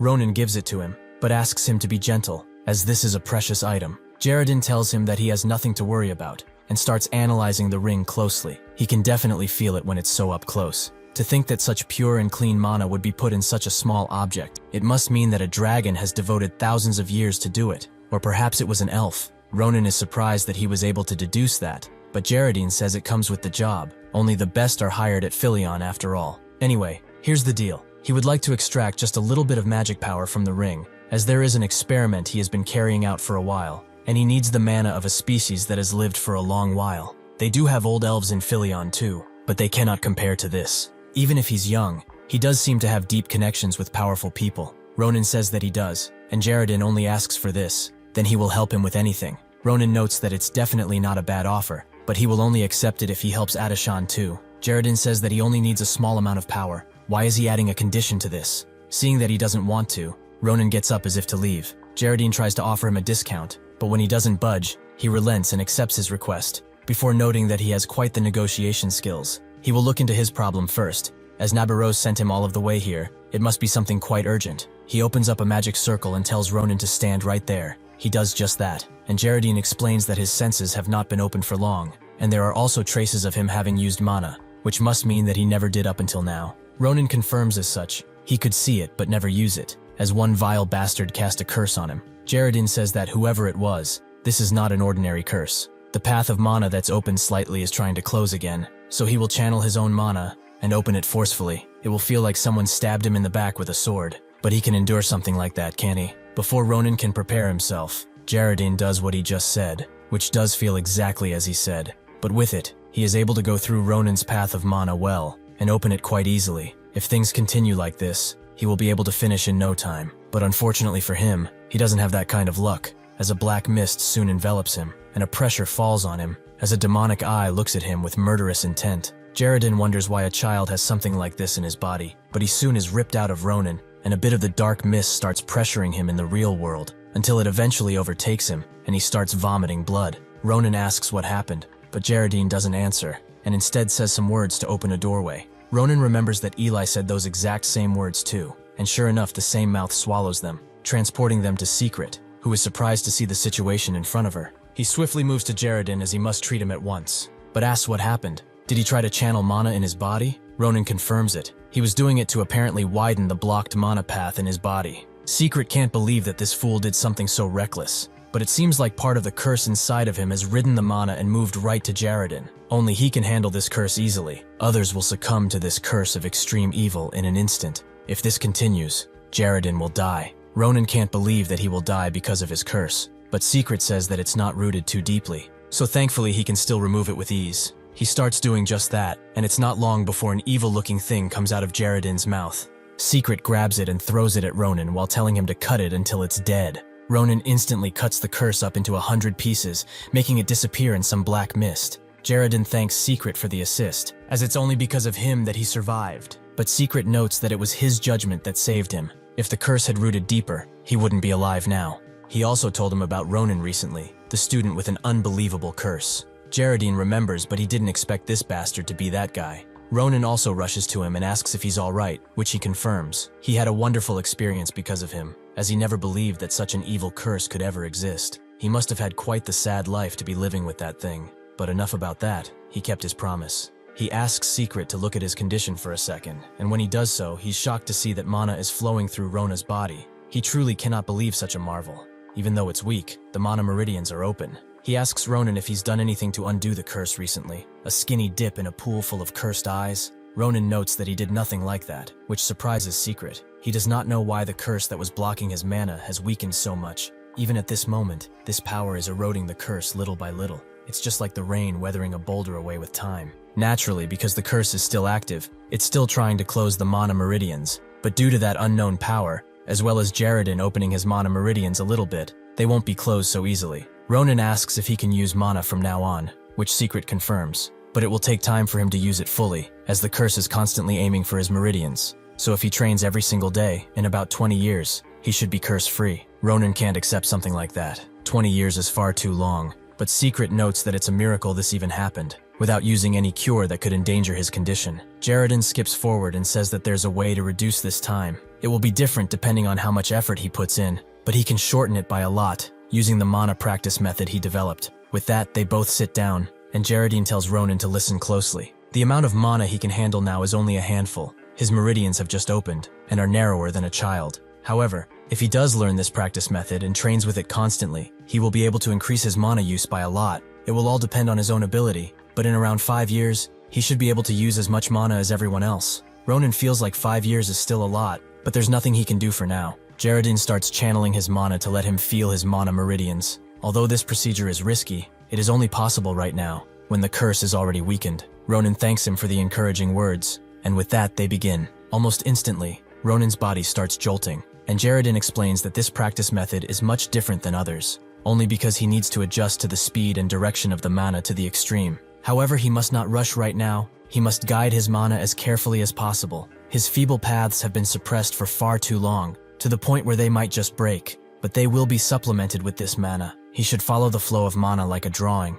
do it little by little and slowly. Only then will his mana become his source of power. Does he understand what he must do? Ronan takes a deep breath and says that he certainly does, so he will try it out. Geraldine is shocked to see that Ronan memorized the practice after feeling it just once, and he's doing it perfectly too. It seems that the potential he had within him was not something fake after all. He is thankful that he won't have to encounter that ugly curse ever again, and he must repeat this every day when he has the time, of course. Ronan feels the mana surging within him, and thinks that he is changing constantly from his past self. Back then, he couldn't even dream of having mana. Right now, this shows him that in the future, he will be able to control it even better. Ronan thanks Geraldine for doing all of this, but he suddenly falls to the ground, heavily weakened. He grabs Ronan and says that since he solved his problem, he must keep his promise, which Ronan understands, but he must take care of his body. Geraldine does not care for that. What is important to him is something he must save, which he will sacrifice 1,000 lives for, so he wants the ring he promised him, right now.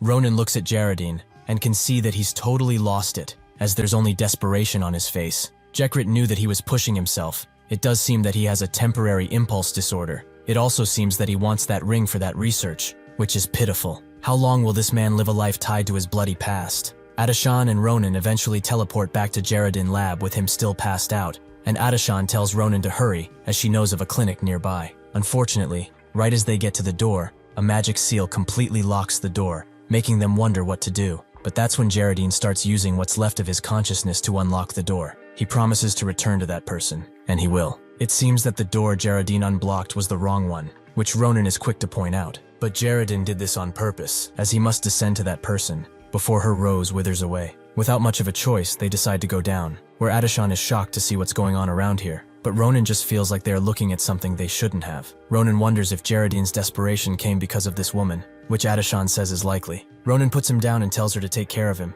as he will go to see if there's anything he can find to help him. He looks around, and spots countless awful ingredients and traces of experiments on the goblin's body. He knew that this guy was weird from the moment they met, but he didn't expect him to cross such a line. Just what has he been doing here? Even in his delirious state, Geraldine still thinks of his beloved, whom he begs to wait a little bit more, calling her Sunya. In the past, he was able to preserve her body before decomposition fully started. He thought that the body was like a cup holding the soul, so as long as he could maintain that cup, he firmly believed that he could bring back his wife Sonya to life. Even though he fully knew that nobody else had succeeded in resurrection magic, it didn't matter to him. He refused to give up, and he tried again and again without stopping, recording all of his attempts. On attempt 54, he tried to use an ogre heart, which still had no effect, and he was having difficulty balancing mage tower work and his experiments. On attempt 76, he got kicked out of the magic tower because he was barely attending, but without pay, he had no way to continue his research, meaning that he had to find a way to make money. He eventually found a job,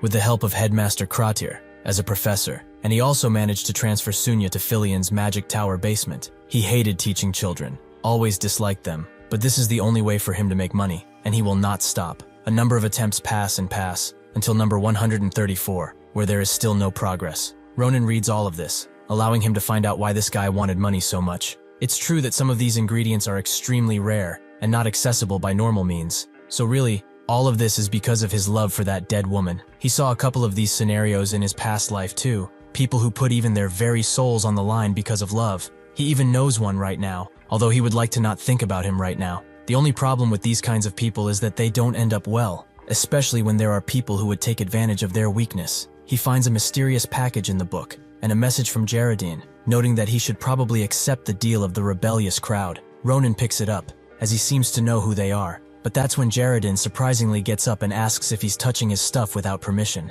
Ronan can feel the anger in his eyes, and denies such accusations. He was simply looking for a way to make him recover. What could someone like him, who has never used mana, know about something that's in this room? He managed to steal the strange package, meaning that he has access to the rebellious crowd. Somewhere else, a lowly servant reports to his lord that they were able to meet with their target with no hiccups. At first he was hesitant, but the deal being accepted is only a matter of time. He saw the desperation on his tired face. He will soon want the essence of fresh blood, which only His Highness can provide. The vampire he was reporting to finds it amusing that the Geraldine would be ruined by a mere woman. Humans truly are effortlessly stupid sometimes. After a while, Geraldine gives Ronan back his ring, as the extraction was successful. Ronan doesn't feel the ring to be that different, and asks what he did to it. Geraldine explains that he only extracted a really small amount, not to mention the sheer amount of magic in that ring in the first place. Still, this will be a great help to his research, so he has his thanks. Ronan says that he should be the one to thank him for releasing his mana like that,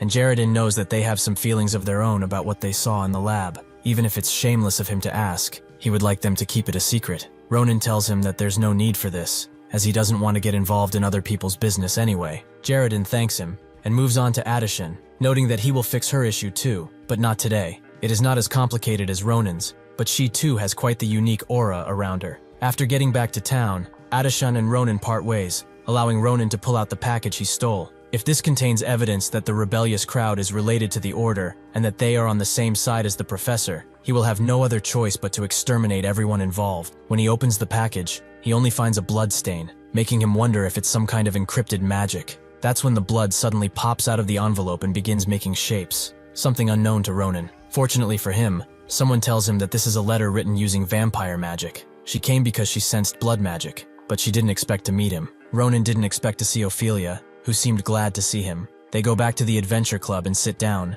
with Ronan noting that she surprised him. Since she left with Sita, he hasn't heard from her at all, so he presumed that she was just busy. How's her research going anyway? She explains that thanks to Sita, she has progressed quite far. As payment to Sita, she taught it some blood magic, showing her that Sita is truly more talented than she expected. Anyway, enough about her. Why does he have a blood letter with him? Ronan asks if he's referring to the envelope he was carrying, and Ophelia confirms it. Guess she has to explain what it is. A blood letter is one of the basic spells of blood magic, which allows a person to compress a ton of information into one single drop of blood. So vampires use it to write letters. All they need is to imbue magic into the blood, and the message pops up. Ronan analyzes the message, and wonders what the essence of fresh blood is. He finally remembers that it was one of the ingredients written in Geraldine's journal, that he needed for his next experiment. Perhaps the rebellious crowd isn't related to the Nebula bastards. That's a weight off his shoulders. But now he wonders who the Bloodhooks are. Ophelia seems to know them, so Ronan asks for an explanation.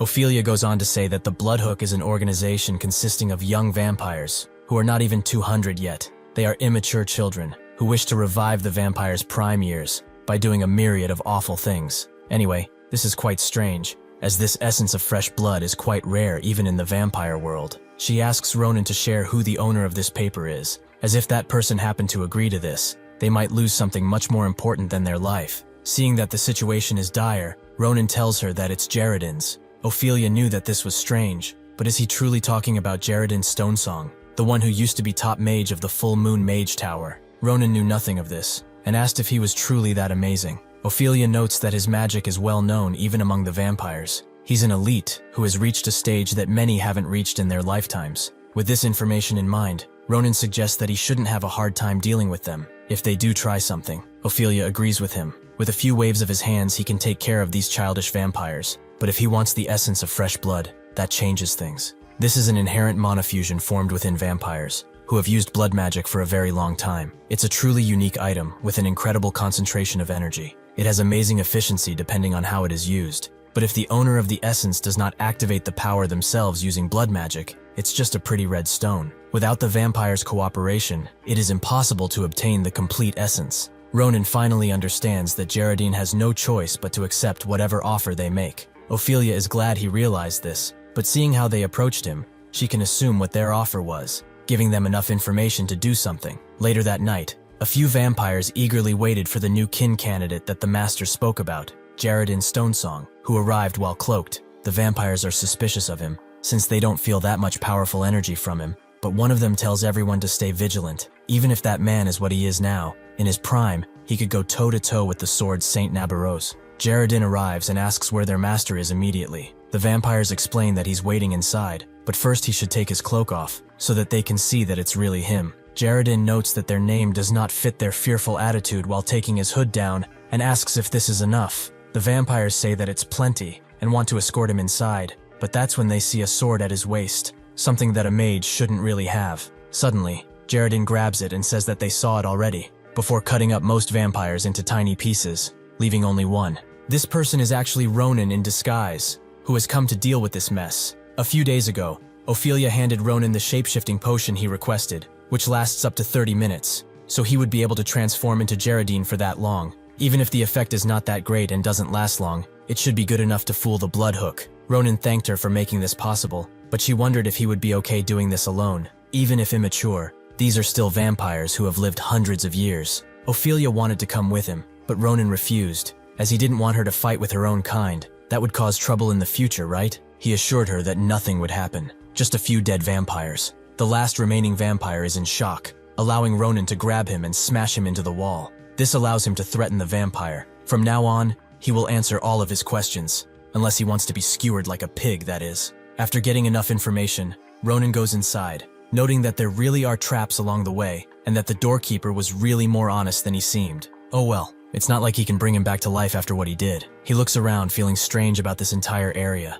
These patterns on the walls give him a sense of déjà vu, like he has been around here before. Suddenly, his nose is attacked by the smell of blood, meaning he has arrived at his destination. This place reeks of blood, but what are they even doing for it to permeate through this thick door? When he opens the door, he sees a shocking sight. Vampires are feasting on the corpses of innocents left and right, and at the center is their leader, who notes that he must have had a tiring journey to this place, but he should feel welcomed. He introduces himself as the leader of Bloodhook, Zwei von Arnstaffel. He apologizes for welcoming him into such a mess. He arrived much later than expected, so they were having their evening meal. Would he like to join them? Ronan would like to cut them up right now, but he must remain calm and focus on his original goal. He says that he will pass, as he's a bit queasy. Besides that, this is quite the crowd for one meal. Zwei tells him to not feel burdened and to welcome such talent. It's only natural they put in this much effort. It's been quite a while since the entire Bloodhook group gathered like this, but he hopes this will show him how serious they are. Ronan notes that as long as he gets the fresh blood, he doesn't care. So what's the deal? Zwei knows that he might have guessed already, but it will all be done through a blood pact that stakes his life. He will basically become one of them. Ronan notes that they are really asking something ridiculous. Does he really want him to become their slave? Zwei says that the way he thinks is really shameful. This is something much more than the offer to become their slave. This is an opportunity for him to shed his humanity and gain the honor of becoming a vampire. They are going to bring new life to the clan, and in order to do that, they need to overthrow the older generation, which is very pacifistic in nature. He's just offering him a chance to be at the forefront of this historical moment. He will be a proud warrior in the holy war to revive their kind. Is it not such an honor? Ronan doesn't know what to say about that, but he knows that he's amazingly insane. Zwei is glad that he understands, although it still might be difficult for him to understand their intentions. However, he should understand that this is his only chance to obtain this item. If this deal is broken, there will be no other way to get this item, because of how rare it is. Ronan knows from just the atmosphere that they are not planning on letting him refuse, which Zwei confirms, and is glad that he noticed. With a snap of his fingers, the vampires all surround him. Zwei tells him to not resist, as they have magical tools, top-quality ones, which completely nullify his magic. Even if he does force himself, his mana core will burst, and he will never be able to use magic again. He should think positively about this. He wouldn't want his wife to become a tasty frozen blood bag, right? Like the corpses they feasted on tonight. Now he should just stay still and accept this gift of theirs. Ronan notes that they really went all in with the preparations, but it's quite fortunate that he came instead of Jaredin. Zwei is quite confused and asks who he is. How did a human get here? In an instant, Ronan cuts the vampires behind him and says that it doesn't matter. He's just here to take care of some bloodsuckers who are way in over their heads. Zwei asks who he is, and how he dares to come here in this sacred place. Ronan instantly rushes to him and cuts his hand off before he can summon any magic. This allows Ronan to cut all of his appendages off, making him scream out in pain. Despite his injuries, Zwei is still threatening him, making Ronan throw him into the wall with full force. He should shut the fuck up for a bit, as he will leave him for the grand finale. The other vampires are shaken, as even if he was being sloppy, Zwei shouldn't have been defeated so effortlessly. Now that they know that this man in front of them is no ordinary human, they must stay vigilant against him. Ronan heard previously that they used blood as weapons, and now he has found out that it's true. How disgusting. They all charge him at once, with one of them sealing his feet to make him an easier target. Ronan blocks one attack after another before going on the counterattack and slashing the two vampires in front of him. Two more pop up behind him, but due to their sloppy movements, he has enough time to turn and slash them. He continues to fight like this, but the ones he doesn't kill instantly have time to regenerate, which is quite annoying for him. One of them uses a ranged attack, aiming straight for Ronan's head, but he dodges swiftly. Still, Ronan feels that this was an intermediate rank ability, meaning that the Bloodhook group is quite well off considering. The woman who regenerated rushes with great anther into battle, but Ronan cuts her head off and continues his rampage everywhere else. Even with their numbers and prowess, they aren't enough to deal with someone like him. One of the vampires who was spared the onslaught is going crazy. How is a human doing this when they are in a vacuum where humans cannot use mana, and his feet are also tied to the ground? Is the man in front of them truly human? Ronan asks him why he's not coming at him and just standing there like a dumbass. He's the only one left after all. He apologizes for fooling them like that, but they were the ones who did the fooling first, so no hard feelings? The vampire tries to run, which is a foolish venture, as Ronan instantly cuts him in half. He shouldn't have run, as he's leaving his leader behind. Now that there are no more mosquitoes to interrupt him, it's time he has a bit of fun with this bastard. Much later, Zui barely wakes up from his daze, more tired than ever. He feels like something is stabbing him constantly, which it is, as Ronan has just stabbed his leg in hopes of waking him up. He was getting quite worried for a second there. He thought his toy just died. As Zui realizes the pain he's in, he wonders how a single human kid killed all of their powerful members, and in seconds, no less. Ronan apologizes that his friends aren't in such good condition, but they kept on regenerating, so he couldn't just let them do that. However, if he doesn't want to suffer the same gruesome fate, then he should take out the damn essence of fresh blood while he's still not using his favorite torture methods. Zui starts to convulse and asks what he was doing when all of this was happening. If it were him, he would have been able to stop this human demon, so why was he not here, where he belonged? Ronan thinks that he's finally gone insane, which took him longer than expected, but that's when he notices the presence that was looming behind him. The man notes that he refuses to repeat himself, so he will only tell him once. Move. Ronan instantly backs away, and is surprised that man showed no killing intent. If he did, he knows that he would have died. The man is quite disappointed in Zui. When he made that offer, he thought that he would make Jaredin one of them. He dared to speak such grand words, but in the end, the only thing he could show him was this pathetic state. Unbelievably braised for a child of the Arnstoffel family. Since he has fallen so much, he also cannot see reason. He has failed their plan, so he will have to take back the essence of fresh blood. Ronan wonders what he means, but he doesn't have to wonder for long, as the man starts taking back his blood from Zui, who begs him for one more chance, as he becomes more and more shriveled up.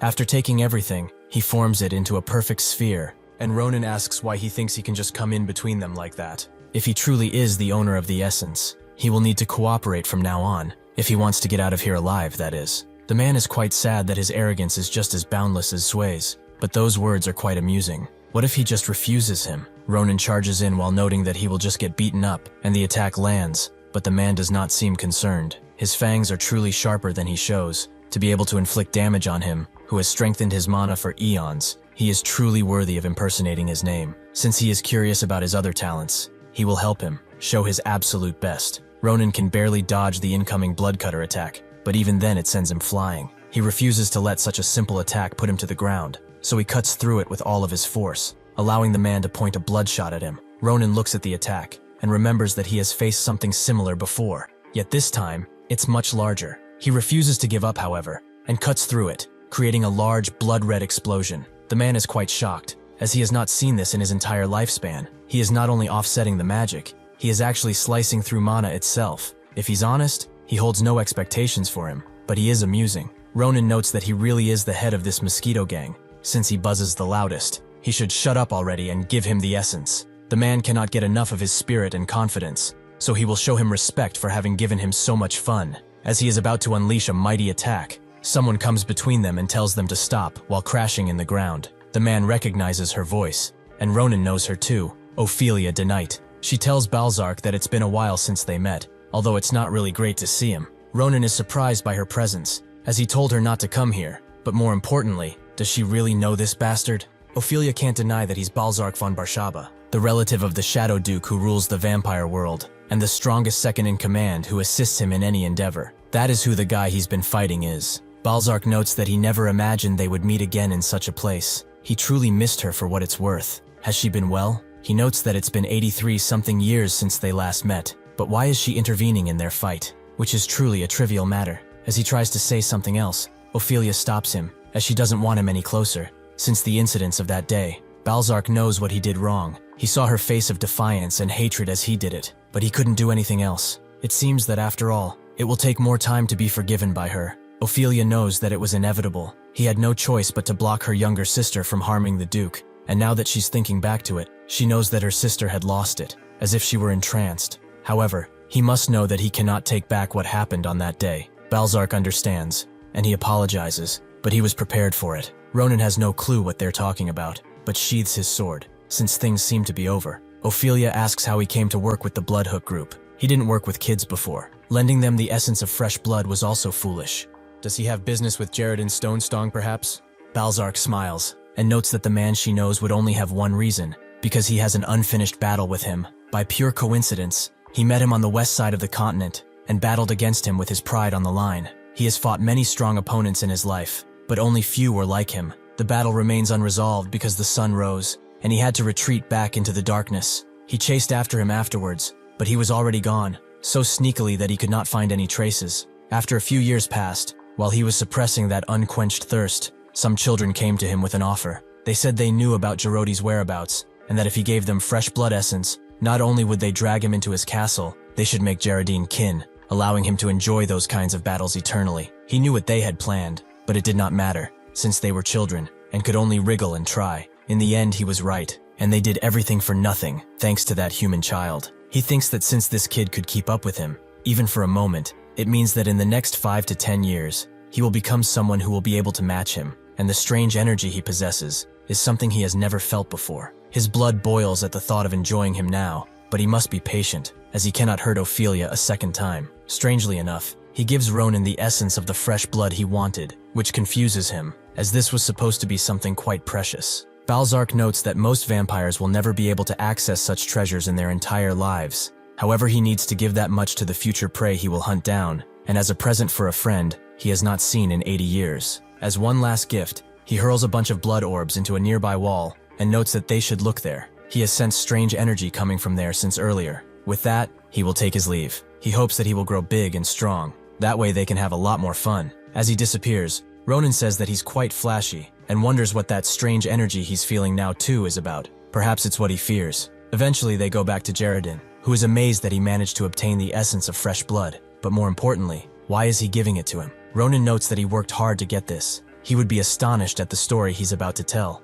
Before he can, however, Jaredin falls to his knees and thanks him from the bottom of his heart. He doesn't know how important this is to him, or how truly thankful he feels right now. Ronan sighs and crouches down to his level, mumbling about not having his moment of glory. Balzac appears outside, and says that fighting someone with no fighting spirit would be extremely boring. He only came today because he was curious about his old rival's situation, so she shouldn't worry. He will not do anything more. Ophelia knows he's not the type who would do these kinds of things. She just wanted to thank him for helping Ronan. Truly, Balzac is shocked to hear thanks coming from her, an advancement in these short 83 years. He should feel thankful to that Ronan human for allowing this to happen. Alas, he must leave, even though he would much like to stay and talk. Even among the vampires, there is an evil organization that is making trouble, and to his understanding, they were the ones who stirred the Bloodhook into doing this. However, if she ever needs him, she only needs to call his name, and he will answer. She will forever be his eternal rose. After this, Jaredin attempted his 144th experiment,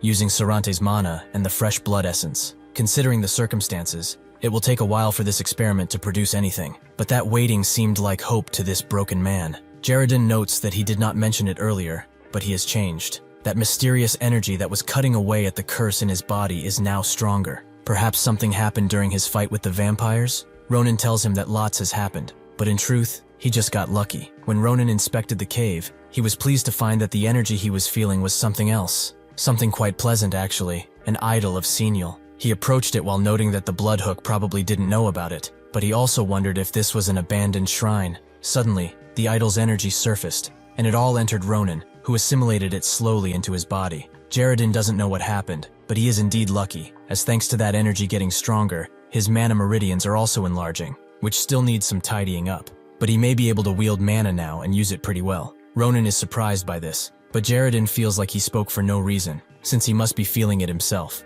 Ronan confirms that he can sense it way better than he does usually, but as he unsheathes his sword, he wonders if he will be able to use sword chi now. 4 days later, in the mountains of Ramira, in front of the Marba city, people are getting ready to evacuate, while armed forces are also coming in. Ronan and Schlieffen, accompanied by Acel, also arrive, with Ronan noting that there really must be a wyvern here. The reason they came to this random town is because 4 days ago, he received news from Schlieffen, who said that monsters surrounding the Ramira mountains were in a state of frenzy for an unknown reason. He said that the damage did not reach Nimbuton, and even some knights were sent, but that is not enough to appease him. Since this morning, more witnesses have popped up saying that a wyvern came by. Due to their flying abilities and deadly claws and fangs, even top-grade mercenaries are afraid to battle them, so if a pack gathers, they cannot guarantee his sister's safety. This is why they decided to prepare for her move a bit earlier than expected. Schlieffen is in full rage mode, as he cannot forgive those who dared to inconvenience Iris, who had all her plans set up. As soon as they get her to safety, he will end the bloodlines of the wyverns until there is none left on this earth. Ronan tells him to stop whining and split up here. He should go ahead with the knights while he and Acel follow behind. Schlieffen asks why they split up, so Ronan explains that he's going to look around. There's just something that's making him uncomfortable about this whole ordeal. He also shouldn't try to hit on his sister while he's there, if he doesn't want his head cut off. Schlieffen says that he would never do something so absurd, but since he has something to check, he will graciously accept the task of keeping her safe, and go first. Ronan lets him go this time, but Acel asks what's wrong. Does he feel anything strange? Ronan explains that the monsters who were all peaceful suddenly started to act up, and large-sized monsters have begun showing themselves too, which is a familiar pattern. When they visited Grand Carpadoki and the Vadian Mountains after that, this exact thing happened, because of the actions of those freaks. Acel finally understands. He suspects that the ones behind this are the Nebula Clasier. Ronan confirms as such, although it is a guess now, so they should investigate the area and find the main cause. Since Prohibition isn't working now, the one who can find those with special mana is him, and only him. Later, in a deep part of the forest, a bunch of orcs, big and small, stand ready to strike, under a man who notes that all of the monsters have been subjugated. It's a shame. If it were not for Lord Varen's direct order, he would have crushed all of the non-believers in the area. Suddenly, one of the orcs begins making weird noises, which the man knows that they only make when they are terrified, and more begin to do so as well. They should not be able to feel anything when they are under his spell, but something suddenly approaches from the forest, and his aura makes the man just as horrified too. He sees his huge scimitar, and his sharp claws, ready to tear into his flesh. Why is this man here? The beast asks why he's hiding, and before the Nebula Clasier man can say anything, the beast takes his head and crushes it in his hand. This makes the orcs have control of their bodies too, but the beast takes care of them all with a single claw strike. He will hunt all those who stand in the darkness and fear showing themselves. This is the Sword Saint, Jaipa Turgung. As Ronan and Acel explore, they find a route that has been blocked, and by werehumans no less.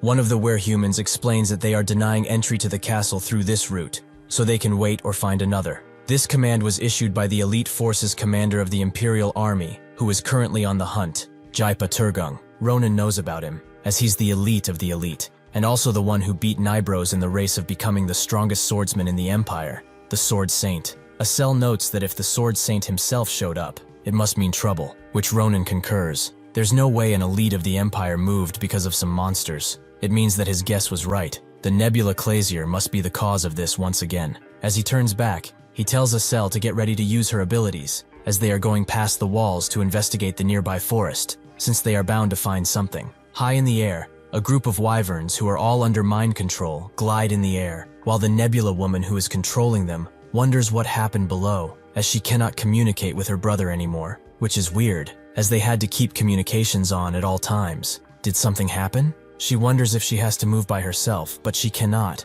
as this plan is centered around the wyverns, so she cannot do anything by herself, or Master Varen will have her head. She decides to move on the planned route, as her only job is to maintain the brainwashing on the wyverns. Down below, Ronan and Acel get ready to strike, with Ronan telling her to begin her attack. Sure enough, mere seconds later, one of the wyverns is struck out of the air with a huge boulder, making the Nebula woman confused about where it even came from. Acel is holding it with little effort on her part, and with some force, she makes it explode, making the wyvern too injured to oppose them. The Nebula woman can't believe that there is someone who can manipulate a boulder of that size, but something more shocking happens right next to her. As Ronan jumps in on the other wyvern, and notes that this is a perfect opponent to test his sword chi against. The wyvern can only look at him before it is cleanly beheaded. Ronin is surprised at how strong it is. Mana really changes the game. He continues to cut the head of the other one, making the woman wonder how something like this is possible. Ronin lands on her wyvern and says that it's obvious where monsters this big can go without being seen. He's a local of this place,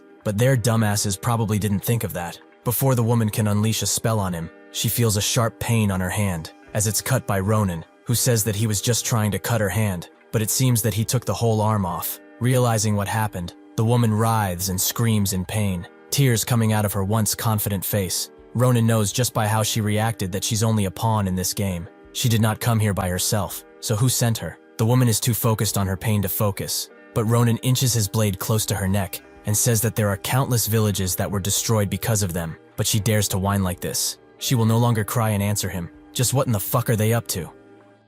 The woman, still having a bit of a fight in her, says that she has been personally chosen by the Starlight and will not ruin their important mission because of some miscreant. With those words and a fiery look, she activates an ability, surprising Ronin and making him wonder what she's about to do. What he doesn't see is that above, a gigantic wyvern has been summoned and is charging down towards him. He only sees it when it's right above him and roars loudly. Ronin figures out that this wyvern was hiding so high in the clouds that he could not sense him, and the woman laughs, as it's far too late for him to do anything. Out of all of the wyverns, this is the best one she has. Somebody as weak as him will be swallowed in the name of the Starlight. As soon as the wyvern does attempt to do just that, he is cut completely in half by none other than Jaipa, who seems to have a grudge against the woman. She falls into despair before growing madder than ever before and asking what he is doing here. Ronin is also shocked. He didn't expect to see the sword Saint Jaipa here. He cannot discern between friend and foe and sees Ronin as an enemy as well. To deal with that, he unleashes a big slash that Ronin can barely see as it cuts the red wyvern into tiny little pieces, rendering its flesh like a piece of cheese. As he starts to fall, Ronin is amazed by his abilities, as he did not even need his blade. He did that with his claws. This does not make a lick of sense. Before they can fall, Jaipa suddenly grabs him and kicks the woman into the ground with extreme force. Having taken care of her, this only leaves Ronin, and Jaipa orders him to answer truthfully. What is he? He does not feel as hollow as the other religious fanatics, which is quite strange. Ronin naturally gets mad and asks how he dared to lump him in with those bastards. Does he really want to die right here? Jaipa is caught by surprise, allowing Ronin to charge up an attack and throw it at Jaipa, who only looks at it as it hits him. This has allowed Ronin to back away, but the difference between them is proven once again. Jaipa did not even bother blocking the attack. He just took it and is now staring him down. Now Ronin understands why Nabarose had trouble with this guy. Even without fighting him well, he knows that he cannot win. However, that does not mean he will just stay still and accept his help. He will wait for him to put his guard down and strike again. Jaipa sees his beastly eyes and recognizes him as a warrior. Ronin is surprised and asks what kind of trick he is trying to pull. Jaipa interrupts him by noting that he will greet him as a warrior, so he should lift his sword with pride. Ronin is overwhelmed by his aura, but Jaipa is not done yet, as he says that he will attack straight in the middle. He should try and protect himself, if he can. The attack falls on Ronin with extreme force, so much so in fact that it lights up the entire area in a blue haze. After the dust from the attack begins to falter, Jaipa is quite impressed by what he is seeing. Even if he lacks some much-needed strength, his defense is something in which he cannot see any flaws. However, something has been bugging him. His movements are familiar to him. He has felt them before. Is he perhaps the disciple of Nabarose? While staring him down, Ronin says that he is of the Philion Academy, making Jaipa ask why he's announcing himself so.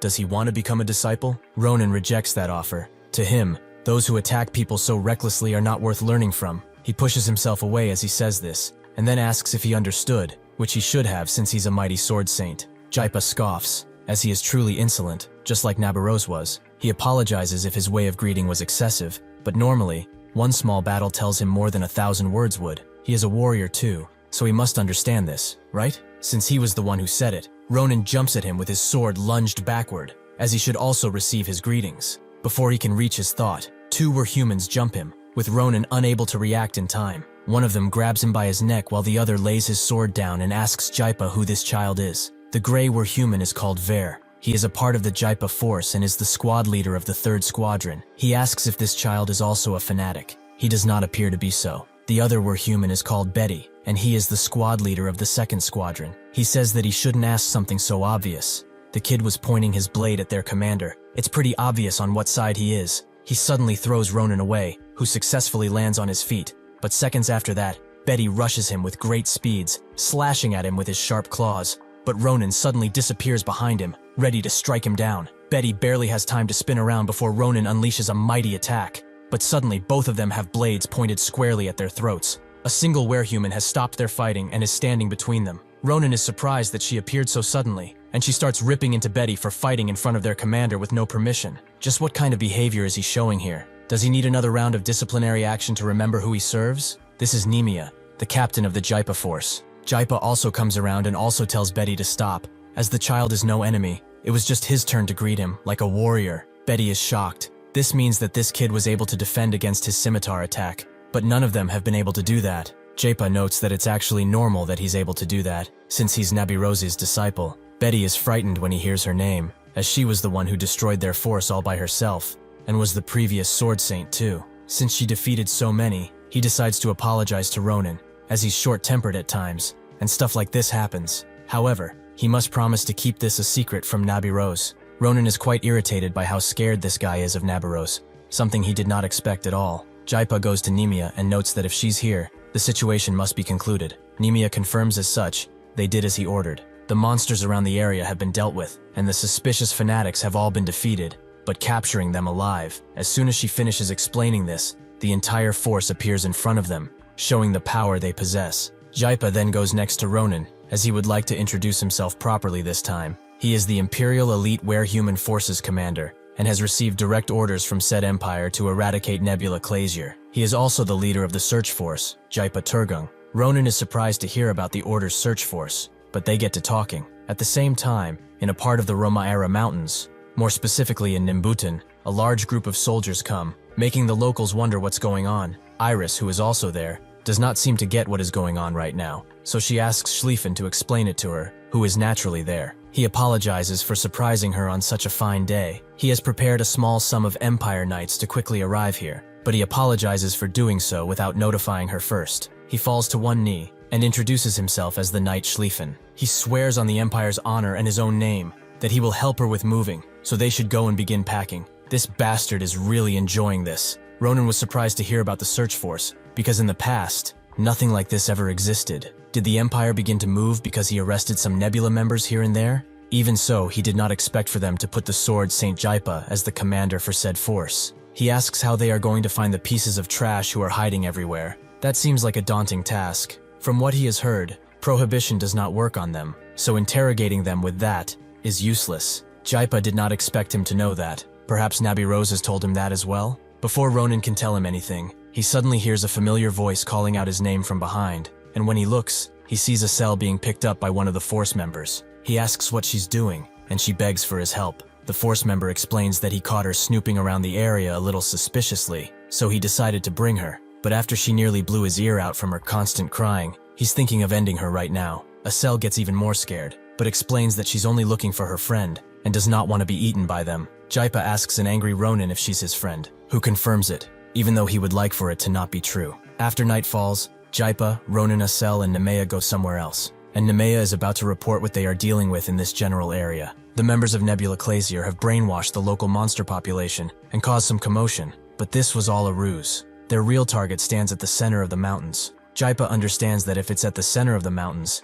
their real goal must be Romaira's mountain road. This place is one of the most important transportation paths for the Empire. A third of the supplies distributed imperially circulate through this rather dangerous road. If this place were to be destroyed or heavily damaged, one of the Empire's most important pillars of economy would be knocked down in an instant and cause a heavy blow to the Empire.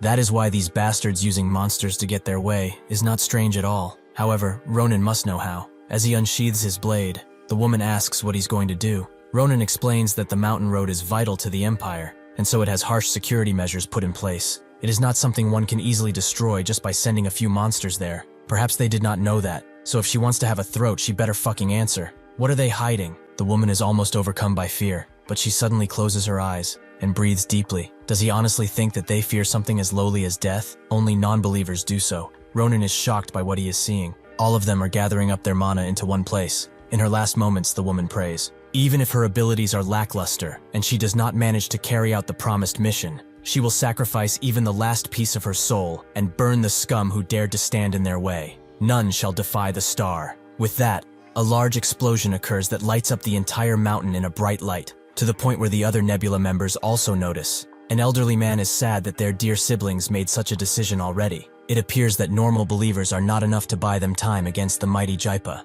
Truly thought, to have to sacrifice such precious believers. How saddening. One of his henchmen, who calls him Varen, says that catching Jaipa is too difficult for their current numbers. Should they not try another day? Varen refuses, saying that would just give them more time to prepare countermeasures, and will end up making their mission much harder to carry out. They cannot delay their holy visage any longer, and even if not at the center, the middle of these mountains will do just fine. Tonight, the non-believers will be punished for their crimes, and the star will smile. As soon as he ends his speech, Varen activates the item he was holding, which creates a pretty sizable circle of light around them. This is a detonator that was made by the great inventor Alibrihe, and is a masterpiece that contains 30 layers of hand-engraved magic. After absorbing mana from the vein, the 30 layers shall amplify, and that will be the catalyst that will cause this entire area to burn to ashes. All they have to do from now on is protect this bomb from the enemy, who have surely noticed by now that the vein's mana is fluctuating. Evan, a former Saran Knight commander, and Brua, a former green mage at the top mage tower, agree.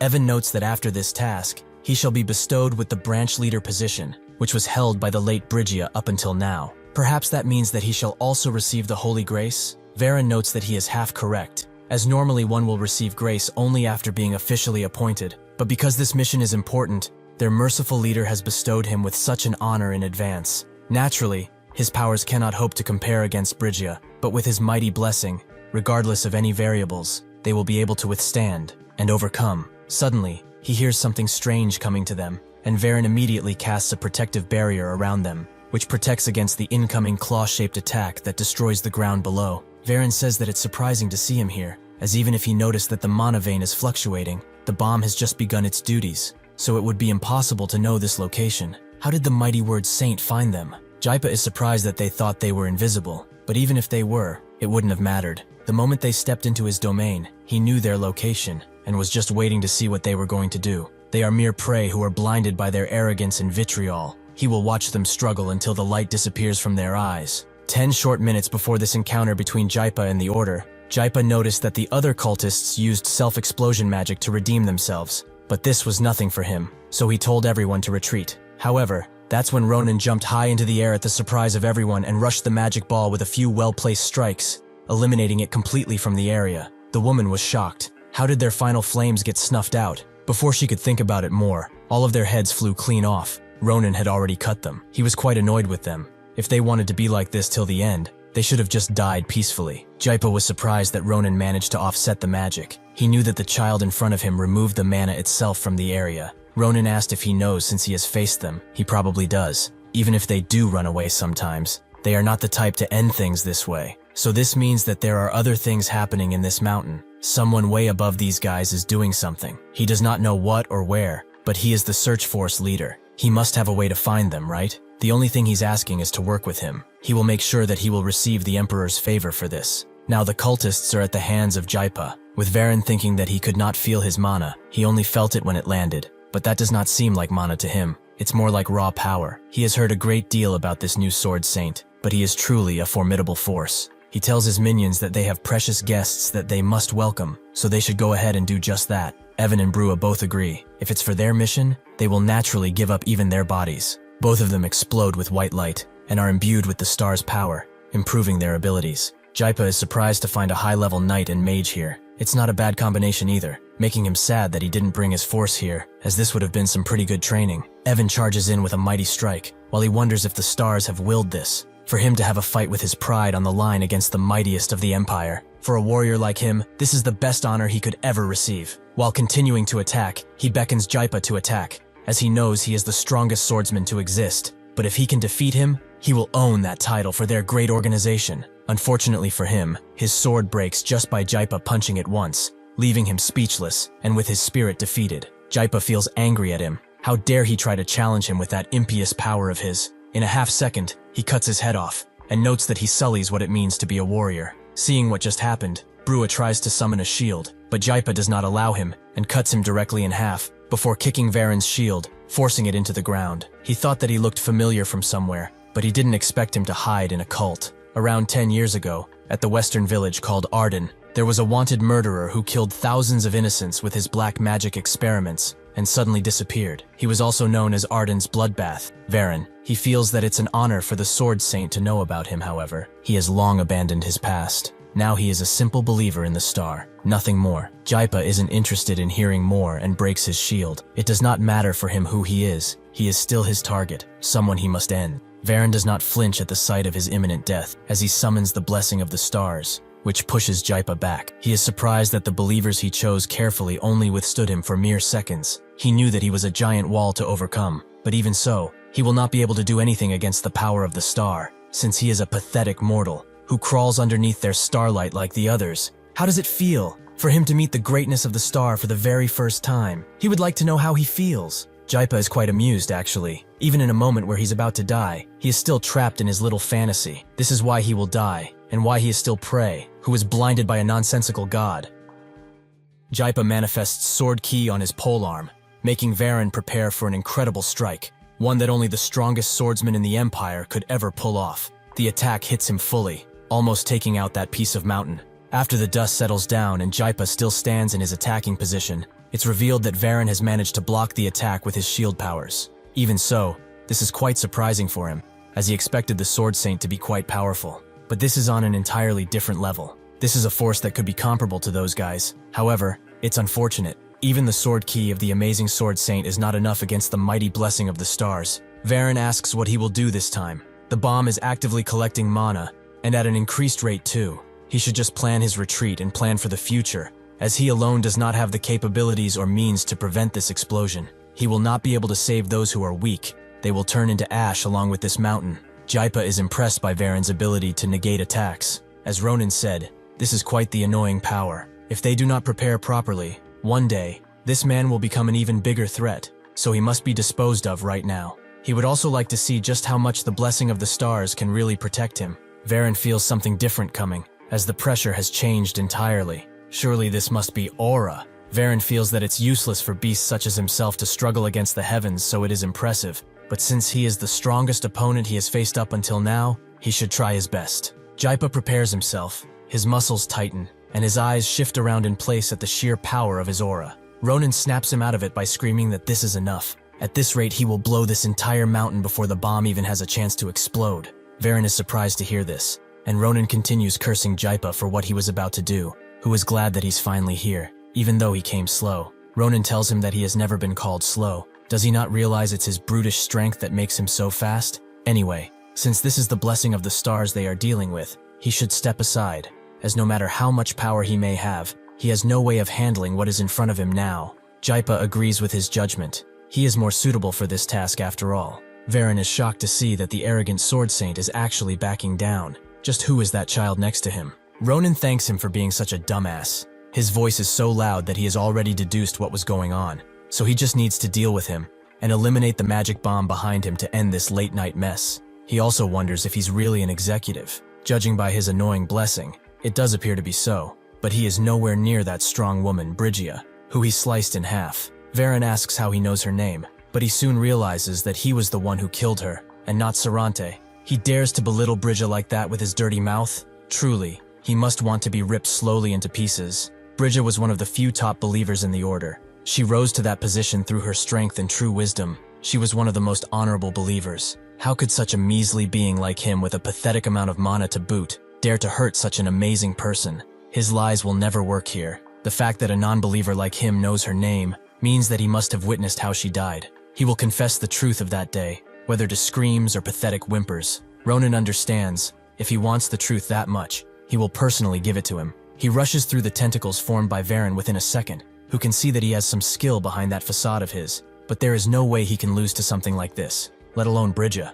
Unfortunately for him, he's wrong, as Ronan cuts right through his blessing and him, leaving him a pile or body parts on the ground. Ronan confirms that Brygia yapped the same way he did before he cuts the main power line of the bomb, ending its consumption of mana. She also died the same pathetic way he did, so does he have any other questions he would like to indulge in before he's sent to hell? As Varen looks at his own blood, he thinks that this is impossible. There's no way that the blade of a young child can pierce through the blessing of the star. The only time he has seen such power is from the Order leader. Before he can wonder who this human boy can possibly be, Ronan cuts his head in two, ending his misery once and for all. Jaipa comes around and asks if he's killed him, who confirms as such. The ordinary believers ended up trying something quite radical, so an executive could have probably done something even worse than they did. They also decided to use a radical approach to this situation. They must be careful and attentive for a while. Jaipa trusts that to be a wise judgment, they must not be blinded by their goal, although it's a shame that he couldn't properly face the blessing of the stars. If he could fight him once more, perhaps he could have done something.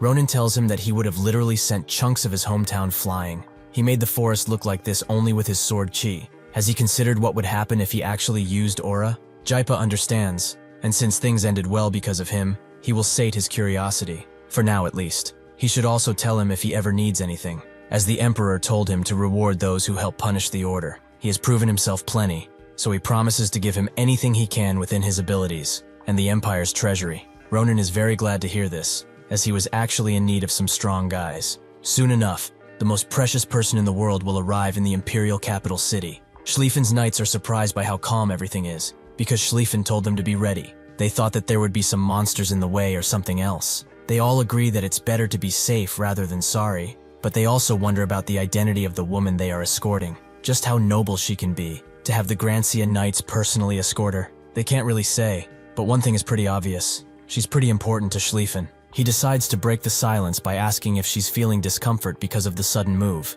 If her ride is bad, she should not hesitate to tell him. Iris denies such a notion. This thing is more comfortable than any furniture she had at home. Iris suddenly asks if he's not tired because he rode the horse all day long. If he would like, he could come and ride with her. Schlieffen's very soul would like to accept, but his sense of duty makes him refuse, as he's carrying out an extremely important mission right now. However, he is glad that she's enjoying her journey. If she ever needs a break, she should let them know. Suddenly, the entire ground begins to shake, and the horses get spooked. They can all feel that something big is approaching, something that threatens their lives. Schlieffen jumps off of his horse and rallies his soldiers, telling them to prioritize the safety of Iris above all else. With the honor of their house on the line, the knights all get lined up, but Schlieffen can't believe that they are facing such a gigantic threat. Just the act of the enemy approaching is already overwhelming him. Before Schlieffen can wonder who it even is, he suddenly gets attacked by Jaipa, making them engage in a beautiful clash of swords that has everything around them flying. He has heard the rumors, but even those are an understatement. That was some incredible resistance for the rising star of the Empire. If the next generation Sword Saint is a human, it must be one of them too. Schlieffen asks why he's pointing a blade at the Grancia flag, but Jaipa says that it was just a greeting. A warrior like him must know. A clash of blades speaks for 100 words. Ronan screams at him that this type of thing only works in the north where he lives. Schlieffen is surprised to see him, but he tells him that they came here to support. He shouldn't be upset at what happened earlier, as now they have some really good porters. The knights are surprised to see Jaipa's army, but Ronan is more curious to see if his sister was escorted well or not. The next day, they arrive in the capital city, where Iris can't believe what she's seeing. Is this palace where they will really live from now on? Ronan notes that she doesn't have to ask a million times. She just needs to live peacefully from now on, and since it's right in front of the school, they can meet often. Schlieffen explains that they hired the craftsman who works with their family to help with the interior and installation of appliances. He can only hope that she likes it. Iris grabs his hand and notes that this place is like a fairy tale. She thanks them both for what they did. However, she will not allow them to leave unrewarded. They should stop for a while and have some of her cooking, which she's confident in. Ronan hasn't had her cooking in a while, and Schlieffen is very excited to finally have a meal with her. Outside of the room, Nabarose approaches and screams at someone, asking them what they are doing here. Ronan knows what happened just from this. Nabarose and Jaipa have met, and it's not something they really wanted to allow. They move outside of the house, where Jaipa says that it's been a while, and her temperament seems to haven't improved even a little bit. Will she be able to teach the students of this school properly like this? Nabarose asks if he's really questioning her teaching capabilities, but this is not a place for him to be in. He should not overstep his welcome and get going already. Jaipa is impressed that her tongue is as sharp as ever. He's curious to see if her abilities can keep up with her words. Has she not gotten over her past defeats? Has she not gotten over that day when she lost the Sword Saint position to him? Everyone freezes as he asks this, and Nabarose slowly unsheathes her sword, as it's better if they confirmed it right here. Even if they would want to, Jaipa's men cannot move anymore. They are all paralyzed because of Nabarose's mighty grieving snake. Jaipa is amazed. She is not using her full power, yet his body has become stiff. She sure has grown to become quite interesting. If she wishes to fight once again, he will fulfill her wish, but he will not hold back at all. Their auras clash with each other, blackening the sky around them. But that's when Ronan screams if they are out of their right minds. Just what the fuck are they doing in someone's front porch? He's barely being stopped by Iris, but he vows, if as much as a hair on his sister's hair gets damaged, all of them are dead. He manages to stop the impending fight, but Ronan is really annoyed. They are no better than school children. Do they know what would have happened because of their pathetic fight over pride? Are they not embarrassed of themselves? Jaipa admits that he lost his cool, behaving so indecently. Just because a snake woman provoked him is really rude on his part, so he apologizes. Since the move has been a success, he and his team will withdraw, though he hopes that he will become even stronger by their next meeting. With a simple goodbye, they all vanish, letting Ronan finally breathe, as that guy is really flashy for a sword saint. He tries to tell Nabarose something, but she only cares about his explanation, and he better not leave out a single detail. Ronan knows that there's no way out of this, so he invites her inside, where he explains everything over tea. Nabarose understands that this was just a reward for his contributions at Ramira. That's why that beast was here. He sure must like him a lot if he did something like that for a human.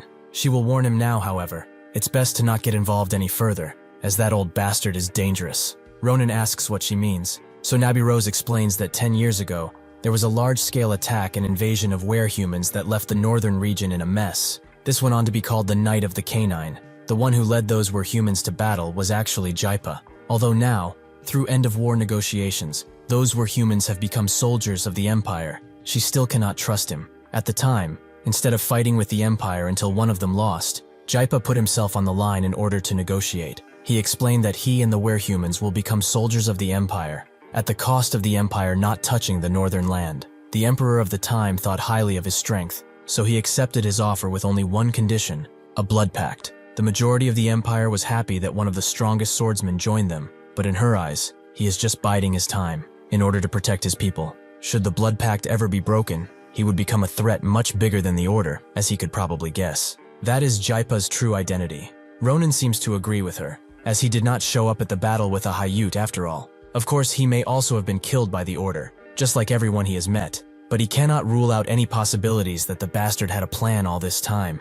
Nabarose sees that he's deep in thought, so she apologizes for getting him distracted, but what he said earlier was the truth, right? Can he freely manifest sword chi now? Ronan confirms as such, although it's still simple compared to hers. Nabarose is glad that Jaradine was useful for once, but they should go and begin his lesson already. She would really like to see just how much he has grown during his journey. Meanwhile, Schlieffen is having the time of his life while eating Iris's cooking. Nabarose tells Ronan that the method to confirm his growth is pretty easy. All he has to do is show her his sword chi. He should be careful not to cut with physical force, but with the sword chi that is based on his mana. Ronan knows this already, and so he prepares a light strike against the training dolls. He unleashes it swiftly, but even if the attack is fast, it dissipates just before making contact with the dolls. Ronan is surprised by this, as a few days ago, this would have flown out much further, so he would like to try again. Nabarose denies him that chance, as even though it's pretty big that he can imbue mana into his blade, he has not reached a level where he can call it sword chi quite yet.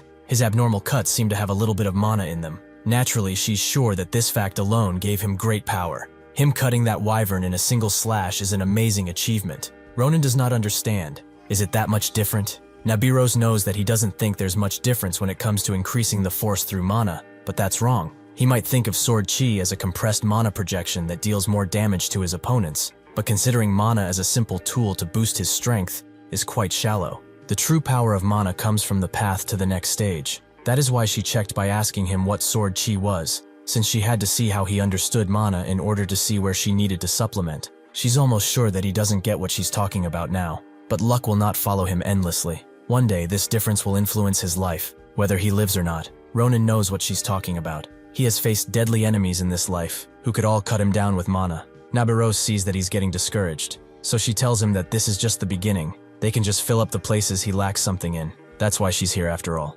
Currently, they need to make becoming strong the simple part, so that in the future, something like this will become possible. Ronan wonders why she took his sword, but she suddenly starts emanating a deadly sword chi. He should watch closely, as this is the true form of his blade. Ronan is surprised to see that La Mancha had other forms, especially one so red, and Nabarose notes that it resonates with the mana she put in, allowing it to manifest its true power. Weapons like her Urusa or Duke Grancia's Pale Road, which were created by master craftsmen and are considered legendary, naturally hide their true power. This true power that can be revealed out of these weapons is several times stronger than normal, as shown here. Daron seems to have created a masterpieces, a true blade. Ronin is amazed. She actually destroyed the training room floor, which has been reinforced with magic, in a single strike, even though he couldn't make a dent in it. Nabarose tells him that his level of mana is too low for this blade to resonate with. The blade knows best of his amateur mana level. Ronin feels a bit insulted, but thanks to this, he has a clear goal now. He immediately asks what he should do first.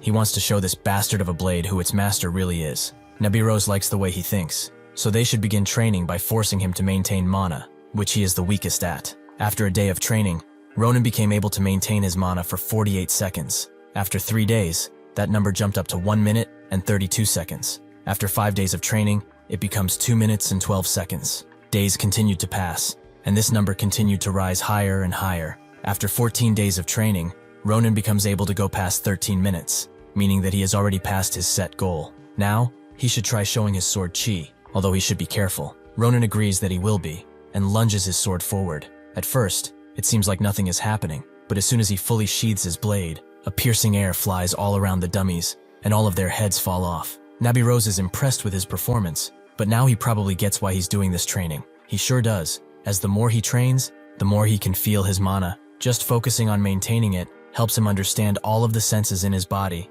and more importantly, just how much potential his inherent mana has. Nabarose is glad that he finally got the basics down, but that's when Geraldine appears, saying that having a student work overnight is something only she would do, although it's to be expected from the long-sworded scoundrel. He apologizes for interrupting their training, but he wants a bit of their time, as he has something important to tell them about Ronin and his condition. Ronin is surprised that Geraldine came all this way to give them the news, and also notices that he looks better somehow. Nabarose figures that this must be about Ronin's mana, which Geraldine confirms. He has quite the unique constitution, so regular checkups are a must. Nabarose wonders if this is the only excuse he has to lamely extort her pupil. If it is so, she has the perfect thing to give him. Geraldine tells her to calm down. This is not the mercenary corps, as it's not what she thinks. She should let go of that long sword of hers. He only came to keep a promise, as because of Ronin, Sunya, who has made no progress in all these years, has finally started to show signs of hope. Nabarose is shocked to hear this, and Geraldine tells her that there's still a long way to go, but he would love it if she could visit sometime. Sunya loved her adventure stories after all. Additionally, Ronin's condition is strange, yes, but he's actually here to talk about her other pupil too, Adishan. He has been researching her, as per Ronin's request. He cannot be certain of this yet, but if his theory is right, that child holds great danger in her, a power that she cannot hope to handle by herself. He figures that Nabarose already saw the danger behind that power, and so she kept her close in order to see what she would do. He tries to explain further, but Nabarose stops him, as her Adishan is not as fragile as he thinks. He's drawing conclusions about her, when he doesn't even know her. Geraldine can see the determination in her eyes, and stops there if she's going so far. He will leave that child to her discretion. After this, Ronin talks with Geraldine, noticing that Nabarose looks pretty mad. He also heard him talking about the mercenary corps earlier. Did they work there together? Geraldine confirms it. Around 10 years ago or so, they were quite famous in the south. Their first meeting wasn't the best, but that's just how they met. They received commissions to eliminate each other, and began to move. He could never forget that day, because the Nabarose of that time was the true incarnation of death. That day, he felt a fear he would never be able to put into words. Compared to those times, she's much more docile now, making Ronin surprised that her current state is an improvement. Geraldine continues his story, saying that he almost died in that encounter. If Sunya, a person from the area, had not saved him, he would have died on that dirt road, and probably gotten eaten by the wolves too.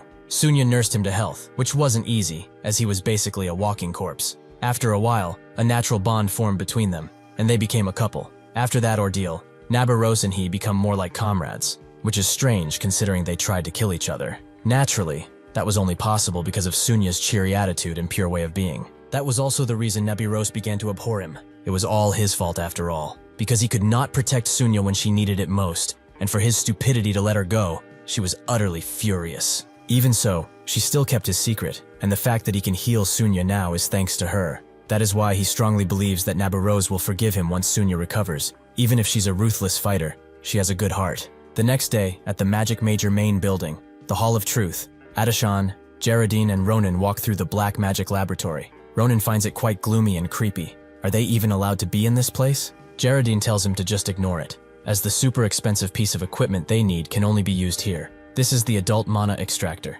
the best magic tool for pulling out the inborn mana out of a living being. There are other people who are like them, who cannot understand their mana, and they would pay with entire fortunes for just a chance to use this thing. He tells Adishan to stand in the middle. It's finally time to see that power hidden inside of her. Geraldine hopes that she has mentally prepared herself, and with that, begins the extraction. Instantly, black mist begins to come out of Adishan's body, and it spreads all around, making the test subjects in this laboratory react. Ronan is amazed. Even if she has not used her abilities before, she still has an influence. The Grand Commander he knows was called the Iron Lady, and it wasn't for nothing, as she ruled the battlefield. She had and still has the strongest and most evil power in the entire history of the Empire. Adishan asks why her mana is this color, and Geraldine knows there's no room for interpretation. What this is shadow mana. Adishan is surprised. She has heard about it from Ronan, but she never heard about it from anywhere else. Geraldine says that it's only natural. Anything about shadow mana is a top secret within the Empire, so finding out about it is difficult. This also makes him wonder how Ronan knows about it, but no matter. Shadow mana is usually dormant for a few years at least, possibly hundreds of years, and even if it does manifest in the user's lifetime, most people cannot handle it and die. She should now be able to feel it because a little is leaking out. She can feel that there's something fundamentally different from the mana they use.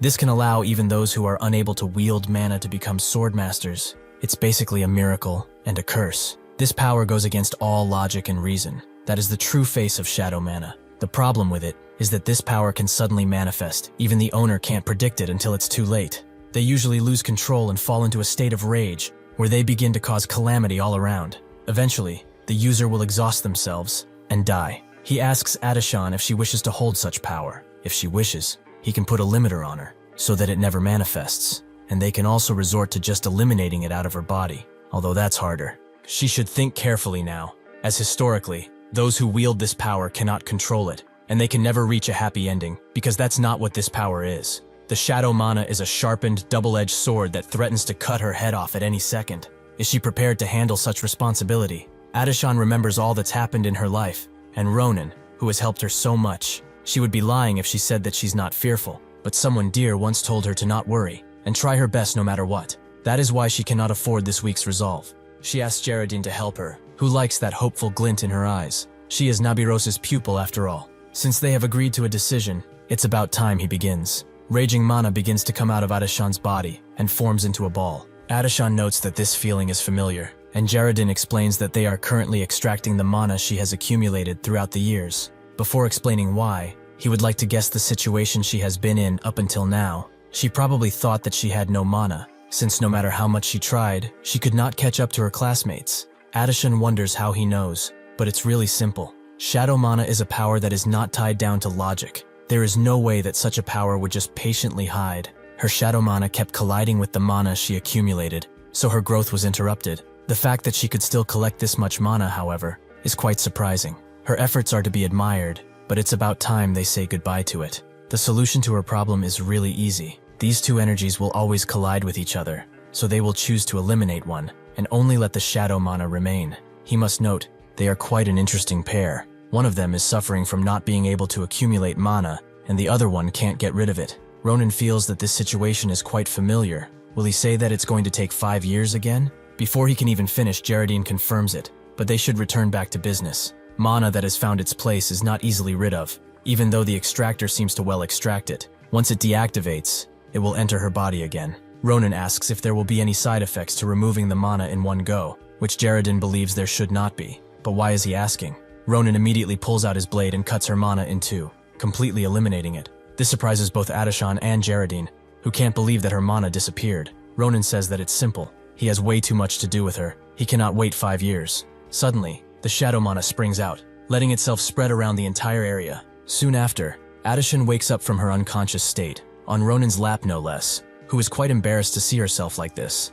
But why did she faint? The test subjects immediately begin to roar and claw as she wakes up, making Adishan question why that's happening. Ronan says that it's because of her, and Geraldine adds that since her original mana is gone, the shadow mana within her rages, leading to this. Congratulations are in order, as regardless of process, they have succeeded. The foreign feeling she is now feeling in her heart is the pure shadow mana. That is the new power she must learn to wield. Adishan is surprised. It's much heavier and colder than normal mana. Geraldine chalks it up to it being activated strongly right now. Soon it will return to its original state, although she does not seem to mind. She should start to slowly learn what abilities she has obtained through the awakening of her mana, but they should quiet these subjects first. Ronan tells him to wait, and let Adashan do that instead. She should tell the test subjects to be quiet. That should be possible within her limits right now. Adashan does so sheepishly, and the subjects do actually calm down. Jaredin is shocked. Normal brainwashing takes an incredible amount of mana to do, and also needs magic tools,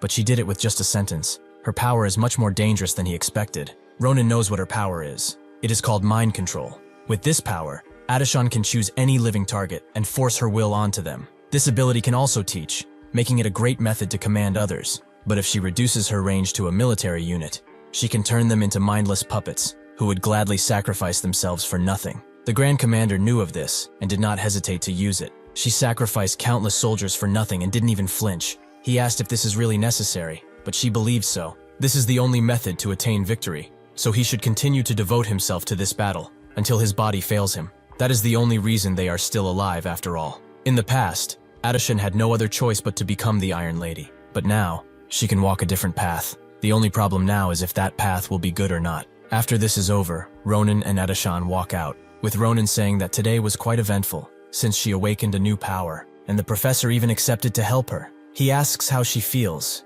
as she's closer to her dream, but she does not seem to be excited at all. Adashan knows, if this power continues to grow, it will eventually reach people. Is it really okay for her to use something so dangerous? She was excited at first, that she finally obtained this power. It felt like her dream was closer, but after seeing its true nature, she has become afraid of it. What if one day, she will think that this power is their only salvation, and use innocent people as sacrifice in order to obtain what she wants? What if she becomes a monster who will do anything for victory? Ronan is happy, but also a little sad that she understood that side of her ability. In his past life, her plans were always almost perfect, and her outstanding judgment saved the lives of countless people. She became a beacon and guided humanity to a better tomorrow. However, there had to be sacrifices, soldiers who were dominated by her ability, and nobody can deny that they were ruthlessly sacrificed. Adashan is not so corrupted yet, so she tells Ronan to stop her if anything happens. She knows that if that moment comes, and he is by her side, she will have the strength to overcome it,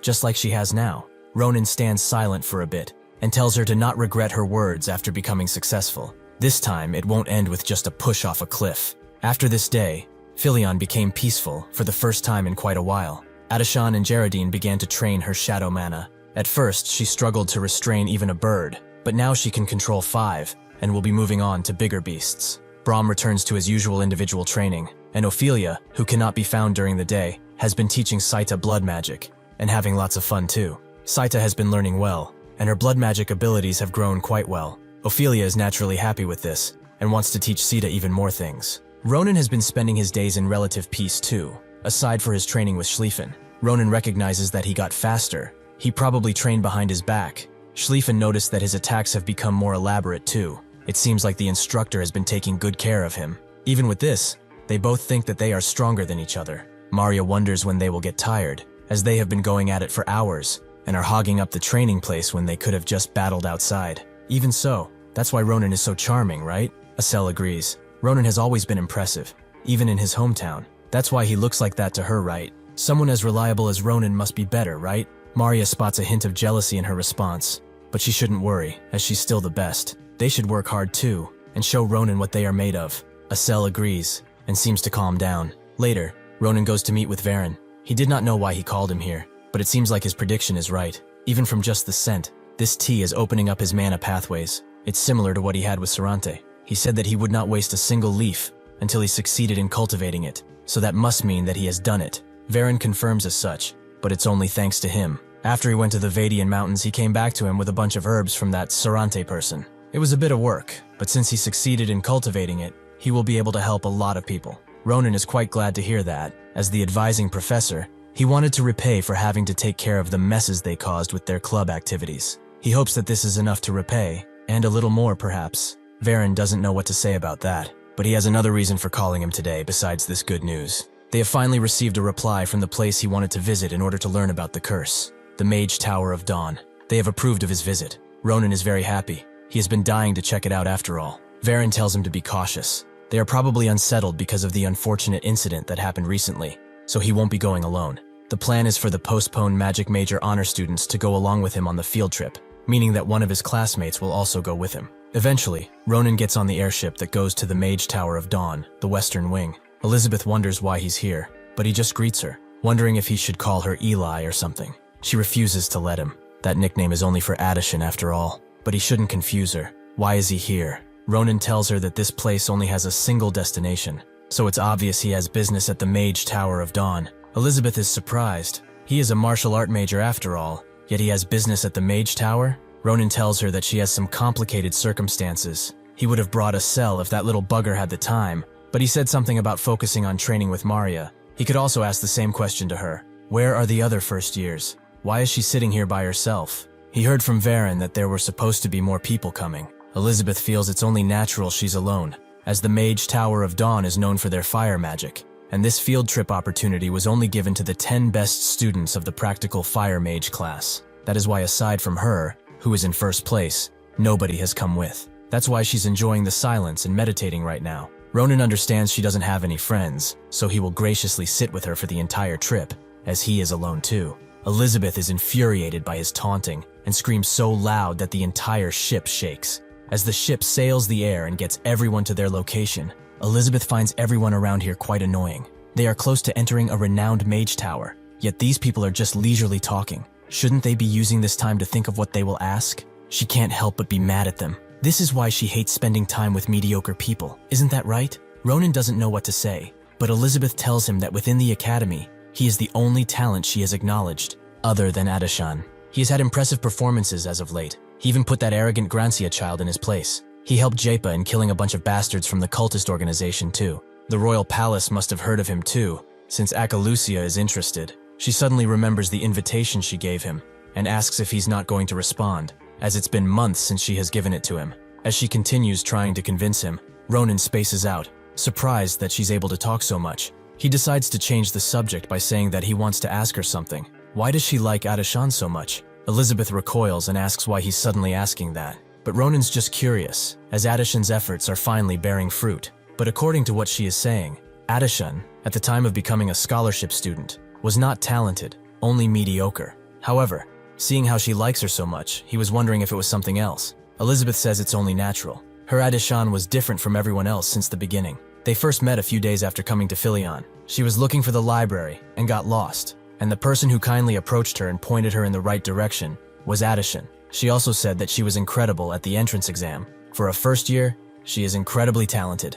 Elizabeth has heard this again and again, and after these compliments, everyone always follows it with one of a few things. Either the blood of the Akalushas is different, or she was born with talent. They sound like compliments, but they do not flatter her at all. These people are saying that everything she has achieved up until now was because she was born this way. However, Addishan only wondered how hard she worked to get that far at such a young age. She couldn't even imagine it. Elizabeth was shocked, and Addishan apologized for talking like she knows her, but if she's ever in a hard spot, she can come to her. She might not help much, but she will always be here if she needs some advice. Elizabeth notes that the way she felt then is important to her, but above everything, Addishan is just too beautiful. Her hair is dark and silk-like, which makes her slender body come out even more. Ronan is quite shocked. Are all these so-called geniuses freaks? Well, it doesn't matter, as having a relationship with Elizabeth will help Addishan in many ways. Suddenly, he feels something approaching the ship and tells Elizabeth to grab her wand quickly, as something is coming. Ronan grabs her and immediately jumps at the top of the ship,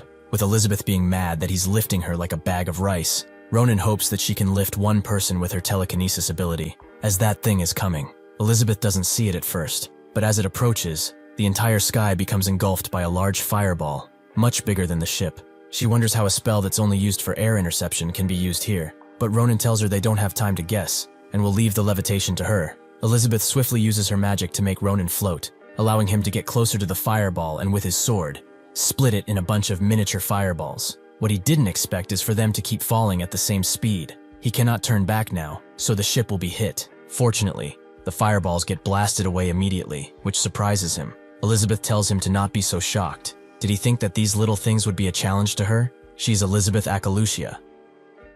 As Ronan descends, he says that he did not expect anything less from someone of the Akalucia family. They are not just all talk after all. He congratulates her once again, calling her Eli, which she hates. So she starts to curse at him after he lands down. But Ronan is more focused on what happened. They got past this, sure, but this welcoming ceremony of theirs is just too much. What could be going on at the Mage Tower of Dawn? Ronan does not have to live with this question for long, as someone starts using communication magic from the tower. and asks if they are okay with a scared voice. Apparently, they have just confirmed that a magic spell designed to take down flying vehicles was shot from their tower towards them, but that was never their intention. It was actually an accident. They promise to take all the safety measures they can, so they can relax and land, as they want to apologize and explain the situation. The ship does indeed land after a while, but the students are naturally suspicious. The advent of a giant fireball flying towards them not kindling any trust. Elizabeth is quite disappointed. She did not expect one of the 5 great mage towers to create such an incident. If there really is no good explanation behind this case, she will have to complain to her family. Ronan understands where she's coming from, but they should at least hear what they have to say first. He can't know for sure, but he might know what happened. When he was talking to Varen, Ronan heard something that spooked him. The reason visits to the Mage Tower of Dawn were not allowed up until now was because of the Order bastards. Varen told him that he must know better than anyone. After the Academy attack incident, and the Grancia family infiltration and subsequent cleanout, the entire Empire has been desperately tracking the Order down. While that was happening, the Mage Tower of Dawn also conducted an investigation of their own, and they did find 3 Order members, but things didn't go as they had planned. Before they could arrest them, the Order members who were cornered and had no way of escape resorted to the final way of magic, self-destruction magic. Luckily, this happened at one of the most prestigious Mage Towers, so there were no casualties on their part. But 1/5 of the land around the Mage Tower was simply vaporized. That is why he advised Ronan. The situation has stabilized, it's true, but they have yet to find the cause of their infiltration, and since their plan failed, the risk is still there. Ronan is just guessing right now, but there is a pretty good chance that the Order bastards were the ones who did this. This couldn't have just been a mere coincidence after all. He prepares himself. If he notices something suspicious, he must act first so there won't be any casualties. The doors to the tower open, and out comes a running mage, who apologizes for making them wait so much, and also apologizes for the situation that transpired earlier. He explains that the Tower Master is currently away, so he, Awun Phila, has substituted as the Tower Master, and he also apologized sincerely for what happened. Ronan is shocked, as he did not expect to see this person in such a place. In his past life, there was only one person who could control fire magic to an expert level, and that was this guy, the Firefowl, Awun Phila. Phila believes that it's only right he explains everything to them right now, but shamefully, they do not know much. However, they have most likely acquired the mana impact that belongs to the attacker, in the room with the launching mechanism. They are checking all the members of the Mage Tower as they speak, and soon, the culprit shall be apprehended. Naturally, they will also pay any damages they may have faced, and strengthen their security, to ensure that at least their field trip plans will not be impeded any longer. All the S students know him, so they accept his apology. Even Elizabeth is surprised that someone of his standing is apologizing so profoundly. Since he looks sincere, she also decides to let the matter go. As for Ronan, he already knew that Phila was trustworthy, as during the battle with Ahayut, he was always in the front lines, buying enough time for everyone, as one of the best vanguards he has ever seen. In that fierce battle, where all of their lives were on the line, he lit his own body on fire multiple times in order to save his allies, until his body could no longer take it. So he became like the ash he spread with his magic, and dissipated into the air. That's why Ronan believes that there's no way for him to be on the Order's side. He should just go and look somewhere else. Before he could leave, however, Phila recognizes him and Elizabeth as the ones who blocked the fireball, meaning that the Mage Tower is indebted to them. As the substitute Tower Master, he thanks them from the bottom of his soul. Ronan and Elizabeth. Ronan is surprised that he knows his name. Elizabeth is in Akalusha, so of course he would know it, but how does he know him? Phila explains that he has heard of him from Filion in the past, but they should follow him now, as they must be rewarded and also talk about something else. After they walk for a bit, Phila starts introducing the place they are in simply. This is the center of the Tower of Dawn, the palace where they conduct their research, and the main hall of the Magic Research Building. This place sounds quite fancy when he puts it like that, but because of the situation they are in, there's a bunch of chaos going on. As the tower students are rummaging through, Elizabeth is impressed. Only now does she understand why the Tower of Dawn is one of the great mage towers, because of the people she is seeing. She did not expect to see only fourth circle, and above mages, they could enter real battles at any given time. Ronan agrees. They definitely aren't average mages. The only issue right now is that the atmosphere they are letting on is not really welcoming. He can't hear what they are saying, but he can hear their whispers, filled with doubt and deceit. They are hiding something. He wonders if his curse will finally be lifted here, but above them on an unlit stairway sits a girl who seems to be speaking to her plushie like it's her master. As he commanded, she will light the embers of worry in everyone's hearts by killing that Akalusha woman. Eventually, Fila and the two arrive at his office, but Ronan is confused. After hearing his explanation of things and seeing the atmosphere around the place, he understands that what happened was an accident. However, there's still some stuff that he cannot really understand. Why could they not respond to the attack that came at them? Even he would have been able to take action before it came anywhere near their ship. Fila agrees. What he says is true. Even if it was not him, most of the tower mages would have been able to intervene the moment they saw it. But that's where the problem lies. Ronan asks him what that means, so Fila puts it as bluntly as possible. The mage tower did not notice the fireball until it reached their ship. Nobody had a clue. They are both surprised, but Elizabeth is shocked. It does not make sense for people with trained senses not to notice something so large. She turns to Ronan and explains that if this is true, this may be an issue that is much more severe than they could imagine. He asks what she means, so she puts it this way. The simple fact that nobody saw that thing means that someone here used wide area recognition hindering magic spells, and since a 7th circle mage like Fila could not notice it, means that it could only be done by someone on the level of the 9th circle archmage Lorahan, who is in this empire. Ronan is surprised to hear that name, as that old man sealed one of the 3 giants in his previous life. He was a comrade until the end, so he does not expect him to be the culprit. But if there's an enemy that can truly rival that guy, is there something they can even do? Phyllis sees the sad expression on their faces and suggests they calm down, as they do not have evidence to come to that conclusion, and they may have used other means rather than magic. Besides, the moment they find the element that is endangering this tower and everyone within, he will make sure that they burn in a fire so hot it will melt their bones. So they should rest assured, okay? Ronan can't disagree with that, so Phila moves on to the matter of their reward. He has prepared some stuff based on what he has heard about them. Firstly, as a reward for getting first place in her lecture, he will teach Elizabeth fire magic personally. This is something that is difficult to acquire in Pilion, so he hopes that this is helpful. For Ronan, he heard that he has his club activities in some dangerous places. This is a scroll enchanted with the fire magic of a high circle. It will surely come in hand when he is in an emergency. Ronan thanks him for such a gift. It will surely be helpful in the future. Phila then speaks of the book that may lift his curse, his entire reason for coming here. Their library is one of the largest in the entire empire, so finding books really is not easy. To make it as convenient as possible for him, he has told them to keep a lookout for that book, so the librarian can most definitely help him. As day turns to night, Ronan wonders what the librarian will be like. Sarante told him to specifically go see them, so they must be trustworthy at least. He wonders what kind of face they will have. If they are acquainted with Sarante, they must be an elf too. As he ponders and ponders, the librarian comes from behind and asks if he's the student that Fila mentioned. She is the librarian of this library and will also be his guide. She is called Air, and it's nice to meet him. Ronan did not know what to expect, but it certainly was not this. Sarante really is unpredictable till the very end. He decides to still ask if there are other librarians, maybe an elf or an old mage. She denies someone like that being here. She's been the only librarian of this tower for a long time. Why does he ask though? Ronan shows her the ring he got from Sarante and asks if she recognizes it. The owner of this ring was his friend and said that the librarian of this place would recognize it. Air is immediately surprised to see Sarante's ring. She has not seen something from that guy in ages. She begins growing suspicious, as why does someone like him have this? Ronan explains that it's a pretty long story, but Air cuts him off. That ring is something Sarante really cared for, so it's not something he would just recklessly give to someone. She exudes a dangerous amount of mana and tells Ronan to answer honestly,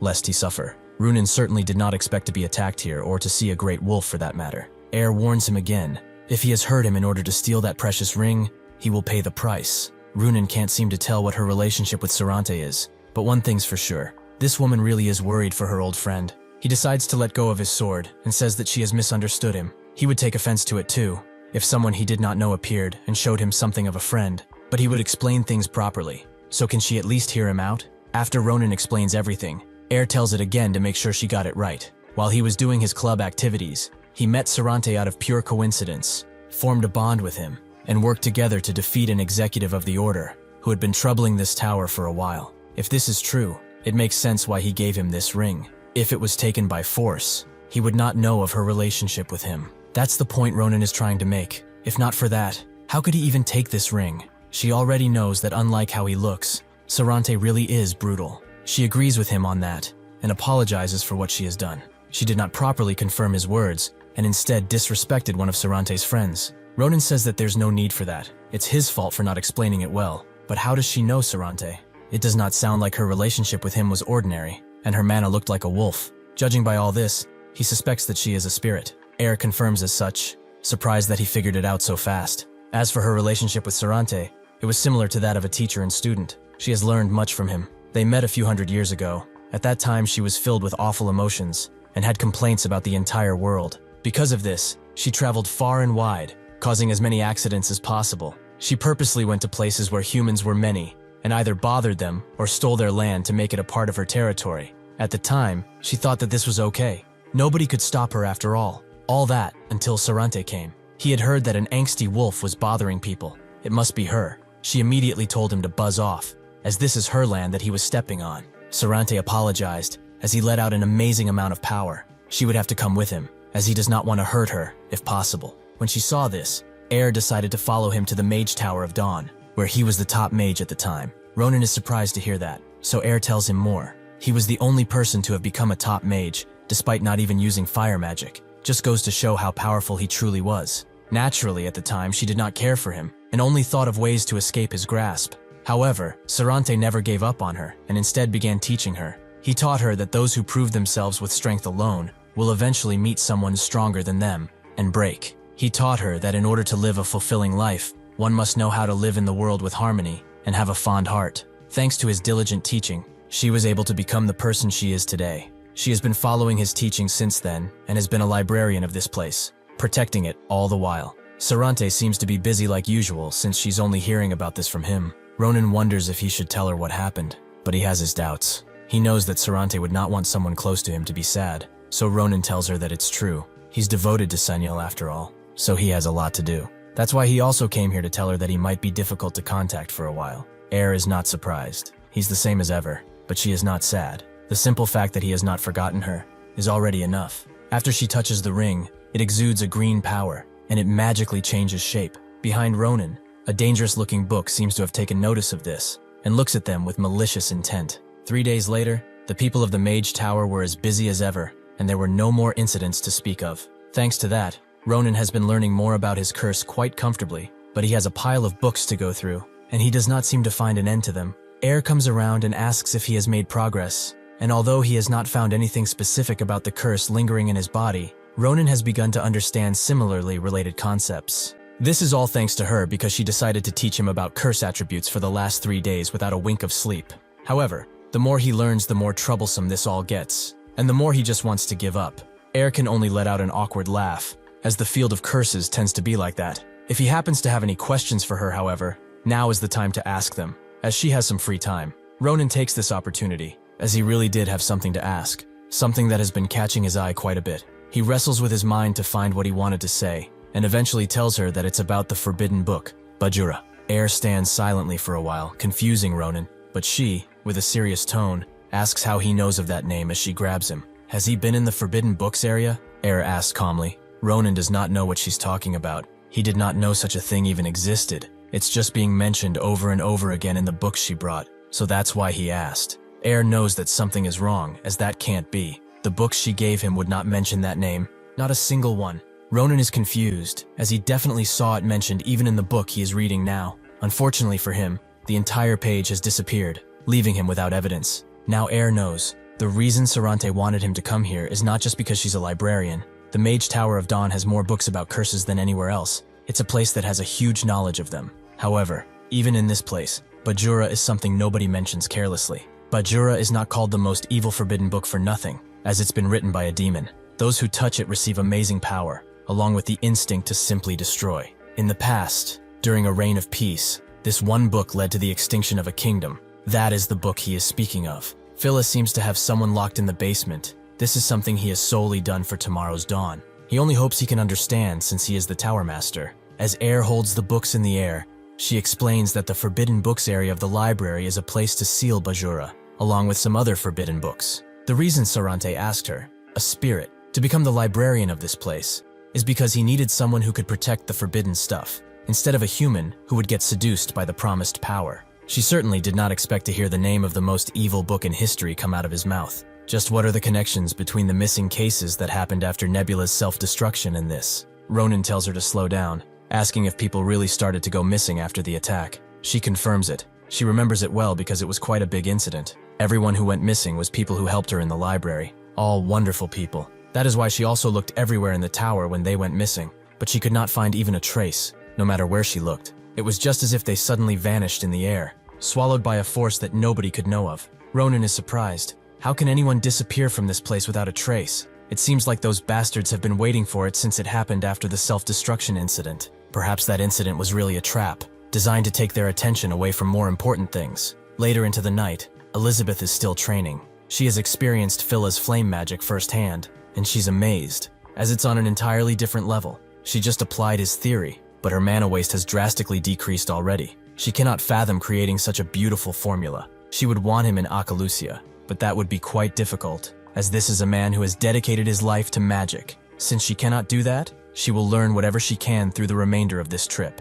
At that moment, she feels a presence behind her, and immediately grabs it, making the person come out of their cloaking status as she pulls him closer. Did he truly think that he could spy on her just by hiding his presence? She does not know which family sent him, but there will be hell to pay for this. As she looks at the stalker's face, she sees that he's actually one of the missing people, but his smile is long faded, and his eyes are akin to a dying individual. Before she could question him further, a fiery explosion appears behind her, wreaking havoc as it advances towards her. This was caused by 3 cloaked people, who seem to have no remorse in their eyes. The missing student flies towards them as he burns, but they only create a barrier and let his body fall to the ground harshly. Elizabeth thought they wanted their little colleague back, so she handed him over, but it seems that they don't particularly care for him. Since they started this fight, she does not want to hear any complaints when they get burned, alright? However, she wants to ask them something first, since she can't understand this. Just what the hell are the people who have disappeared suddenly doing here, and attacking her of all people?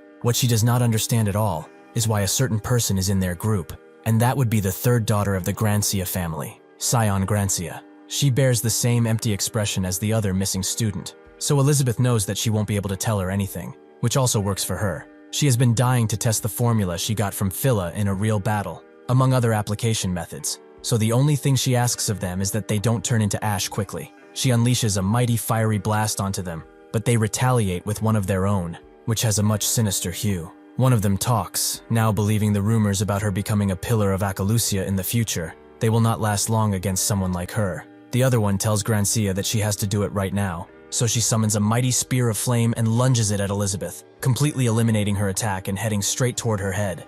Elizabeth does not even move, and stops the mighty spear with just her arm. She didn't expect for them to be so weak, to send a toothpick her way. They made a lot of fuss over nothing, but it's alright. She will send the same attack to them, but this time, they will see what it means to become an enemy of Akalusia. She creates countless flaming spears, so hot that their color changes into a bright purple. She unleashes them on the missing students, who desperately try to defend against the onslaught, but the spears are starting to rip through. They know that if they endure until the end, this won't stop. They must close the distance and end this. One of them decides to go, while the other stays behind and protects Grancia. They should not forget, the core of this plan for their master is Sion's existence. The Akalusia woman must be killed by Grancia. Before he can finish his sentence, one of the spears punctures through and smashes into him, scaring Sion to death. That was a firewall that they created with full power, so why is she penetrating it so easily? The other student falls shortly after that too, so the other student decides not to stay here any longer and finish this. He knows that Elizabeth is too caught up in her attacks. She will not be able to defend herself. Elizabeth is indeed caught by surprise. She did not expect that her enemy could dodge her, even if she's a genius. Her arrogant behavior shows that she's still a child. He has closed the distance and Elizabeth is now at his mercy. That's what he thought anyway, as Elizabeth immediately impales him with a bunch of spikes. He truly is amusing to play with. He thought that the gap she purposely left open was an opportunity, so he came rushing in like a fish to bait. How fitting. He does not get how this happened. She did not have time to cast a spell. Elizabeth asks why she would need to cast a new spell. She just needed to change the orbit of the magic she has activated already. She continues to impale Grancia again and again, explaining that telekinesis is all she needs. He can't believe that she can handle 2 different magic attributes at the same time, but Elizabeth can actually handle 3. Naturally, she has no reason to do that since that's only for serious opponents, and they were only worms. Since the annoyances have gone to sleep, it's time for them to have a serious conversation and find out what really happened to them. Even if she burned them pretty well, these guys won't die. They are fire mages after all and are more resistant to fire. The pain did knock them out though, so since she has nobody to help, she should talk while she's still merciful. She is young, but she should understand that if these families were to fight, a bloody river would flow through the entirety of the empire, and regardless of who wins, All that would remain is destruction. This pathetic plot of assassination cannot be done solely by her. Is the family leader behind this? That would be foolish, though. And he is no fool. She has far too much to lose from starting this war. And for an assassination, this was a sloppy attempt. She would not admit it normally, but her family is not one that would just do something like this. Considering all of this, she can only come to one simple conclusion. She was being manipulated by a rebellious faction who wants the two families to go at each other's necks. But now the question is, who is the one inside of her? Cian lets out a smile, and something deep within her congratulates Elizabeth for being so clever. It would be a shame to kill her just for fun. Elizabeth can't even react. Her senses are overwhelmed, and she is put to the ground. She knows that this happened just because of the unsettling energy going around them. Her body has frozen, and her vision blurs. She musters all of her strength to look up, only to see a demonic figure looking down at her. His aura begins to pass throughout the area, and a hideous arm emerges. A powerful voice tells her that she's only a lamb drunk on some foolish power. She will raise her head and see the reality she is facing. He will become the true master of this world, and his name is Bajura, the Demon King. Aer and Ronan go to Phila with the news that he saw Bajura's name in a random book, which Ronan confirms again. He wouldn't have known that name if it hadn't shown up. Phila agrees with him, and Aer suggests that perhaps Bajura's seal has weakened. They should check it immediately. Phila puts down this idea. The seal was fine yesterday. He checked it himself after all. Aer takes a while to realize that he went to the Forbidden Books area without her, which is something that's extremely dangerous, as he should be very well aware. Even if he is strong, what will he do if he gets enticed by those evil books? She will not let this go. As soon as the Tower Master returns, she will make a full report on this. Phila apologizes. He never should have kept this from her, but Tower Master Lardan is already there, sealed alongside Bajura. 1 year ago, they reported that the Owner Master left to cultivate alone, but that was not the truth. He didn't even leave the Mage Tower. If anything, he walked right into the darkest place of it. He released the seal of Bajura, hoping to obtain the ancient knowledge hidden within its pages. Aer doesn't get it. Is that truly the reason why they haven't heard from him all this time? Just what would make that man want the knowledge of that forbidden book in the first place? Lardan had reached the peak of fire and phantom magic, so why would he yearn for more? Phila guesses that he got cocky and figured he could control Bajura, as he always considered the knowledge in these forbidden books a waste, and that all the unfortunate incidents that occurred only happened because the people who found them were evil. He often talked about them, even if dangerous. The knowledge within can still be useful in the hands of the right person, and out of all the forbidden books, Bajura had the most potential and would become a great boon upon Thor Nation. Ronan can figure out what happened from here. He failed, just like everyone else. Phila feels in the wrong too, as they had the wrong impression of that power from the very beginning. It is an evil that humans will never be able to handle. Even Lardan was able to briefly resist it before the evil consumed him. However, in that short time, he realized he would become Bajura's host, so he activated the emergency force summon scroll and brought him there. He apologizes to him and the entire tower, as his selfishness and greed may have doomed them all. He begged him to seal him while he could, lest the entire world be in danger. Phila was hesitant. He wouldn't have been able to save him if he did that, but Lardan insisted. He gave up his life the moment he touched this damned book. He would rather face his death as a human than be the one who opens the path to a new dawn of evil. Phila understood what he had to do. Everything that they did was for tomorrow's dawn. That is how he sealed Bajura alongside Lardan with the strongest seal possible, a spell that would not fall behind the one that was used before. That is the sad truth he has been hiding up until now, and although it would be right for him to tell everyone, as an explorer of knowledge who understands that the Tower Master was attempting this for the world, he cannot bring himself to sully his name. Ronan keeps silent and thinks that things have gotten really twisted. It's a shame that Lardan suffered this fate, but there's no time to worry about him now, as everything happening here is pointing to a single conclusion. Phila may be confident in his seal, but Bajura's seal has already been undone. Even though he confirmed the seal with his eyes, they can't be sure of it, as Bajura has already shown that he can alter the cognition of everyone in the Mage Tower. Being able to fool a single person in a single room is probably child's play at this point, especially since Lardan was a master of phantom magic. What he's curious about now is why Bajura, who has been hiding the fact that he was unsealed, is suddenly revealing himself. Before he can wonder anymore, a dark mist suddenly envelops him, which he recognizes as Nebula Claysier's mana. It's not coming from those two, and it's not coming from somewhere near, meaning that it's powerful enough to fill the entire tower. Even Bridgia was not this strong, just who appeared to create this much force. Elizabeth looks at Bajura and recognizes the name. It's a famous forbidden book that holds dangerous information. Even the Akalushas cannot research it without the Patriarch's permission. What is a being like this doing here? There's something even more confusing now. Even though he looks slightly altered, that man is the Tower Master Lardon. Bajura can figure out that she knows who his host is, but since she has kept him entertained a little, he will reward her. It is true that this body belongs to Lardon, the master of this mage tower, and the elder of the magic world close to the peak of humanity. However, because he dared to covet power that would wreak insanity, he lost everything, and now he's his nice flesh puppet he gets to command around, just like she is right now, a chained Acalusia. Elizabeth didn't expect etiquette from a book that was sealed so long ago, but he really is saying some absurd things to a lady. She tries to calm down. If this guy truly is the Bajura she knows, they cannot hope to win, even if everyone in the Mage Tower would attack all at once. However, something is strange here. Why is someone like him acting behind the scenes when he could do all of this by himself? Now she understands it's truly embarrassing for such a genius to be hiding behind a 10-year-old and making her carry out an unfair surprise attack that was merely an annoyance. How pitiful. All of his actions have shown that he has not recovered his power. He is in an unstable state, so it's dangerous for him to go out in the world. Bajura begins laughing, as she's got it half right. As she said, he needs more time,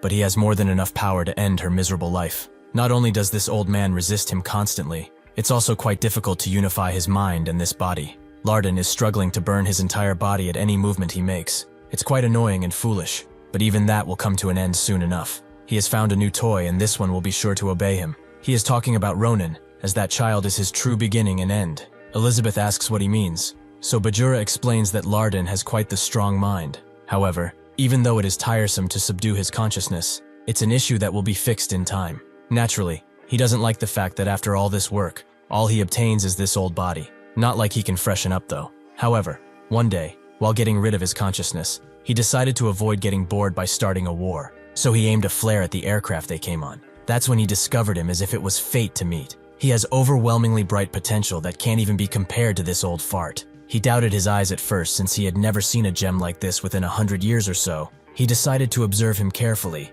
and discovered that this child, Ronan, is the perfect vessel for him. That is why the battle between the two families has become boring. He thinks of it as a part of a meaningful process since he has discovered her, who is also quite the impressive vessel. She is indeed a talent that would be a waste to just kill. So through his generosity, he will extend an offer to her. She either pledges allegiance to him and becomes his loyal servant, or she will die at the hands of this Grancia child and be the spark that ignites a war that will destroy the empire. She better choose fast, as he's not the patient type. Elizabeth becomes overwhelmed with fear, but she bites down on her lip to calm down. Compared to the generations he has existed in, he has remained quite dull, as she can't believe he would think of her as someone who would waver at such a choice. He should stop yapping and kill her. She would not have a right to the Acalusian name if death were to scare her. He should do as he wishes since nothing will go his way. Bajura becomes quite bored by her incessant attempts at bravery. He is no longer interested in her, so she will die. The blade plummets towards her, but suddenly the illusion is broken by Ronan, who swiftly sweeps in and takes the girl's hand. He says that they both owe him now, and Bajura wonders how he even broke through, but Ronan immediately wipes the floor with him by cutting up his body. Bajura is still confused. Lardon is a master illusionist. How can that child easily see and cut through it? It is just as he thought. He's the perfect vessel. Air and Phila enter the illusion too, with Phila surprised to see that Ronan was actually right. He also recognizes the wavelengths of this mana, which Air also does. It's the mana of Lardon. It seems that Bajura's seal really has come undone, despite what he saw. Phila is rightfully scared and decides to gather all of the mages and prepare as many countermeasures as they can.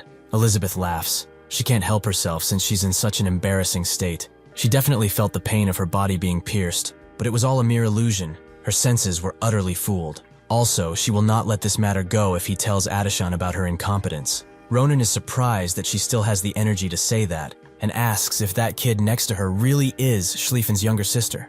Elizabeth confirms it. She's Scion Grancia, the third daughter of Grancia. She is a pretty talented magician. She heard that she got sent abroad at a young age because of it. However, she never thought they would meet like this, and even though she attacked first, she won't make a deal out of this on account of her being used by Bajura. Ronan is surprised that an Acalusia can be generous. She truly is amazing. With that, she passes out. Ronan's surprised that it took so long, but at least she is safe. Those lumps of coal must be the people who went missing after the Order's terrorist attacks. Even though they are free from Bajura, the unique mana from those bastards is of the Order, so the ones who went missing were simply Order spies. He thought it was suspicious that only those who helped Air with librarian work disappeared. It seems that the forbidden book area was occupied by them. If that is true, then the terrorist attack the other day was not a simple attack, but a diversion to distract everyone within the Mage Tower, including Air and Phila. Elizabeth somehow wakes up and tells Ronan to get away from this place, as he is Bajura's real target. She doesn't have time to explain it in detail, but what he cut earlier was not Bajura's true body,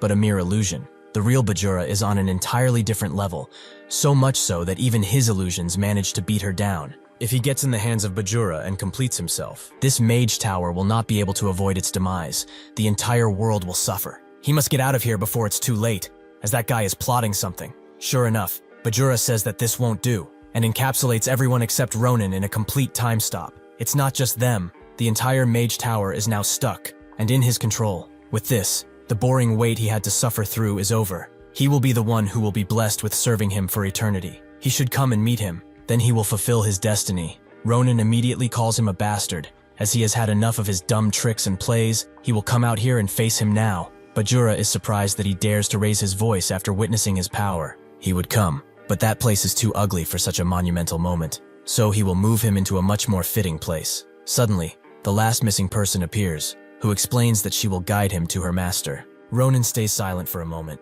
and asks if she really wants him to walk himself to that place. But honestly, it's not like he has much of a choice either. It's whatever. He was going to look for that bastard anyway, so she should lead the way. Eventually they arrive in the Forbidden Books section. Ronan glad to finally see where this bastard was being kept. The missing person opens the door, only for Ronan to see a chained Larden, who begs Bajura for mercy. He was an arrogant human who could never compete with his power. He will follow him evermore if he shows mercy. Ronan becomes enraged and cuts this dirt visage of Larden in two. He has had enough of his damn jokes. He should come out already. Bajura explains that this was only a mere greeting, but it seems he did not find it fun. He will allow him to do as he pleases then. He opens the real door and greets Ronan face to face, as he's his newest vessel. It feels amazing to finally meet him in person. He wants to admire this moment more intimately, so they should get rid of the nuisance. He orders the missing person to off herself, who immediately snaps herself as she swears glory to his name. Ronan doesn't get it. Wasn't she on his side? Bajura finds that laughable. That mortal, similar to the guy he's controlling now, is a mere insect, who coveted power beyond her control. He can still remember the words they spewed the first time they walked in. They wanted him to contribute to their cause and be saved, as that would be the only way he could survive. Even though those bastards were not but insects, even though he could have turned them into searing flesh in an instant, he showed mercy. He gave them the highest honor to follow his orders, although it was quite brief. Does that answer his dear question? Ronan can guess just by his voice that he's not on the side of the order, so why is Nebula's energy coming out of him like a broken faucet? Regardless of this, he has finally come to a conclusion. He has listened to his inflated ego for far too long. Now he will teach him some proper manners. Bajura is glad that he has high spirits. He must own a vessel with vigor after all. But is he truly not afraid of the difference in their power that could end his life in but a moment? Ronan does not answer and jumps him. If he wanted to think of that, he would have thought of it earlier, right? Bajura finds him even more interesting, as the strike destroys his throne, but he is nowhere to be found. Unfortunately, his arrogance must be corrected. He should try his best, but soon he will realize just how weak he is. The gap between them will never be narrowed down. Suddenly, Sarante's ring begins to react, and glows a beautiful green. Ronan immediately feels the energy entering his body, but the monstrosity Bajura summoned chomps down on him. Ronan managed to wedge himself in its teeth, asking how he dared to open that rancid mouth of his. Does he want to die? He immediately rips the beast apart with his blade in a spectacular show. But Bajura is not done, as he summons yet another beast that threatens to swallow him. Ronan uses his newfound powers to blast the creature into two pieces, with Bajura being quite pleased. That move was not sophisticated, but it was not bad either. He uses the corpse of the beast to summon a bunch of undead that begin to overwhelm Ronan as they grab him and climb each other to encircle him. Bajura raises all of them in the air, and does not give Ronan even room to breathe as he captures him in the fleshy ball, giving him no quarter. Unfortunately for him, Ronan manages to cut through the ball, which Bajura is once again pleased with. As his vessel, he should be able to handle at least this much. He summons a bow and arrow, aiming straight for Ronan, but he manages to block the attack, which explodes in a nebula of energy. Bajura is overjoyed. He wants to be shown even more than this. He wants to see his full potential, holding nothing back. Suddenly, a gigantic firebird comes for him. Bajura is surprised to see Phila's special magic inside of this place. It's surprising to see that a child can use a spell such as this, but he has forgotten one thing. Lardon also knew fire magic. A mere trick like this is nothing. He makes the bird disappear instantly, and guesses that was probably his trap card. He can't help but acknowledge his battle sense. So what will his next attack be? He clears the miasma around the area, only to see that Ronin is not there. He realizes that the bird wasn't an attack, but a way to hide his trace. It was a smokescreen. Ronin is already too close, so Bajura can't do anything against this attack and proceeds to bleed profusely. He never expected it. Even if this pairing was incomplete, he actually managed to wound him. Truly, his achievements are incredible. Bajura begins summoning tons of beasts as he wants to see all that Ronin's got left. The beasts tackle Ronin, who doesn't know what to do. He definitely cut up that bastard's essence, but it wasn't enough.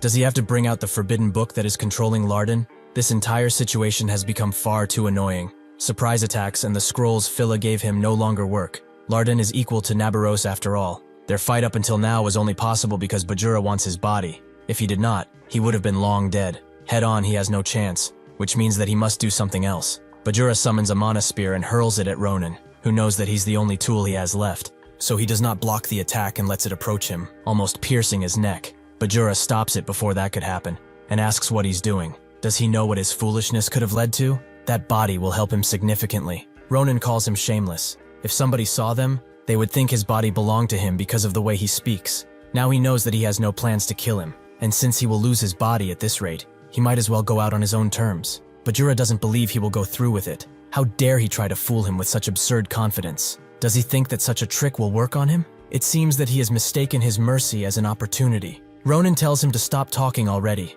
after canceling that spell because he thought that something would happen to him. Does he think that now his words will convince him? He knows that there are restrictions. He cannot use a ruined body as a vessel. Bajura tells him that he has forgotten, but everyone in this tower is at his mercy. This means that right now, he could kill them if he so much as thought of it. If he doesn't want to see his comrades turn into corpses, he shall stop these threats now. Ronin begins laughing, as he really is a joker. Does he really think of him as that dumb? Does he think this is his first time meeting someone like him? He can already tell from his annoying ass tone.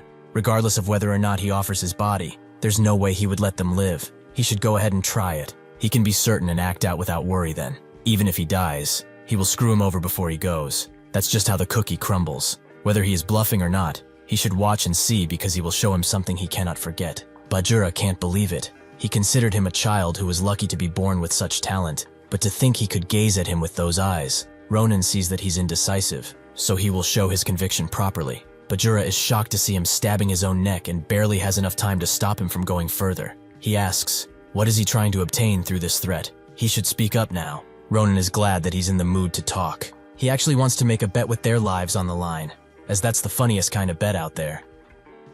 Ronin has been researching quite a bit about curses recently, but he stumbled upon something quite interesting during his research. That would be the Curse of the Pact, a forced curse that forbids everything that goes against this very pact until the fight that began under the ceremony comes to an end. The scariest part of this curse is that the contents of said pact must be carried out no matter what, even if it is at the price of their lives. That's why they should end this battle with this curse, as he's powerful enough to write that kind of thing, right? Bajura looks at him for a second and ponders. Defeating him, especially at this point, will not be difficult, but he doesn't know if he can obtain his body in full shape.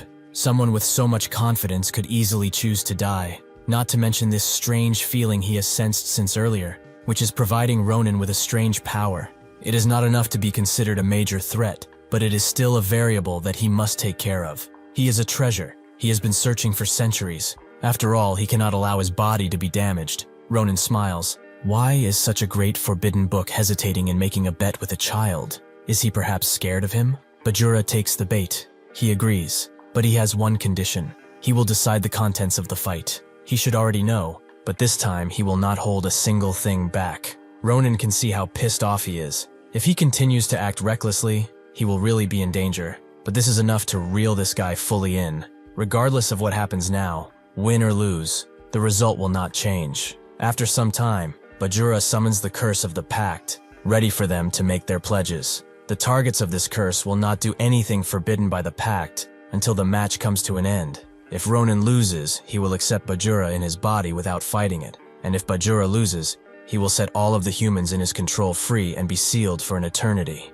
Bajura believes he has read the contents of the pact. His victory will be determined by one thing, whether or not he can endure the illusion he will cast on his mind. Does he agree to all of this? Ronin does, so he should hurry up and not waste any more time. Bajura smiles, and with that the pact is created, both of their sides being held against one another. Bajura tells Ronan to have a pleasant dream, as it will be the last he ever has. Ronan finds it funny. He should enjoy this air while he still can, because once this is over, he will regret ever coveting this cursed body of his. Suddenly, Ronan finds himself above a blue sky, two people arguing in front of him about capturing some fantasy species. As if they catch one, they will be rich. The other is surprised he wants to go that far, when he can't even catch a bear. The first guy is mad that words don't seem to work on them. They've only lived in the countryside after all, so they don't even know how the world works. Ronan tells them to shut up. Are they there to scream at each other, or actually do their jobs? One of the guys did not see him wake up. He was sleeping so soundly, he probably had a really nice dream.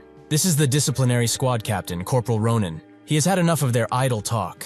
They should prepare to check equipment. He has had quite the silly dream, though. The red-haired young guy now wants to speak with him about what he said earlier. Just how much longer do they have to do this for? If they, as disciplinary soldiers, die before getting released, what's the point? They should just all run away during the next fight. That will be possible for him, right? As he keeps yapping, Ronan tells Balus that he's sure he said that if he talks about poaching and other shit one more time, he will cut off his hands. So does he want him to do it right now? Balus immediately retracts all of his statements while putting his arms behind his back, making Ronan tell him to shut it and stay a simple man. Doesn't he know that the Grand Commander vowed to give them amnesty if they just served for 2 more months? They lasted this long with that promise. As their propulsion, they could have a fresh start instead of living their lives as criminals on the run forever. He should stop the lopsided thinking and focus on keeping alive, all right? Suddenly, someone named Martin comes from behind and says that he's right. They should endure for a bit longer and stick with this bastard, then they will definitely not die.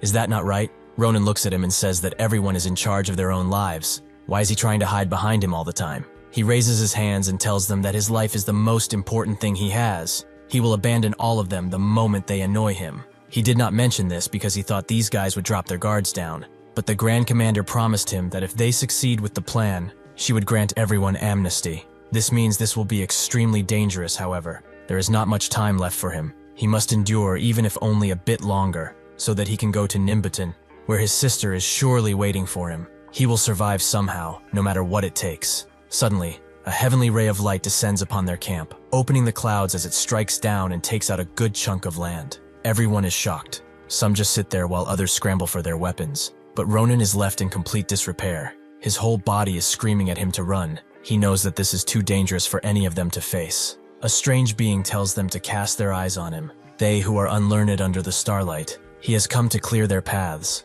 With his will in hand, they will accept their fates. A Hayuta has appeared, and he's ready to redeem them. The soldiers are left astounded as they watch the strange being's every move. But soon, a Hayut summons hundreds of holy spears, which in mere seconds, completely annihilate the ground around them, and everyone who is even remotely close to one is annihilated. Ronan is still in shock, and without warning, the advance horn is sounded, telling them to advance. Balus is astounded. Are they really telling them to go forward when that thing is killing everyone? As he speaks, he threatens to take his life, but Ronan rushes forwards and redirects the attack, making it fall elsewhere. After he lands, he tells his band of merry idiots to get it together, as this is no time to be standing in place to ponder. If they don't want to die just like the guys in front of them, they should fight or run away. But either way, they must move. At a speed that even he wasn't prepared for, 8 spikes emerge, killing his entire team in one fell swoop. Ronan is too shocked to see the spears that are now coming for him. But suddenly, Martin grabs him out of the way, throwing the both of them out of the charge. He tells Ronan to get up. They have to leave as they can't face that thing. They must wait for backup. Ronan does get up, but he only sees his comrades, his friends, all desecrated as their bodies rot. This sight causes him to go mad, and the spears keep coming without a sign of stopping. Bajura continues to cast his spell. This illusion is one that invades his memories and recreates terrible and painful moments. It will repeat endlessly, restraining him so that he may never escape. His mind will constantly undergo horror. It will be torn to shreds, until the only thing he will ever wish for is the sweet release of death. In order for him to win, he will have to endure that forever. But a mortal like him achieving such a feat is impossible. He cannot know what he was thinking when he made such an offer. But the moment he allowed him to decide the conditions of this bet, he automatically won. That is why he's curious to find out. Just what kind of swamp is he trying to get out of now? No matter where Ronan goes, he sees people he knows dead. A Hayut takes everyone away except him. He burns them, leaves them to bleed, and throws them in a mountain of bodies that he has created. Ronan can't even count the people who died in order to protect him. Is this how it all ends? Better put, Is there even an end to this hell? He cannot know. All he wants right now is, even if for a moment, to rest. This automatically transforms into words. He begs Bajura to stop. He will give him his body and even his soul. So all he wants out of him is to stop. Bajura is extremely pleased. Finally he gets to taste his flesh. He comes out of his old shell and begins to consume Ronin, his dark tendrils overtaking his entire being. Even though he is lost, Ronin gently smiles. With a powerful typhoon, Bajura succeeds in taking his body. He feels his overwhelming potential almost instantly and cannot contain his joy. He talks with Ronin. Before his consciousness goes away forever, he will show him something. He should watch closely, as this is the true power of his body. Without even moving the blade, Bajura slices the entire building wide open. But naturally, this power has been unlocked only because of his blessing.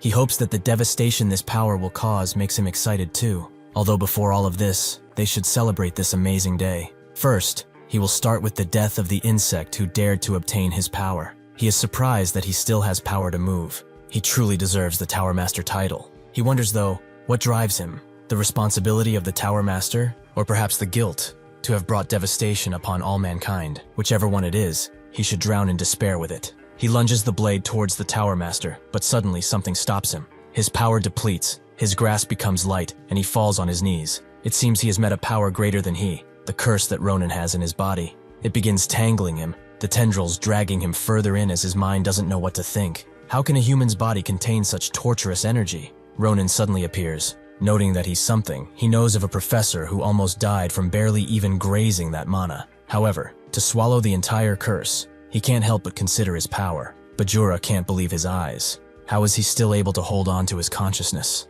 Ronin knows why. He made that hellish illusion pretty intricate. But thanks to it, he remembered everything that happened on that day without missing a detail. If he's honest, if things were a little stronger, his mind would have been entirely destroyed. The only thing that kept him sane despite all of that was this. Before all of this, Air unlocked the true form of the ring, which was designed to only unlock upon receiving a certain kind of mana. It seemed like Sarante gave it to him specifically since he knew he was suffering from that curse. It is imbued with a strong anti-demonic energy, so he should treasure this gift, as one day it will drag him out of the pits of despair. Sure enough, Sarante appeared, taking Ronin out of his own hell, making him owe another favor to him. With that out of the way though, he must say, he never expected this damned curse to be so handy. However, he remembered what happened that day, and took a gamble, which seems to have worked in his favor. But Bajura does not understand. How in the hell does such a strong power exist in this world? Ronin has heard that so many times it doesn't even matter at this point. But he did tell him that he would regret being inside of this body. The curse drags him harder, allowing no resistance. But before being fully consumed, Bajura lashes out one last time. He is the forbidden book of destruction. He is destruction. He is the one who will rule this land. In no reality will he vanish like this. Never. Ronin swiftly cuts off his arm and tells him to stop being clingy. He should stop whining. He's only a simple book, who lost a bet that was in his favor. The domain around the tower slowly breaks apart, and with it, time returns to normal too. Ronin is glad that he's alive. He almost croaked back there, but jokes aside, he really hopes that the bastard is sealed in now, as he can't feel any bad energy from him anymore. What he can feel, however, is the mana of the stars. It's definitely related to those bastards. Lardan speaks with a raspy voice, finding it awe-inspiring that he defeated Bajura by himself. Ronin asks if he's all right, but he only apologizes for his foolishness. He is ashamed that he has allowed everyone to go through this. Even though this is the first time they have met, he has felt his amazing ability as he faced Bajura. His strong will was permeating through him, even as he lost consciousness. This was something he had never seen before. Ronin fakes a laugh. He really suffered quite a bit anyway. Is he really fine? As his mana doesn't seem to be so. Lardan believes that this is not an expensive price in comparison to how Bajura almost destroyed this tower and led Lord knows how many innocents to earth. Him losing his mana is no trouble at all. Actually, living like this, with the opportunity to repent for his hubris, is something to be grateful for. Ronin is glad to see him take responsibility. He agrees that they have to live constantly, if not for themselves, for the sake of those who are precious to them. Those they wish to protect, even with their lives. Well, he can probably rest now that everything is over, so he slumps on the hard ground. This day really was too long. After a while, Ronin wakes up from a pretty long rest, with Lardan and Phila waiting right next to him. Ronin asks for how long he slept. It feels like his body has been resting for a while. Lardan tells him that he's been sleeping for an entire day, but because he seemed to have a pretty restful sleep, they did not dare wake him up. Ronan awkwardly smiles. Seeing that they are both here, he can assume the situation is fine, right? Phila confirms as such that after he defeated Bajura, the magic that was controlling people disappeared with him. They have put them under careful observation, but thankful nobody seemed to have any abnormalities in their bodies. Elizabeth has also completed her healing and is now helping with the restoration of the tower. They told her to rest more, but she just refused, saying that the task of her family is to be guided when chaos occurs. Sion also woke up. She seemed normal, except for one strange thing. Ever since she has awoken, she's been following Elizabeth around and staring at her. Ronan was worried the two families might start a war because of what happened, but it seems there's no need to worry about that. Ronan tells them he's relieved. Then this means he can return with no worry. But just in case, they weren't planning to throw him a cringe farewell party, right? Both Phila and Lardon recoil from this question. Naturally, they already knew that won't happen, but they will also not send him home empty-handed. Even though this is clearly not enough to repay his actions, he should accept this as an expression of thanks. Phila opens up a box containing 2 first-rank mage badges, demonstrating that he is a VIP of the Dawn. Carrying this gives him the right to use any of the tower's facilities at his leisure, as well as access to benefits that only high-ranking mages have, like entry to the Special Business Exchange or the Herimian. In addition, he has also written down a few useful spells, in case he ever needs them. This is basically proof that they, the Mage Tower of Dawn, are pledging eternal allegiance to him. Lardon says that they have one more thing to say, to thank him once again for saving a foolish old man, and the entirety of the Mage Tower. Ronan already got it. There's really no need for so many thanks. Finally, Phila says that they have to see to one last thing, the arrangement of Bajura. Somewhere deep below the tower, Air looks at the sea with a sad expression, until Ronan appears, and she greets him with a warm smile. Asking how he is feeling, he really should be resting more. Ronan says that this is fine. Bajura treasured his body quite a lot, so he did not injure him. However, he must return to Philion soon, and he thinks that he must reveal this to her before that. He tries to tell her about Sarante, but he can't quite put it into words, the gentle breeze of the water fueling his worry. Air tells him that he does not have to say it. She already knows. As she activated the ring, Sarante appeared before her, apologizing for what he's about to do. He asked for forgiveness, since this is the only way to say farewell, but he would like to thank her for her warm memories. He truly hopes that her future days are filled with peace. Thinking back to it, Sarante was quite eccentric. He truly was, but at the same time, the warmest person she knew. This marks the end of Ronan's adventure at the Dawn Tower, where he has gained a powerful ally. After Ronan returns to the school, he goes to the training grounds and lets out his mana, which is not different from the usual. The feeling of mana coursing through him is the same, but there is one problem. As now, he has the mana of the stars that those damned cultists use. He can't believe Bajura did this to him, but what exactly did he even do? Before leaving the Mage Tower, they gave him Bajura, the book, and although he did want to learn more from it, is this really a thing to give away so easily? Phila told him not to worry. They have confirmed that the demon within the book has been killed, meaning that this is now just a plain old book. Naturally, if people hear about this, the Magic Tower will receive criticism, but they still decided to do it, because in his body lies the energy of Bajura. Lardon explained further. They believe his body absorbed Bajura. He failed in taking over his body, and was absorbed as a result. If that was not the case, they should have felt something from that book. He really shouldn't think badly of it. They have been searching for ways to resolve this Bajura issue, and this seems to be the only way. Ronan doesn't like it, but now he can see the future too.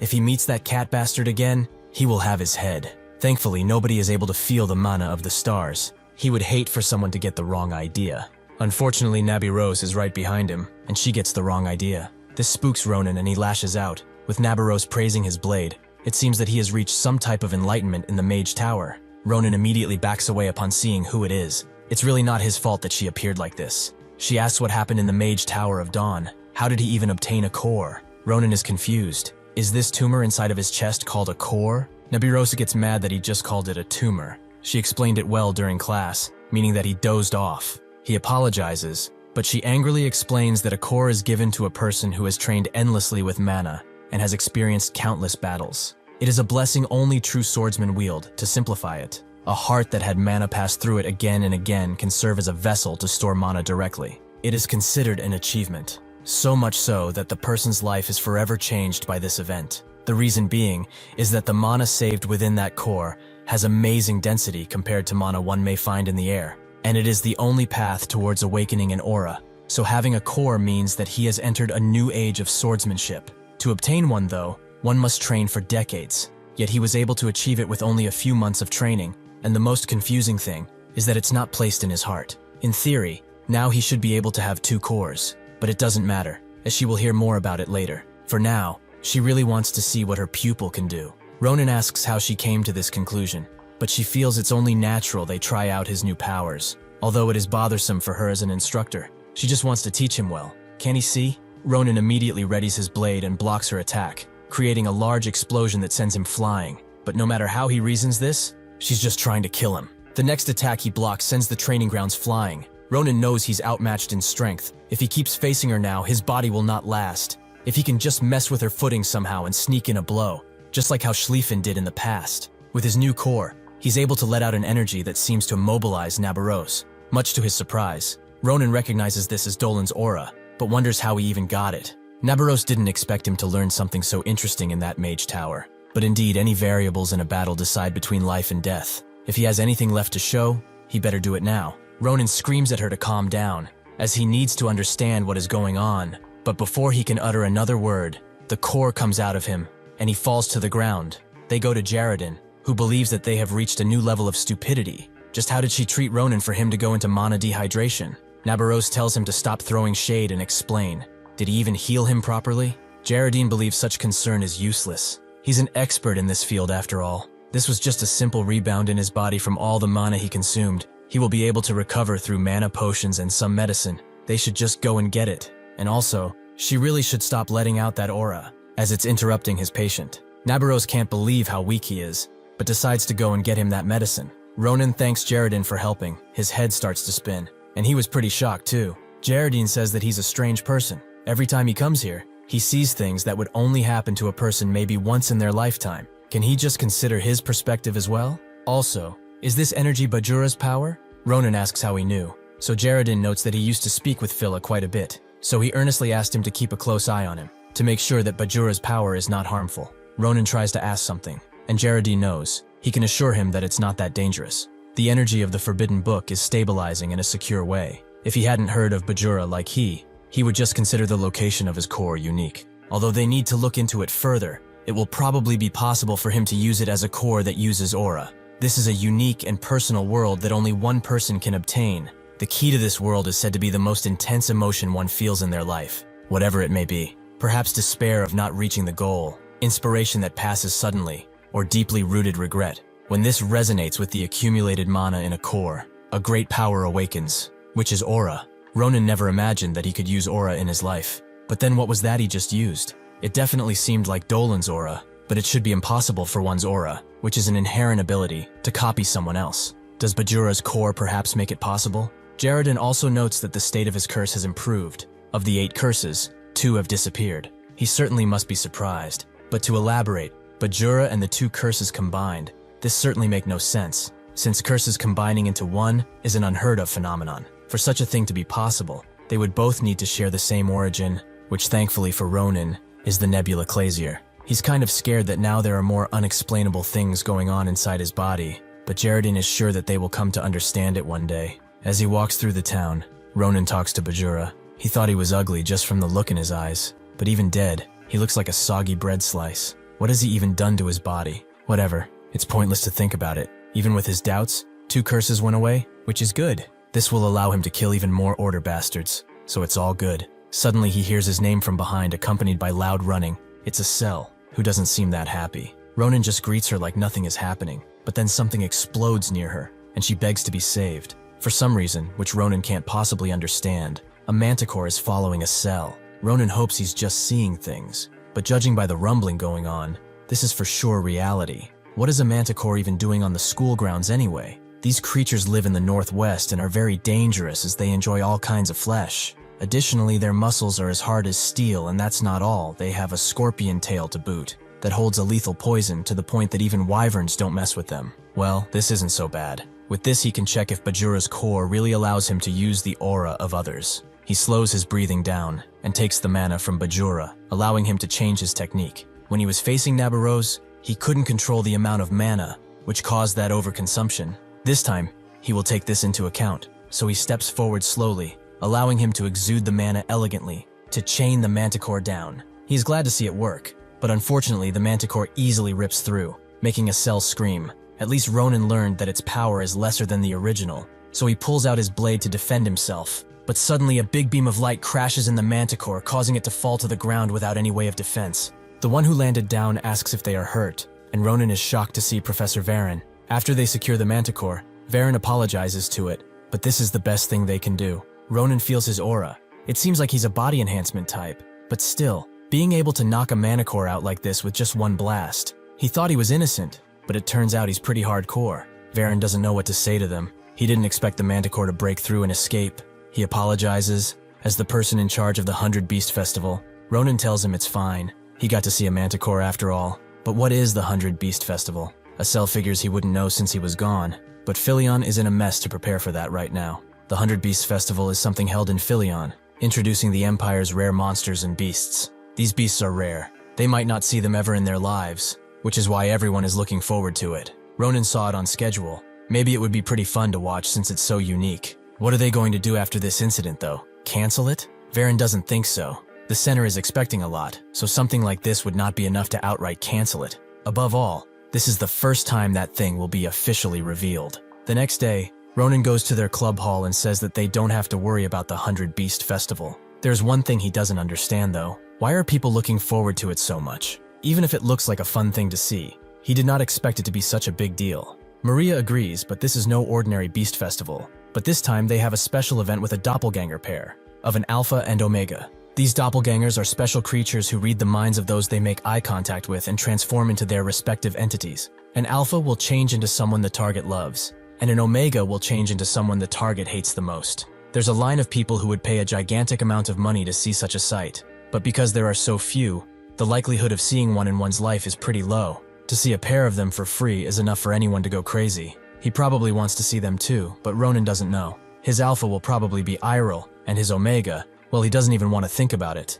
But this means that a lot of people will be going to the academy, and Professor Varen will be busy. And since it's like this, uninvited people are bound to show up. Sure enough, a bunch of Nebula cultists have received their orders, and they will fulfill them, for the honor of Caliboro. Since they talked about the festival, Ronan believes they should get down to business. The reason he called them here today is to give them a present. He throws Asel Bayura and says that it's a precious book he obtained from the Mage Tower. Even with that, he was told it was difficult to read since each page is encrypted with magic, so she should take her time with it. As Asel flips through it, she is utterly amazed. Each page is like a complicated maze, but she can read some of it. As long as she has time, she will be able to read it all. Ronan is surprised, but it will certainly take her time to actually understand what's written in that thing. Asel is very grateful and asks how he obtained it, but honestly, he would rather not go into detail. Next is Maria. She should go to Varen when she has time, as she has a case where she can win big. The professor recently succeeded in cultivating Cerante's herbs,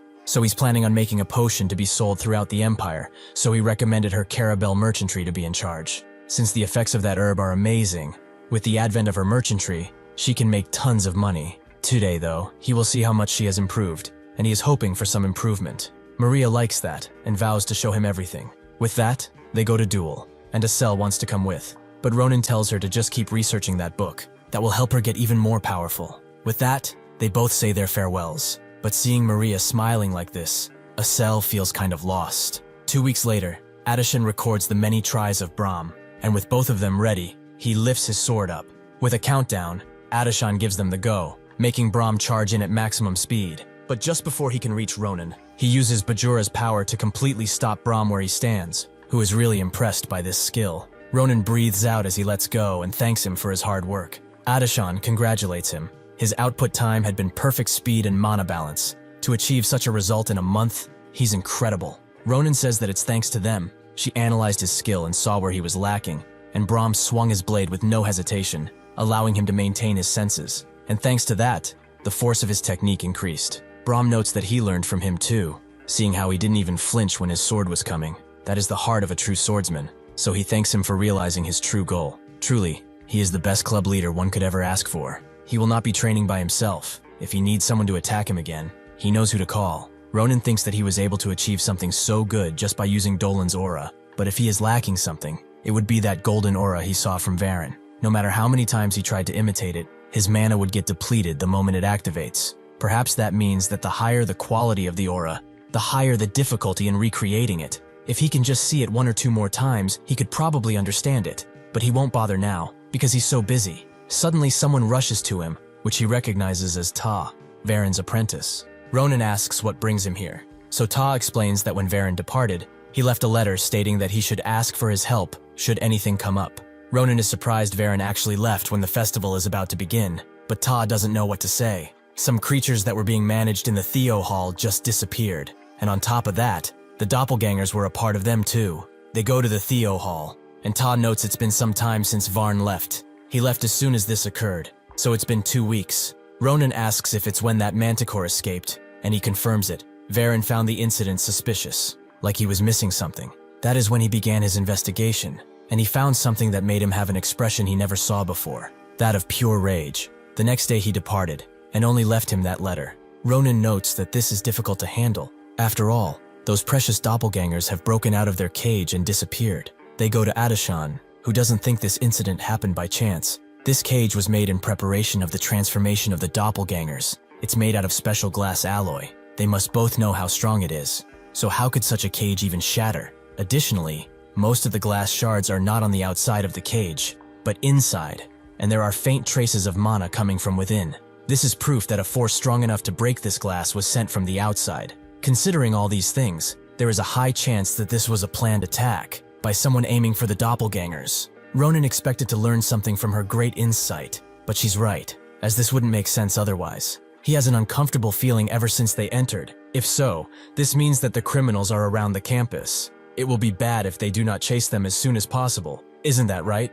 They should begin immediately. Can he receive the help of those 4 knights? It will be tough to search for people all by himself after all. Adishan tells him to wait, but he stops her, as he will certainly not take long as the knights cooperate, that is. As he walks around with them, he begins talking about his student life. Even if he is a promising pupil, a young kid like him gets tired of all the attention he's getting. Don't they agree? When they don't answer, he notes that solemn knights are cool do, but contrary to their demeanor, their work is rather sloppy. One of them asked what he means, but he just felt it was strange that they didn't go through any procedures when students were messing around at the scene. And it is also strange that they figured out what Adishan was saying. Most importantly, even if this was their mess, they show no signs of remorse. Do they get paid so little that they don't care? The knights say he's spouting nonsense. This was just an unexpected incident. Do they need to look good in the eyes of a mere student? Ronan apologizes, but one more thing.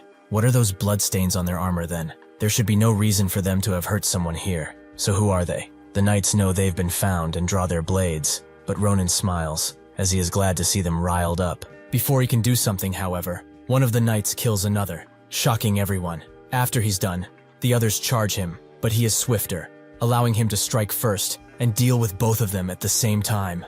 Ronan doesn't get what's going on and asks for the knight's identity. He comes closer and suddenly bows down as he dealt with these lowly bastards. He shouldn't misunderstand, as he had no allegiance to these bastards. Before he removes his helmet, Ronan can already guess who it is from his voice. It's Balrus. Ronan says that this is completely random, but he wants an explanation from him, as he is not the kind of person who will just spare him because he asked nicely. Balrus understands. He will explain everything in detail. First of all, he needs to say that he has not forgotten a single moment. The day his life was saved, and he became a new person, when he gave him a mission to stay in Caliboro and spy for him. Ever since then, he has worked hard. After taking on all sorts of requests in order to get information, he was acknowledged by the management and even received the wolf rank. Because of that, he received many secrets like the HQ locations, the next poaching plan, and as ordered, he kept reporting it to this Varen guy. Ronan did hear that an anonymous individual was helping him. Balrus also says that they just gave him this armor. He works in communication, so he doesn't know their supply routes. Ronan believes him for now, but can he reveal the reason as to why he was hiding here? He doesn't get it. No matter how crazy they all are, there's no way they would come for Filion. Who would do something so foolish? Balrus explains that Caliboro's status became a joke. Pretty much. Due to his spying activities, the number of branches that Varn and the Imperial Guards destroyed is already more than half. And because of all these interruptions, it's been quite a while since the situation completely devolved. Naturally though, he was also the one who spread bad rumors. Because of everything, the management felt threatened and decided on a plan, that being the extortion of the 100 Beast Festival. Ronan gets it, since the festival is an event the entire world is curious about. If they were to seize the doppelgangers, who are the festival's main attractions, then they would definitely demonstrate their abilities. Although that seems to be useless now, since everything came to an end. Balroos tells him that he's wrong. The doppelgangers are just the beginning. The goal of this plan is to seize all the species of the festival, and to do that, Arendelle has come. They go back to Addishan, who is just about done with her share of the knights. She apparently asked them a few things, and that is when they showed their true colors. Because she knocked them out, interrogations should be no issue. He congratulates her, and asks Ta what's wrong, who is apparently in a state of shock because of all the violence around him. She asks about the guy behind him, and Balroos introduces himself as a henchman of Kaliboro, but he has been redeemed in the light. He is Ronan's loyal minion now. Ronan tells her he will explain later. They have urgently attended to something now. After he tells her everything, Addishan asks if this isn't the only place they invaded, and Balroos confirms as such. The real goal of this plan is to capture all the species. This operation was just a trick. Since the most important part of the festival went away, everyone will focus here, which will create a gap in their security, allowing them to seize other species. The plan will take place once the full moon reaches the tip of Theo Hall's steeple, which is right now, so they are probably preparing. Ronan is glad they know of their plan now, but letting them think that everything is according to plan would be better. The small fries are easy to deal with, but Arendelle is different. Werewolves are a species specialized in battle and among the top in force of the werehumans. Of their species, the tribes known to be specifically strong are the Woolumps. The man who annihilated all of them in a single night is known as one of Caliboros's sharpest blades, the greatest executive, Arendelle. On the day of the massacre, he lifted Caliboro from just a poaching group to a full-blown criminal organization with incredible force. The fact that he is on the move shows that they are betting everything on this, meaning that they are ready to risk it all. He tells Ta to let the Imperial forces know about this and watch quietly, as they will get those doppelgangers back without issue.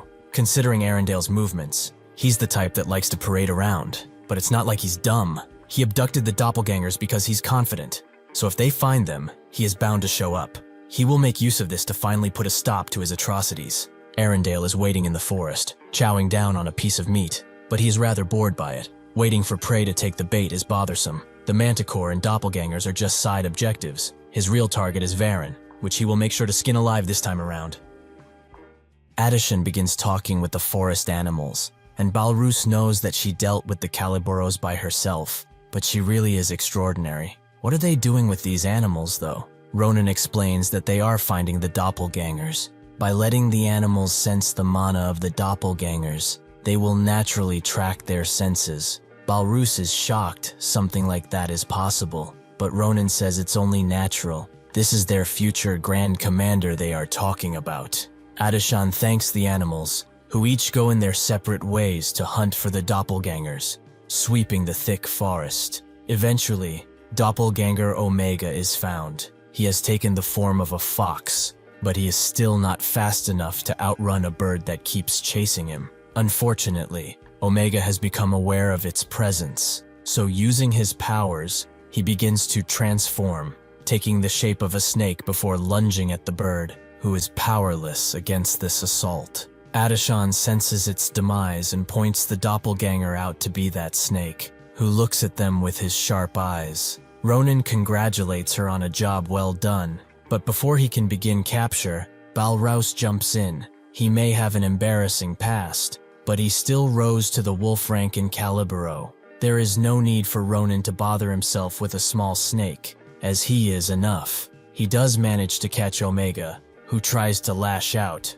but like the fool he is, Balroos makes eye contact with him before telling Ronan that he caught him. Ronan reprimands him for his stupidity. That thing can transform into the negative emotions of anyone if they look in their eyes. That means fears and terrors too. Sure enough, Omega transforms into his worst nightmare, the beast who almost took all the blood out of his body. With Balroos stunned, Omega jumps towards Ronan and makes eye contact with it deeply before dashing away again. He knows that this is bad. If it transforms into a Haiyut, dealing with it will be quite annoying. He has to grab it somehow, so he jumps in and tells Addishan to go and find Alpha with Balroos, as he will go after Omega. He wonders why Omega is not transformed yet. If he really transformed into a Haiyut, he will not be able to hide it. But that doesn't seem to be the case, as there's human traces about. They are of Omega's,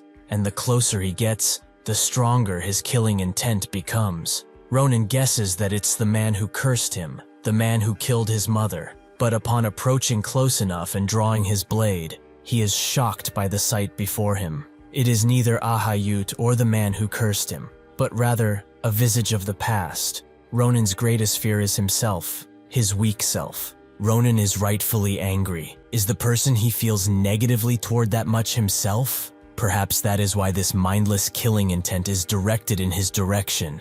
With a single small step, Omega charges in, forcing Ron to block, creating a large blowout throughout the forest. Ronin heard that doppelgangers adopt some of the abilities of the people they transform into. But this is not just some. This is literally him from the past. This has just become dangerous. If this is him from when he fought Ahayut, then going up against it with his current body is rather difficult. He has to buy as much time as possible. Before he can do that, Omega lets go of his blade, destroying Ronin's center of gravity and allowing Omega to grab his head and go directly for his neck. Ronin manages to block the attack with the hilt of his blade, reminding himself that this pathetic fighting style really was his. Thanks to him, he's remembering things he had thought lost. So as thanks, he hits Omega with his hilt, making him quite mad and lash out. Ronin is in serious danger. Even if he smiled, his head almost went in the air. Back then, he was a wild man who was no different than a forest beast, one who attacks enemies without a care for methods or means, all in order to make it out alive. He cannot let his guard down here. If he misses even one breath, he knows for certain he will die. Omega charges in and Ronin deflects, but Omega charges in again, blocking his sight with a bunch of dust before striking forward, seemingly hitting him. But Ronin is actually below, surprising Omega. He wonders why he's surprised, as he's also him. Ronin strikes, but he feels that the blade did not go deep enough. Omega dodges, and with this opportunity, he headbutts Ronin, creating a shockwave throughout. Ronin tries to regain his footing, but Omega kicks him flying into the forest, and since he's himself, he knows that Omega will not end it with a simple kick. He's definitely going to do something to secure the kill. After Ronin smashes into a boulder, he sees the blade coming directly at him, and the impact rustles the entire forest. Ron managed to dodge the blade. If he died like this, he could say that he ended himself, but this is annoying. He will have to make Omega make eye contact with someone else. Only then can he defeat it. Suddenly, Arendelle appears, noting that he's not the prey he seeks. When he felt strong energy, he hoped that Varen personally came here. But why is a mere boy running around in his hunting ground? Who is he? Ronin feels the deep scent of blood coming from him, and this brutal energy, similar to a wild beast. Balrus described this guy perfectly. He is Arendelle. He did not see this coming. He did want to meet him, but why would he appear now? Arendelle asks if he's scared, but before he can say anything more, he feels a powerful scent coming from Ronin, shocking him. He did not plan on it, because today was supposed to be perfect, but he cannot let him go now. He asks Ronin directly, why is the scent of Omega sticking to his body? Ronin damns it all, and Arendelle charges in without warning, adamant on the hunt. He just caught Alpha, and now he has found traces of Omega. Unfortunately for him, it seems like his luck has gone from bad to worse. He charges Ronin with a bunch of short jumps, pushing his blade away with only his fist, proving to Ronin that all of his attacks are fatal if he lands them. He cannot afford to get hit right now. There is another issue beyond that. Omega is keeping himself hidden. Even his killing intent is gone, and it's not letting out any life signs. There is only one reason his past self would do that. He is waiting for the perfect moment to end his life, which is exactly why he must wrap things up here, and quickly. The cut to Arendelle's neck did nothing, but it did hurt, so Arendelle finds him amazing. He strikes Ronin's blade, and says that most lose their will to fight when they take in his visage, but this is pretty fun. It was not a coincidence that he was here now. Ronin is confused by the cut not working, and asks if that absurd body is because he's using aura. Arendelle confirms that his aura has permeated through his internal muscles and turned his entire body into a weapon.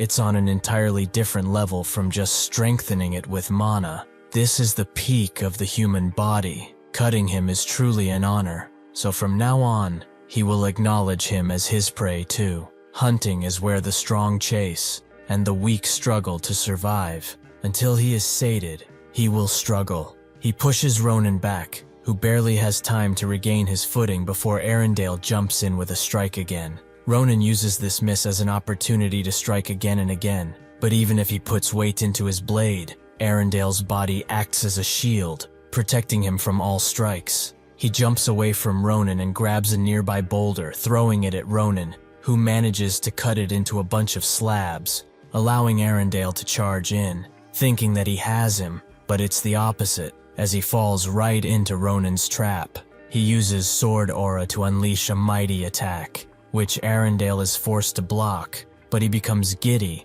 as he has not fought like this in ages. Ronan can see that he has gotten bigger, and Arendelle congratulates him on being so incredible. He truly is worth it. He can finally go all out on somebody. He summons all of his strength into a mighty strike, almost unleashing it on Ronan before his arm is cut off suddenly. This was done by none other than Omega, with a stick no less, proving his power. Arendelle screams out in pain, confusion getting the better of him as he thinks that he had an opening before. But how did that bastard cut off his hand with a branch? Before he can wonder who he is, he gets a strong scent, proving that this is Omega. He charges in again, but Arendelle is not foolish enough to fall for it again, so he meets his strike in the middle, creating a large vortex of sheer power. They both fall down, but Arendelle is clearly on the losing side, struggling to keep it together without an arm. Omega kicks his arm back to him, forcing Arendelle to dodge, making him think that he's joking around. But Omega just created an opportunity, allowing him to unleash a barrage of strikes against his would-be hunter. Ronan can only watch this all unfold before him. Not only is Omega fighting with a branch he just found, but he also has his eyes closed. Is he doing that to maintain his advantageous form while fighting Arendelle? Why is he going that far? A while ago, it was desperate to kill him, so why would it go this far? Ronan then remembers that Arendelle told him that he caught Alpha, so perhaps Omega is sharing the senses of the Alpha Arendelle caught. He can see her pain, the way she was caught by this merciless man. So his rage drives him to attack Arendelle even harder, who knows that the Omega transforms into negative emotions. That is why, unlike the Alpha, which is milder in temperament, it resists violently when someone attempts to capture it. He expected this situation, but even so, this is beyond anything he would think of. Judging by its looks, this is related to the kid. Perhaps it's that kid's brother, even with his young body. That bastard could deal some fatal blows. If he were an adult, he would have been dead long ago. He has no choice but to scrap his plan of capturing Omega. His life is in danger here, so there is only one option: to kill it. Omega seems surprised by the strike, which goes through the forest, clearing everything it touches. He is curious about who the original of his transformed form is. He cannot believe that he came in closer to avoid his unavoidable strike. If he hadn't done that, he would be Ash, but he still managed to put himself in the same state as himself. Even though this was pretty fun, it was time he ended this. Even though he does not have his right arm, this hunt is officially over. He charges Omega with a mighty blow, threatening to end him right there, but Omega must protect, so he unleashes the blade he kept hidden right into Arendelle's fist. He can't believe that a beast can be so cunning, but Omega does not stop there. It takes out Arendelle's eye and goes in deeper by grabbing his head, making him scream out in awful pain and leaving him defenseless. Omega pushes him into a boulder and takes out his blade, making Arendelle beg for mercy as his life is almost threatened, proving that even if he thought of himself as the best hunter, he is nothing but a meek man who knows nothing of true power and the hunt. With Arendelle's death, Omega regains his stamina, while Ronan thinks about something. After Ahayut's arrival, there wasn't a place in the Empire where cries could not be heard, and in the midst of that, he reminded himself of every moment. If he hadn't lived a trash life, if he had listened to his sister, he could have at least protected one more person, and he resented himself for it. That is why this version of him only thinks of protecting others, of doing what he couldn't. But it's time to stop. He unleashes a restraint move on Omega and tells him to watch carefully. This is the him of now. With that, he lets out strike after strike, which Omega can easily deflect at first, but the attacks increase in number, forcing Omega to dodge and deflect at the same time, until finally he gets through the last attack, and his restraints disappear. Ronin does not stop at just this, and rushes toward him with feverish might. Even though the force and color of Arendale's aura looked different on the outside, he felt something the moment they clashed. That power was the same as the principal's, and because of that, he got a good feel for it, enough to use it as his own and crash into Omega. He blocks the attack with what remains of his sword, but the attack is pushing him further and further down. Ronin admits that before coming to the academy, he thought anything that could be wielded and swung around was a weapon, but someone taught him that this type of thinking was foolish. He understood it when he saw it, that a blade has to be great. The force finally breaks Omega's sword, but he forces his hand into Ronin's blade, allowing him to easily gain control and slam Ronin into the ground. Ronin is completely overwhelmed, and he has no choice but to cross the line and go for the throat. Before that can happen though, someone screams out for Ronin, making Omega distracted. Ronin knows why he stopped, because he knows the people who are coming towards them. The Grandmaster is talented, but her personality is different now. Balrus is no longer a poacher, and has become the best public servant ever. Martin and the others in the squad are probably living peaceful lives, and Ireel is doing great too. He promises him that this life will be different. He will have to trust him and leave this all to him, relieving him of his disciplinary soldier duties. As the old Ronin fades away, he tells Ronin to protect everyone and that he will trust him. Ronin agrees, hopefully. In 10 years, they will see themselves smiling peacefully. With the doppelgangers secured, the festival begins in full swing, everyone enjoying it to the fullest. Marya thinks it's a relief. If Ronin and the others hadn't found the doppelgangers, and Professor Varen hadn't taken the reins of the Caliboro gang, they wouldn't be able to create memories today. She's also curious as to what Ronin is doing, so Estelle tells her that he has a meeting with Varen, but he will make it to the parade at night. Marya thinks it's a shame, as she wanted to see this with him, but since it's come to this, they should go together and have so much fun to make Ronin jealous, right? Estelle sheepishly agrees, and Marya decides that they should finally go to the main event. When they get to the doppelganger area, Marya is surprised that they prepared something on this side, which must be why the number of people who can enter is limited, and they even do security checks. They look forward only to see one of the doppelgangers already there, but Marya doesn't understand what it's transformed into. Estelle informs her that this is its original form. He heard that after it transforms, it will return to its original form after a while. Omega seems to be resting now, so that must be Alpha.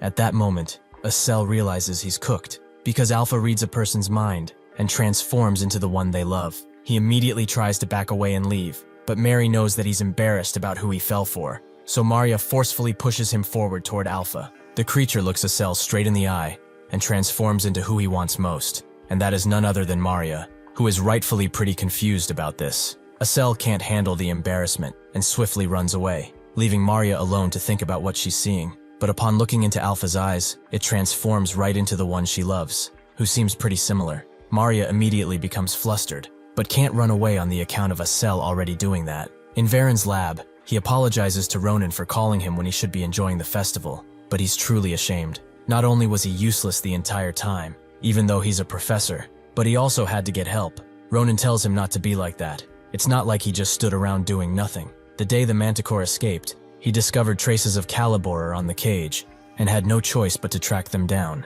On top of this, once he was outside the capital, he had to deal with a gang that was trying to steal some rare species, and he did it all by himself. They should just let this be. But in any case, he's curious about something. Why is Balrus standing behind him? He immediately straightens out and explains that after being indebted to him, he's now fully indebted to Varen too. As a result, from today onwards, he will be his assistant. Varen gives more details. He made him an over. Although it's tradition for the assistant position to go to a Filian student, Balrus has not only been instrumental in relaying information about the poaching, but also was the greatest contributor in dealing with Caliboro, and of important help with the doppelganger incident too. He was pretty surprised to find out that the one who played such a dangerous role in that atrocious organization was such a young lad. How could he simply let such a promising figure go? He looks forward to seeing what he evolves into in the future. Balrus is touched by his words and promises to do his best, with Ronin being quite glad for it, as these two seem to suit each other. However, he still warns Balrus to do well. If he hears anything bad about his work,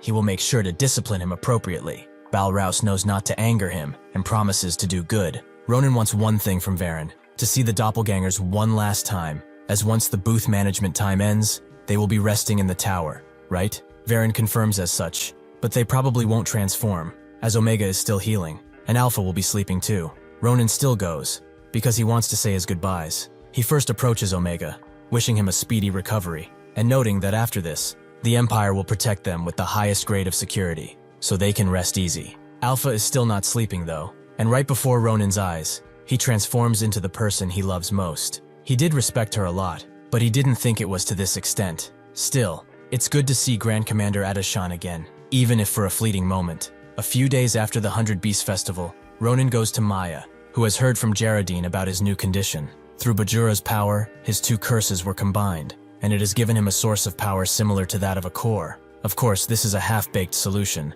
since the restrictions placed by the curse still linger. To make a comparison, it's as if all the poison gathered in one place to form a new poison, and that new poison caused some rather unexpected effects. Ronan guesses that it's not much of an issue yet, since she's reacting calmly, but Maya notes it's actually helpful. Ronan wants to properly resolve the remaining curses though. Is there a way to do that? Maya can feel that he's a bit more adamant than before. Did something happen? Ronan tells her that something helped him realize some stuff from before, and he also has a new promise he must keep. Maya likes the fire in his eyes, but this is the best timing, as she just finished some research on how to eliminate one of his curses. Ronan immediately jumps at the opportunity, but Maya tells him to calm down, as the process is similar to before. After materializing his curse in the mind realm, he must find the source of the curse and promptly defeat it, but there are a few issues. This curse they are working on won't reveal itself as easily as the previous ones. It will try to protect itself by any means necessary. As a result of this, it will take a lot of mana and a catalyst in order to maintain the mind realm. They can solve that mana issue, but the catalyst is different. She asks if he has heard of Dinhar, which Ronan thinks so. Isn't it that desert area where, because of the countless beasts roaming about, and natives with nasty personalities, the place has more bones of dead adventurers than sand? It's called the Southwestern Hell, right? She must be pointing at the rare black stone in that neighborhood, isn't she? Maya is glad he's informed. And yes, they need the mana stones from Dinhar Mountain. These stones are the highest grade magic ingredient due to the purity and mysterious power of the mana. It is so valuable that whenever it makes a rather rare appearance on the Imperial auction, it breaks the highest auction price. That is how precious and rare the mana stone is. She had to spend several years of her professor's income on just this small piece. Ronan asks if they can't just use that, but Maya notes it won't be enough. They need at least the size of a thumb. That's the reason she didn't contact him earlier, despite completing the method to cure you. He must wait a little bit longer, as she will try to find a good enough catalyst somehow. Ronan guesses there's no helping it, as that is one of the top 3 places he never wants to go in this life, but there's no other choice. As Adashan walks around, she remembers what happened when they found Alpha. After dealing with the poachers, she lifted up the box she was kept in, and decided to check on it to see if it was hurt. At that moment, Alpha immediately decided to transform into the one she loves most, which was none other than Ronan. Adashan immediately threw a towel at its face, and made Balrus promise not to tell anyone what he saw here. Because of this, she can't bear to face Ronan now, but perhaps what made Alpha transform was because she's just grateful to Ronan since he believes in her. Surely that's it. There's nothing to be embarrassed about, so she will greet him proudly the next time they see each other. Suddenly, though, Ronan appears, and she immediately cowers behind the tree. Before she can collect herself and say hi, he comes around and asks what she's doing. Did she see something she shouldn't? Adashan immediately backpedals, almost revealing what happened, but then refusing to talk about it. Ronan just lets it go and grabs her hand, as he wants to go somewhere with her. More specifically, to make a weapon. He felt bad that she was the only one who hadn't made one, so he prepared something amazing. In a dark place, where bodies are laid like decorations, a woman approaches a bright red pool with a commander from the order leader. A man rises from the pool and knows that he was needed. After Bridgia and Varen's failures, their plans are running into problems, so this one must not fail. He tells Yuria they should go and depart towards Hell, or as the locals call it, Dinhar. Ronan and Adashan go to Grand Cappadocia. It seems that after the Order incident, they began rebuilding with Grancia's support, but they went above and beyond and got their money's worth. Didakan, who is outside, is amazed to see Ronan again and immediately hugs him. Ronan notes it's been a while. Seeing how he's full of energy, though, he must be doing well. Didakan says it's the exact opposite. He was hammering away at things, and he's tired. He heard from Daron that he's here for a new weapon. He stayed up several nights because of that. That's when he sees Adashan next to him, and guesses that Ronan's been quite busy lately. Is this lady his lover or something? But won't Maria say something since he came with her last time? Is he a bad boy? Ronan notes that Asel would cry if he heard that. He just brought his close senior with him to get her a weapon too. And also, he advises him not to do anything reckless this time. When they first came here, he talked about how he had to prove himself, and subsequently got hurt right after. If he does that to her, and she activates her ability, he might just die. If that happens, he will bury him someplace nice though, so he needn't fret. Didakon immediately backs away from such a procedure, and invites them inside, as Daron is waiting for them. As he kicks the door open, he immediately receives a hammer to the head, as Daron has told him countless times not to kick the door open. Ronan introduces him to Adishan, and he's honest. He can't wait to see what he brought with him this time. He and Ronan go to the back, where Daron shows him the blueprint he made after days of not sleeping. According to it, it will have some pretty interesting features, and depending on what kind of special material he brought this time, the output will be entirely different. Surely he brought something precious this time too, right? Ronan confirms as such, making Daron even more excited. Perhaps he has brought those marvelous scales from before. Ronan notes that those got used up, but he brought something better. Daron is not impressed by just a piece of paper, but upon touching it, he feels a hatred and malevolence that could shatter his mind, forcing him to let go immediately. He's shocked. Where did he get something like this? Something so dreadful cannot exist. Ronan expected him to see through the essence of the material so easily. It was worth it to come here, and he's excited to see what he will make with this. Daron refuses to use such an evil material. It would be impossible to predict what will happen to the user. Naturally, that material will make for an incredible masterpiece, but he refuses, as it goes against his conscience. Ronan says he shouldn't worry because this won't affect him, but he will explain that later. He said he can't do it, but his eyes betray him. He's simply drooling at the thought of working on something like this. He shouldn't let his conscience get in the way and live by his desires. He should say that he wants to make an incredible weapon and beg for it. With this much pressure, Daron eventually relents, and Ronan walks away happy, although Didakon wonders what happened, because he heard some brutal sounds. Ronan notes that it was nothing special, but where is Adishan, as he thought he would show her around. Didakon explains that she was surrounded and consulted by other blacksmiths, who said that other weapons would be better than a sword. She's probably still being pestered. Ronan also asks what that thing around his neck is, some kind of box. Didakon was waiting for him to ask. It's actually a space-time storage outputter. It can print out a moment he wants to save with a click of a single button. This is a masterpiece of his own making. From this, Ronan gets a wonderful idea and asks to borrow it, as he needs it to make someone come with him to Dinehar. Later that night, he meets with Schlieffen in the forest, noting that he's quite the hard worker for training so late at night. Schlieffen asks if he came to catch up on all the duels he's been putting off, but Ronan refuses, although it would be nice. He came to him because he wants him to come to a dangerous place, and he's the only one who can do it. Schlieffen refuses since it's not a duel, but Ronan is sure that if he refuses, he will regret it for his entire life. Schlieffen can't believe it. That brilliant light, is that really the holy grail he has been seeking? They swiftly arrive at the southwestern desert region, Carlisle, where it's extremely hot, and Ronan certainly didn't expect to be here again so soon. He's also honored to have someone like Schlieffen with him, who notes that he came to help him gain some experience. But he will keep his promise, right? He will hand over the goods as soon as the journey is over. Ronan confirms as such. He's a trustworthy man after all. He made this perfect gift just for him. Schlieffen is once again amazed, as what he will receive is the full iris photography set. His heart aches just by seeing it, but Ronan won't let him have a closer look until they complete the mission. They should hurry though. If they want to arrive in Dinehar, they need to walk several more days, and he shouldn't think of giving up, lest he might lose these photos. Schlieffen clearly understands. But that aside, even if this place is quiet and barren on the outside, it seems that it's not entirely true, as it reeks of blood, and bones lie askew everywhere. Ronan confirms as such. This is where people who come for the Dinehar mountain monastones end up, as it only goes two ways. They either recuperate to get the stones,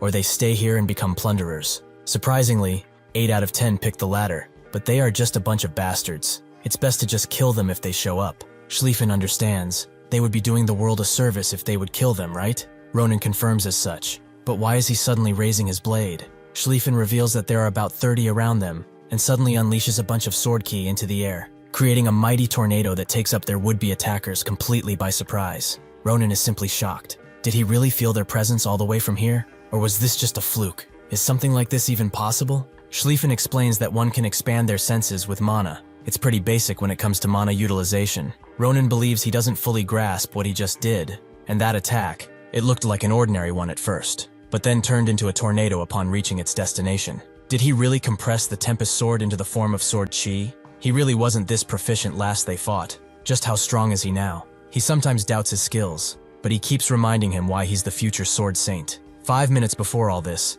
the plunderers were admiring their new targets, who looked perfect for looting. The scout let his group know about them, and they all asked their master what they should do. The master thought they were just two young and rich young masters from a household who came here to train, so they should welcome them like usual. They will separate each of their limbs and send them back to their families, then they will throw them to the sandworms. This was Khan, leader of the Crimson Desert, and he immediately initiated the hunt, right before Schlieffen's sword key descended on them, creating that violent tornado. Khan told his men to get behind him, but most gore blown apart. The scout fell down in surprise and looked back at the two kids, only to see that they were not there. Before he can wonder where they are, Ronan takes him out with a sharp swipe of his blade. He's glad that there are more bastards to wipe out, as he actually wanted to test something out. The plunderers look up at the two, unsure of what to do next, and Ronan tells Schlieffen to rest this time, as these are opponents he can try his new weapon on. Schlieffen has been sensing some ominous energy coming out of him. It's that blade, probably created by Daron.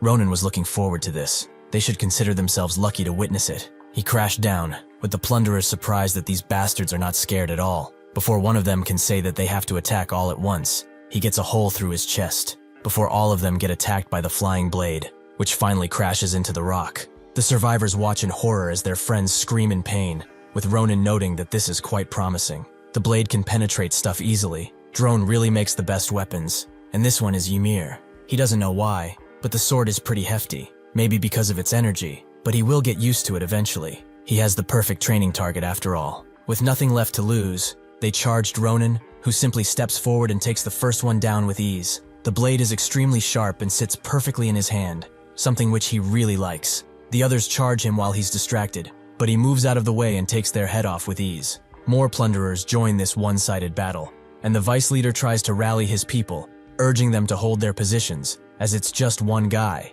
That one guy suddenly teleports behind him, congratulating him on making a good call. He must have some experience robbing, huh? The plunderer is left to realize his impending demise, as the others watch in horror, before they too get decapitated. Suddenly, however, Khan arrives, shield crashing down to the ground. Ronan guesses he's the boss of these bastards, and of course, Khan is pretty mad that he dared to mess with Crimson Desert in their own castle. It doesn't matter who they are, as they have made a big mistake by opposing them. The people who tried to defy him have been crafted into this shield of blood, and now, he too will turn into paste and join the shield. Ronan tells him to do his best, if he can do so without a shield, that is. Khan's confidence completely shatters with his shield, as he doesn't understand how. He saw that kid dodge, so did he hit him at that moment? Scared beyond his wits, he attempts to run away with what remains of his men. Ronan notes that those are some real decisive decision-making skills, but if he lives, he will continue to rob people, so he will be taking them out with that feature. As Khan runs, he wonders why such a monster came here, in their area, but enough about that. They must go back to the base and regroup. Only then might they have a chance. Unfortunately for him, Ymir lands directly in front of them and lets out its first aura, spiderweb. They all immediately get stuck to the ground, with Ronan slowly approaching, surprised to see that the blade can really store magic spells. Daron might just be the best craftsman out there. With them stuck, the plunderers beg to be spared, but Ronan has no mercy for thieves. As Ronan and Schlieffen discuss the intricacies of his new blade and how it can store magic attacks for long-range purposes, Sita gathers up all the plunderer blood she can find and consumes it quite happily. Ronan congratulates her. It seems like her magic has improved since last time, meaning she wasn't just playing around with Ophelia. She might grow stronger than him one day, but that might take a while. Schlieffen has another question for him, about the restraint technique he used in battle. The range and force were different, but it was no different than the aura of Dolan, that traitor bastard. It's not entirely strange that he learned aura, but the fact that it's the same as the traitors is quite an issue. Ronan didn't expect him to catch on so quickly, but they should head off. As he will tell him on the day, they have a lot to go after all. When they sit down to rest after a while, Ronan explains what happened with Bajura, which is much worse than he heard from Sion. Ronan notes that thanks to it, he was able to emulate even what he saw, so it was beneficial in the end. But how's his younger sister anyway? She's not as unstable as before? Schlieffen explains that the Grancia experts examined her and confirmed there are no issues, but she's still talking about him and Elizabeth, calling them her saviors and heroes. She even acts as if that Akalusha is her real sister, but when he sees how much joy she speaks about her, it does not seem that hard. Perhaps this will even fill that deep crack between their two families. But alas, he wanted to say something. He fixes his throat before thanking Ronan for saving his sister, with Ronan being surprised he did something like this. but that won't mean that he will hand over the pictures faster. As they bicker, a gigantic bird appears above them and screams before crashing into the ground. They both guess that it was something falling, and sure enough, they find a rockbird, something commonly ridden by the Dinehar residents. Since it's covered in injuries, it might have come from a battle. Ronan approaches the bird, as he felt a faint presence, and sure enough, this bird was carrying a child. He immediately tells Sita to use healing magic, which works on both the bird and the child, but the child is starting to remember what happened. His name is Thunder. His village was attacked, and his brother gave him the last rockbird to flee with. He wanted to fight with them, but his brother demanded he go. Even if they all die here, he must live for Theri village. Thunder did not want to abandon his home, but there was no time, as something ascended from the ground, a worshipper of the star, who thought of them as worms. The warriors prepared to fight, but one of them immediately got killed after turning away for one moment. Thunder was scared beyond his wits, but his brother forced the rockbird to flee, leaving Thunder to look back at his brother. After waking up from this nightmare, Thunder breathes heavily and sees the figures in front of him as malevolent beings who seem glad that he awoke. He throws sand at them in fear, not stopping until they are gone, but Ronan grabs his arm and tells him to wake up, as they are not enemies. He must calm down and talk with them, as their fates seem to have intertwined. Thunder calms down and tells them what happened 2 days ago. In the dead of night, those bastards appeared, sprouting from the land like devils, but their warriors were ready. Instinctively feeling that something awful had come to them, they charged into battle with no doubts, but those devils killed all of them, without even a wound made by their warriors. Ronan is surprised, as Dinehar warriors are veterans in battle. They fight with their lives to protect the tribe since their young days. They are as strong as an elite knight of the Empire. When finishing a mission in his past life, he suffered a bit when he got entangled with them, as a mission that should have ended in 3 days took several months. Ronan asks who those intruders were, with Thunder not having a way of knowing, but they wore pure white clothes and used a mysterious power, a purplish one. They also called themselves those who welcome the star's advent, making Schlieffen and Ronan think of Nebula Clazier. Thunder thanks them for healing him. He will repay them in time, but now, he will go and rescue his brother. Ronan tells him to wait. Does he really plan to just return with no plan? Thunder explains that he has to protect his people. He will not stand idly by while monsters raise the villagers and slaughter his people. Additionally, they are way too skinny and would surely die if they came with him. As they bicker about coming or not, something jumps at Thunder with the aim to kill him, but Schlieffen blocks the attack, while Ronan grabs Thunder. An armor-wearing beast in a desert, that's not a fitting combination, isn't it? The beast jumps away from Schlieffen, and Thunder recognizes it as one of the armored beasts that the intruder woman had. But why here? Ronan tells him it's obvious. It came for him. Those cult bastards sure are persistent. Thunder tells them to run while they still can, as countless warriors were ripped apart by just one of these things. Suddenly it changes its speed and jumps all around, not wanting to let them go at all. As Thunder apologizes for dragging them into this, Schlieffen notes that these are petty tricks with no class, just like Ronan did in the midterms, although he has changed now. Thinking back, he was pretty mature, but since this was a petty trick, he had no choice but to choose the worst strategy ever, to attack with everything on the line. Unfortunately for this beast, that is a story of the past. Before it can strike, he lunges his blade into the ground and unleashes a mighty tornado that sweeps the beast into it, shocking Thunder completely. The beast is not done yet, however, as it pulls out a tube from its mouth to shoot bullets. This makes Ronan jump up, as watching was fun, but they are a bit busy and don't have time for any more tricks. With that, he eliminates the beast in a spectacle, making him wonder if they still look weak in the eyes of Thunder. Deep within their base, Yuria feels that a connection to one of her children has been severed. There's no way that a native did it, so the guest he mentioned intervened. The man is glad. They will soon be able to confirm whether that boy is deserving of the Starlight baptism. As they fly on the Rockbird, Ronan thinks about the Iron Beast, as it had nimble movements and a sturdy body, while also hiding strange weapons. But it wasn't something a Dinehar warrior couldn't handle. The reason they still lost is likely because of the power of the giant that the owner of the beast possesses, the blessing of the stars. In other words, the one in Dinehar now is on the level of a branch leader. Thanks to the beast and pilot being away from each other, the blessing didn't apply fully, which is why Schlieffen's attack even worked, but they might not be so lucky in the future. He asks Thunder about the two attackers. One of them ruled the Iron Beasts, but what did the other do? Thunder can't recall. The only thing he remembers is that while the other was attacking them, the other just stood still, watching from afar. Schlieffen notes that it's hard to understand them just from that, but there's no helping it. The only method of knowing is to face them head on. When they arrive in the village, they find it littered with corpses, with Ronan clearly not expecting something of this magnitude. He asks Sita if she feels any traces of someone, but she doesn't. He grows angry at the order. Those trash bastards are irredeemable, but they wouldn't do something like this without a purpose, as they always avoided conflict if necessary. Something has changed though. They don't care at all now. Changing the order he knew. Was there something in Dinehar that had them risk so much? Suddenly, a man appears behind Thunder and tries to grab him, making both Schlieffen and Ronan move at the same time, circling around to hit him. The man simply dodges and unleashes a smoke bomb on Schlieffen, giving him enough time to run away. But both he and Ronan dash into him, refusing to let Thunder go. Seeing their adamancy, he throws a bunch of blades at them, forcing Ronan to deflect. He can feel the weight of these throws. This is something he has only seen in the war, and their ability to predict movements like this. This guy is no ordinary bastard. Thunder is in real danger. That's why they have to rescue him. The man continues to run with Thunder, who demands to be let go, as he will fight off all the intruders, including him, and avenge his brother. The man calls him an idiot and throws him away. Is that the reason he came back here? For mere revenge? Thunder confirms as such. He will do it on his own. Revenge for his brother and comrades, with his honor on the line, he will do it. That's when he realizes who this man is. But at the same time, Ronan closes in, with the man surprised to see him here so quickly. Ronan thanks him for the workout, but it's time for him to say goodbye. Schlieffen comes around for a pincer attack, making the man unable to dodge this next strike. But before he can be hit, Thunder gets in front of Schlieffen. As this man is not their enemy, he is in fact his brother, Angry Gust.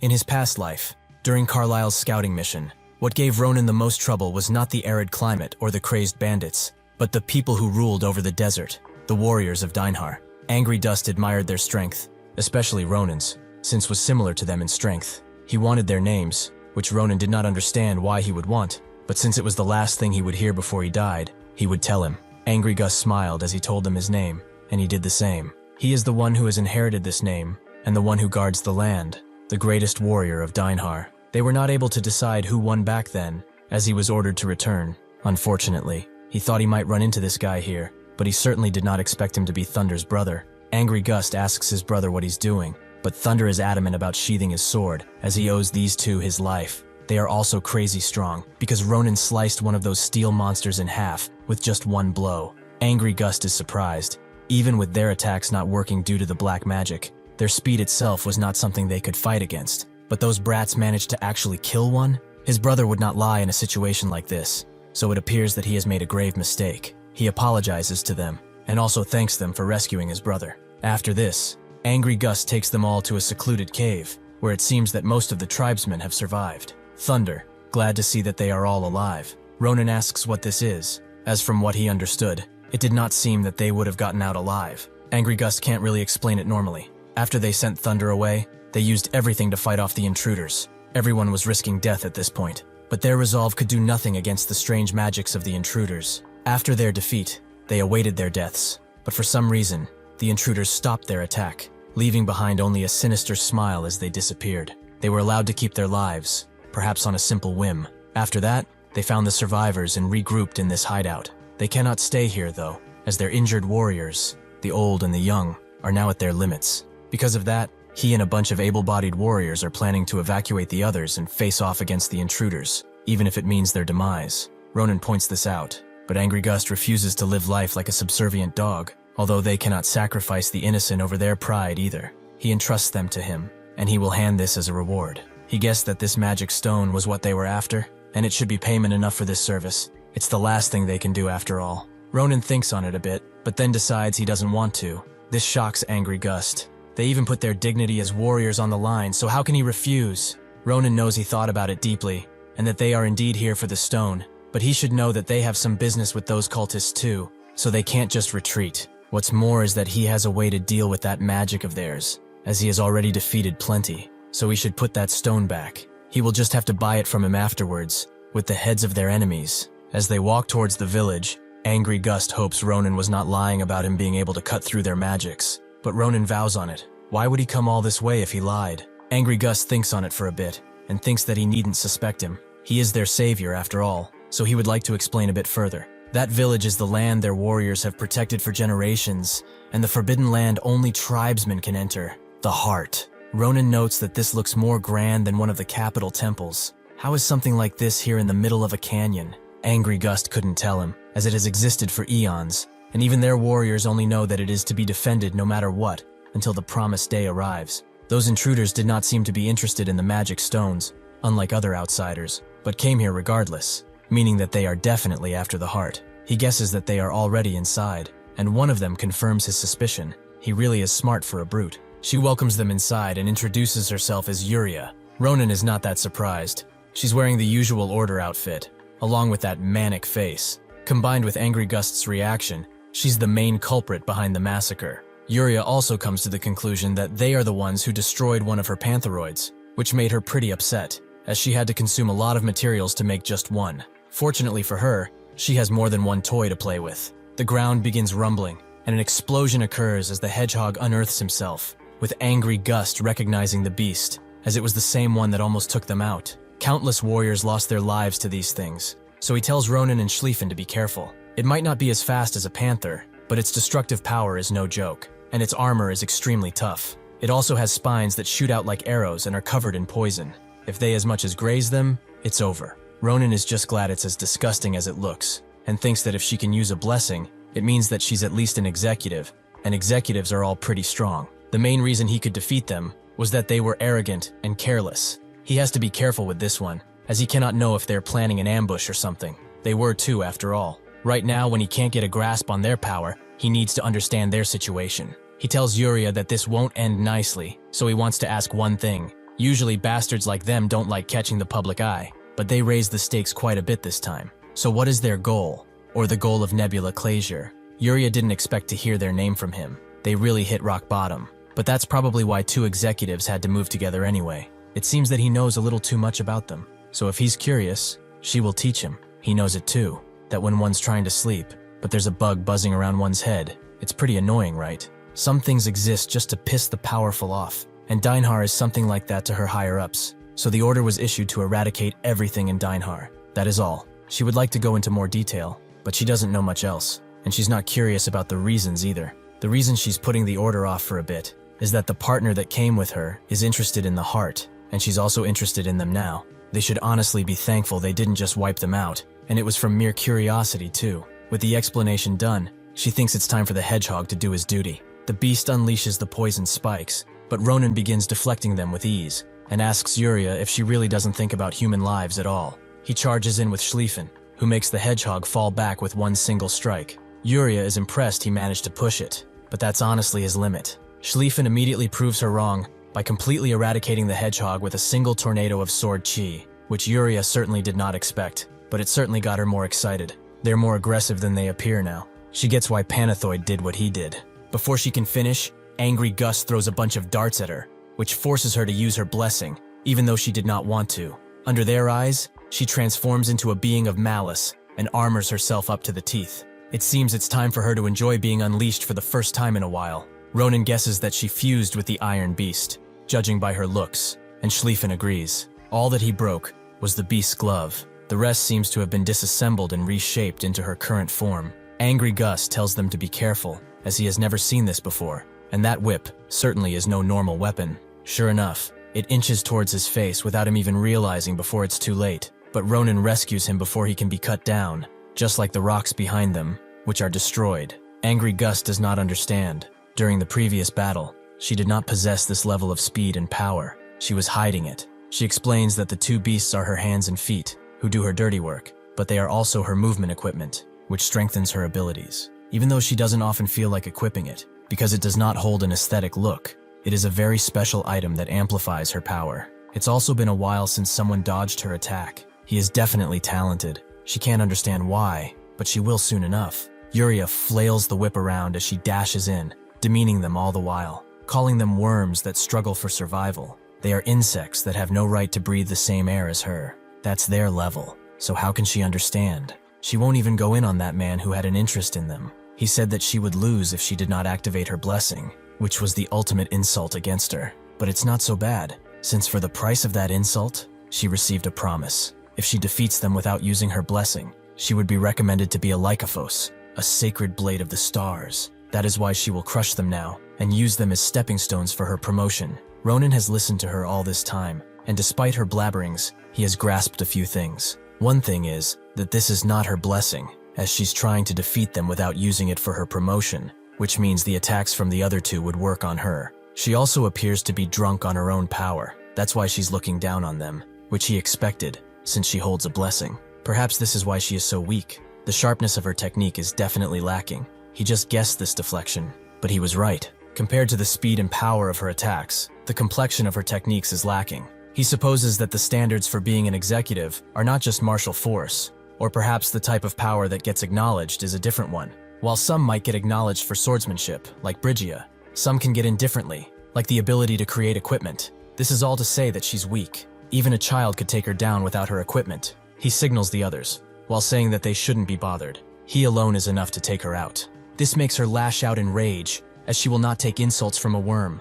She will rip him into shreds. Ronan needn't even move, because Sita uses her blood wall to completely block the attack, confusing Yuria, as why does such a measly existence have vampire blood magic? Ronan notes that Sita is far more powerful than she, but they should end this now. The other two charge in, making Yuria freak out. The blood wall has blocked her only means of defense, and she needed it for protection. Still, these insects won't be able to get through her impenetrable armor, right? Unfortunately for her, they do just that, shattering her only defense. With this, Ronan moves in with a powerful slash, proving that she's not worth jack without her precious armor. Seeing her situation, she refuses to back down and lunges at Ronan, but he knows that angry Gust wants to end things on his own, so he lets him tackle her. Sure enough, he has waited for this moment, and pulls out his blade as he pushes Yuria into the ground, causing her to scream. They are a bunch of worthless insects. How dare they even think of touching her? Gust raises his blade and explains that this is for all the innocent people who died due to her axe. She will compensate them with her blood.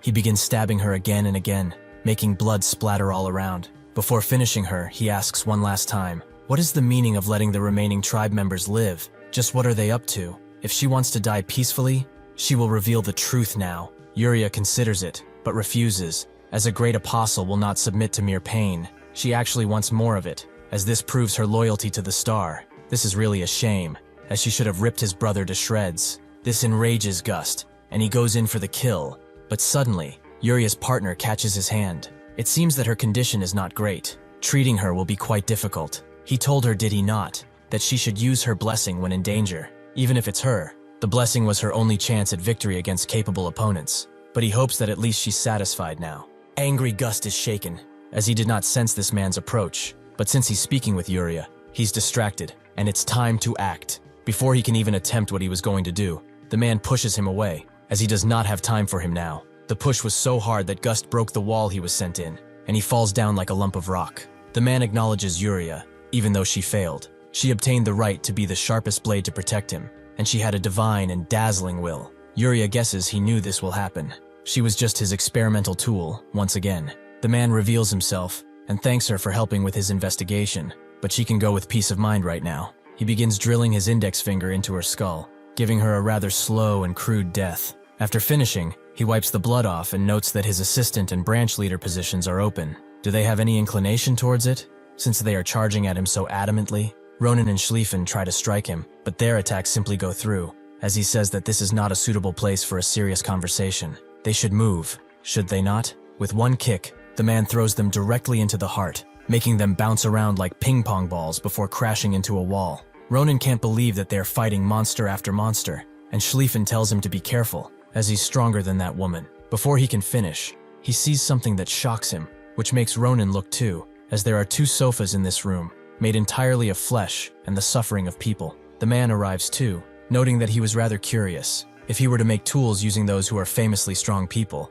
would it make the seat comfortable? The conclusion is that they are not half bad, and it looks pretty cool too. He apologizes for not introducing himself. He is Terranil, and he oversees the Holy Southern District of the Order. In other words, he is a bishop. He sees their angry faces and doesn't understand. Is something wrong? He understands now. It's probably because of the materials he used for the sofas, but it's no different than an animal hide for him, although he can get why it's disgusting at first. He must say, though, that being invested in such a little detail is meaningless. How about they use their time for a productive conversation and make use of their time? Thankfully, there is no shortage of seats around here. He invites them to sit down, even if they look strange. They are really comfortable. Before he can finish, Schlieffen interrupts him. As on his Grancia name, he vows to quell the sorrows of those who died with his worthless life. Terranil did not expect to see sword chi that is compressed so precisely. He really is a Grancia. Schlieffen continues charging in, sending an attack of incredible magnitude as he moves around at a dazzling speed. Terranil is becoming more and more impressed, as his technique is simply excellent. And in his anger, he's still not damaging the sofas, meaning he has a solid mind. With this much talent, the Sword of the Stars position could be his. Ronan comes from behind and tells him to stop speaking, but Terranil simply stops his blade with his foot. He hid his approach with his sword chi and attacked from behind. That was a truly great decision, but it was well within his range of predictions. Suddenly, Ronan lets go of his blade and pulls out the other one, letting out a slash that takes out one of the pillars behind them. Terranil is glad he dodged that, but Ronan is not over, as he attempts to take Terranil's head next. He barely had enough time to dodge this, but he's pretty amused and wonders what he will show him next. Ronan is becoming increasingly annoyed by this clown, but can't let anger overtake him now. Terranil tells him that he needn't hide anything from him as he charges in with a kick. They should all run wild in here. Ronan is pushed back by this simple kick, but Schlieffen manages to catch him before he falls. He asks if he's okay, but Ronan is not feeling all that well, because he has not torn that bastard to pieces yet. Terranil looks at the paper cut he received, and notes that it's been a while since his own body lost blood. He really is becoming more confident with his thoughts, that their meeting today was a gift from the stars. He certainly did not expect to meet two potential candidates of Lycophos in such a barren land. If this is not fate, what else could it be? Ronan notes that the other crazy person was talking about this too. But just what is Lycophos? Are they that important? Terranil confirms as such. The Lycophos are the holy blades, bestowed by their leader. The most elite band of knights is chosen from the greatest believers, and are given these blades to defend all incoming threats on the stars. Yuria was certainly a devout believer, and her talent was put to good use in the southern branch, but she was not able to pass her final trial and return to the stars. Her sacrifice was also sacred, as her death equates to his choice being correct, as proof of his devotion. This brings him back, when he felt sure of their fate, for the very first time. He must remember Brija and Varen. He was probably there for their deaths, but he will not hold him responsible. They are the southern branch's primary forces, and apostles who had performed their given orders beautifully, as his limbs. Because of that, when he heard of their passing, he grew ever so curious. Naturally, he doesn't mean that their deaths was something strange. The mountains Brygia was sent to were the territory of an ancient archmage, and the Romera Mountains where Varen went were the domain of the Sword Saint. Even with their blessings at their sides, the foes were too powerful, and it's entirely possible that they could not use their blessings. However, the circumstances of their deaths are unprecedented in their history. To find out the cause, he visited both battle sites and found the strangest thing. Mana belonging to someone else, not Sarante or Hypa, and it was in both places. The moment he saw it, his curiosity went haywire. He thought it was just luck at first, but if it wasn't, then who was the owner of this mana that went against the stars? As he was investigating the owner of this mana, he reached him. He bets that he did not expect them to be oblivious to his existence, but now they know of him, of Ronan from the Philian Academy. Judging by his expression, he did not know, so he apologized for scaring him, but he need not worry. Ronan tells him to stop talking and answer his question. If he knew all along, why did he let him be? He should be a pretty annoying enemy, so why? Terranil just puts it bluntly. He's not worth it at all, and barely a stepping stone to the order. That's what he thought at first, until he met him here. Now he is sure that one day, he will be their biggest threat. Putting that aside, is this a relief to him? So far, he is the only one who knows about him, and he did not want to escalate things. Above all, this is the first time in a long time he's had this much fun. It's to the point where he wants to keep him all for himself. They should really get to know each other with open hearts, right? To honor his words, he will abate his curiosities, meaning that he will tell him why he left some Dinehars alive. Before coming to this place, he received an order from the leader to destroy all the Dinehars, and that was not a difficult task in the slightest. But the problem is that there was a small ripple in his heart during it. Why did this place need to disappear, he thought to himself, and thus, he was swept by curiosity. Even though it was an important mission handed by an important person, he still couldn't get the reason, and he became frustrated. While carrying out the order, he tried finding an answer, and that's how he stumbled upon this place. It is a mysterious site that showed a different technology, separate from the primitives that are protecting it. This is a holy sanctuary, the heart. He realized when he saw this place, that the answer would be here, and that it was pretty well hidden, in that relic at the very center. Although he captured some of them alive to interrogate, they said that the secret was the fate of this land, passed down from generation to generation, and nobody had a straight answer. From the weak elders to the youngest of children, none were able to satisfy his curiosity. He continued this questioning with a total of 182 civilians, but he only obtained these 3 sofas. The investigation without results made him quite frustrated, but luckily, it was not boring at least, because he could feel the owner of that mana, who he knew was tons of fun, was coming here of his own will. Now that he explained everything frankly, he can see that his goodwill is true, right? He also gets rid of the sofas, since they were so disgusted by it. Now they should officially talk about cracking the secret, right? Schlieffen and Ronan are now more enraged than ever, with Terranil guessing that he shouldn't have done that. Schlieffen tells Ronan that this guy is different from that beast woman. He has a reaction time and physical ability that cannot be achieved without training to the extreme. He is definitely an elite warrior who has survived countless battles, so they cannot hesitate. Ronan already knew that they would be going full force from now on. They both charge in at once, with Ronan pushing him first, attacking again and again, while Tendril just blocks with his feet. At the same time, Schlieffen appears from behind and tries to smite him with an attack that sends cracks throughout the building. Tendril notes that his sword sure is strong and scary. Had he not focused his mana on defense, he would have been dead right now. Using his sword, Tendril launches Schlieffen into Ronan and then lets his mana roar, creating a devastating attack. Out of the dust, though, Schlieffen and Ronan charge in once again, with Terranil enjoying every moment of it. For them to fight at an energy level sharper than the first time they fought, and for a strange miasma to appear, these two really are prodigies. But this strange miasma is vampire blood magic, which enhances one's powers at the price of their own vitality. To show such resolve at such a tender age, it's too much to ask to control his urge to probe their brains and see how they tick. He wants to see everything, all of their brilliance at once. Their clash sends a ripple through the building, creating even more chaos. But unfortunately for them, Terranil comes out on top, congratulating them for even lasting as much as they did. Terranil, analyzing the situation, noted the protagonist's desperate resolve to attempt a counterattack, despite his grievous injury. The villain condescendingly acknowledged his foe's wonderful fighting spirit, before coldly concluding that if the blow had been a bit sharper, it might have reached him. Terranil stands over the defeated, kneeling figure of Ronan on the shattered ground. Terranil then addresses his opponent, stating, "I think that was enough for us to get to know each other." A final, cold pronouncement, showing that he knows his victory is certain. Terranil states that it'd be best to just listen and follow. This is immediately followed by a shout for Sita, and a visually explosive crimson energy burst, culminating in the single, forceful demand, "Now!" Suddenly, a jarring perspective reveals Terranil looking upward in complete shock, his face momentarily obscured by menacing shadow as he registers a profound realization or attack. Sita erupts in a surge of intense crimson and purple energy, revealing a monstrous winged form.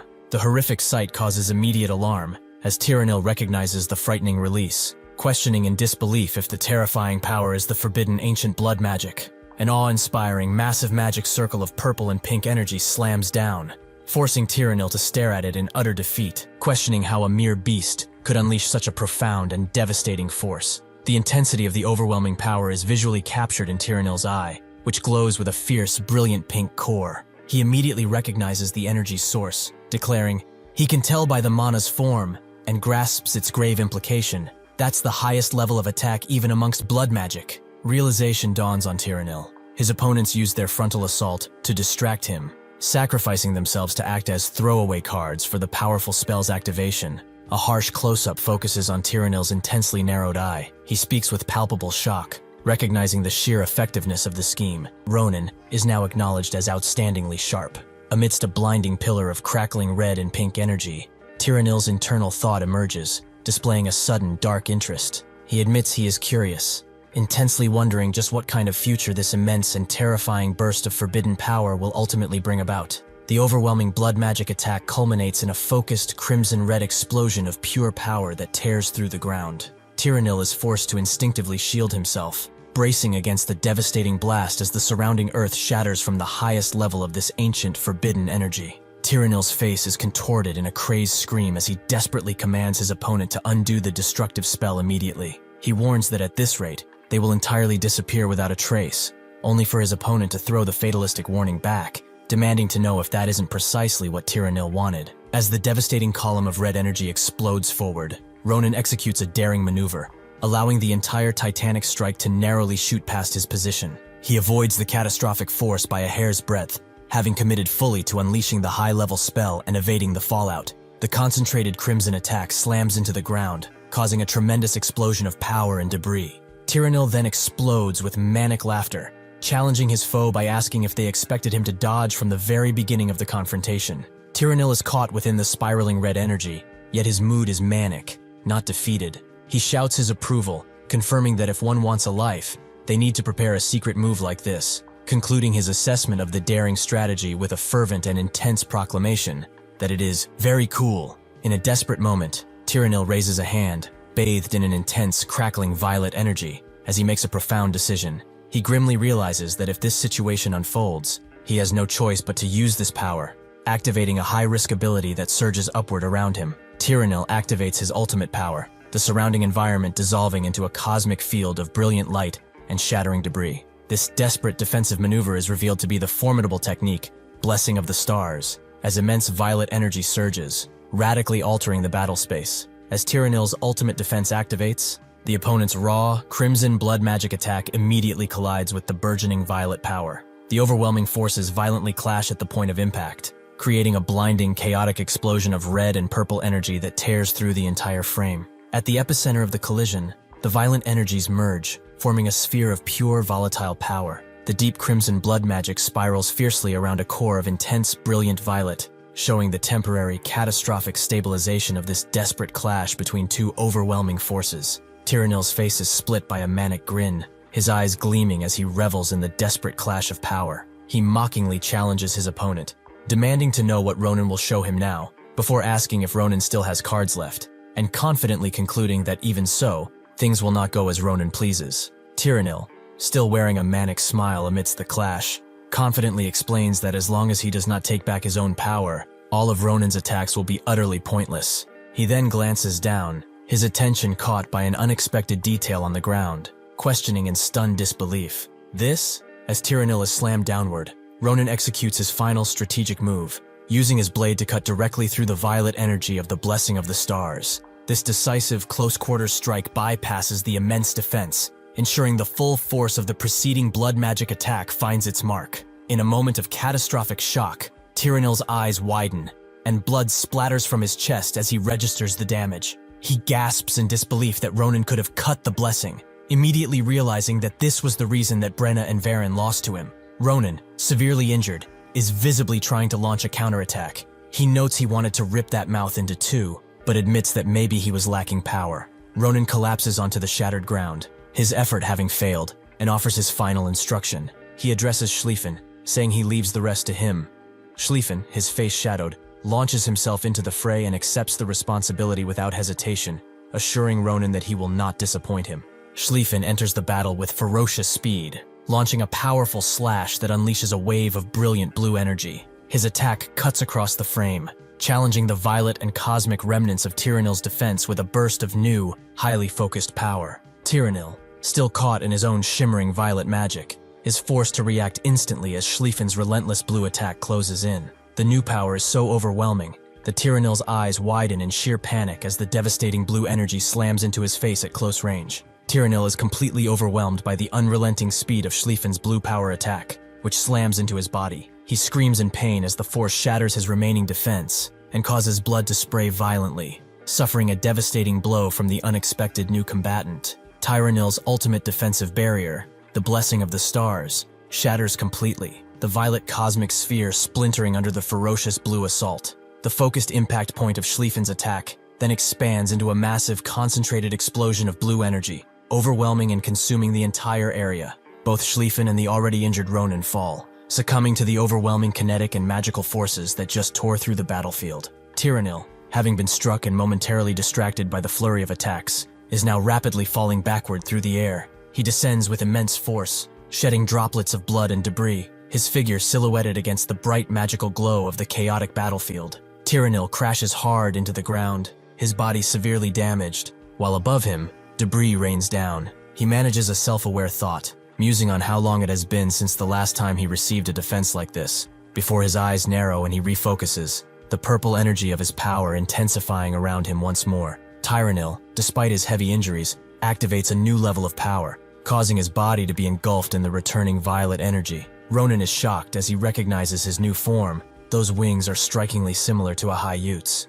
Tyrannil, looking down at the blood dripping onto the ground around his feet, delivers a sobering internal monologue. He reflects that he always told the believers that letting their guard down in front of the enemy was the path to despair. but he now realizes that perhaps he was the one drunk on arrogance. Tyrannil, battered and bruised but wearing a manic grin, clutches his neck as he continues his strained monologue. He insists that the fact his head is still attached after such an assault must be the grace of the stars, doubling down on his own power in the face of near defeat. Tyrannil, recovering from the powerful focused blue attack from Schlieffen, manages to send out a magical counterstrike that manifests a giant blazing purple wing. Despite the damage he's taken from the combined assault, including Ronin's red attack, he declares his manic intent to continue, stating that the fun he's just started to feel hasn't cooled down in the slightest. Schlieffen and Ronin move swiftly to dodge Tyrannil's purple counterattack, which slams into the ground, scattering blood and debris. Ronin curses internally, thinking, shit.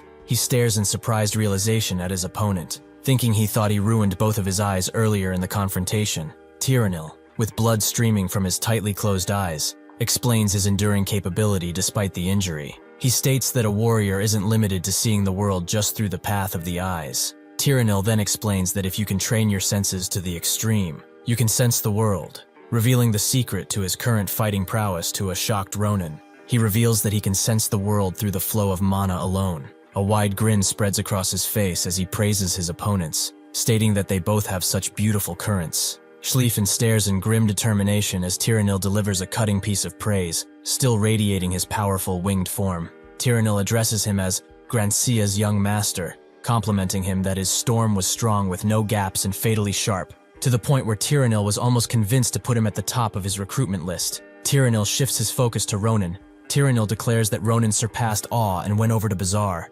acknowledging that Ronin's wild battle senses were surprising enough. However, he notes the power to cut through a blessing confirms that the deaths of the two church leaders, Brena and Varen, were not a coincidence. Tyrannil pauses his attack to deliver a final, chilling assessment to the two battered opponents standing together. He concedes that one day, the two of them will become top warriors who no one can contend against. However, he ends the compliment with a grim declaration stating, "So it's a shame," as the massive, blazing purple wing of his power begins to expand for a final strike. Tyrannil, shrouded in shadow and purple light, brings the massive winged power of his final attack to bear, revealing its name, Punishment of Light. The colossal force surges toward the ground, but Ronin and Schlieffen stand defiant amidst the crumbling earth, ready to face the overwhelming blow together. Tyrannil unleashes the full might of his Punishment of Light, which descends as a colossal spiraling vortex of brilliant purple energy. Ronin and Schlieffen stand side by side on the shattering earth, their forms dwarfed by the overwhelming magical tornado that is about to slam into them.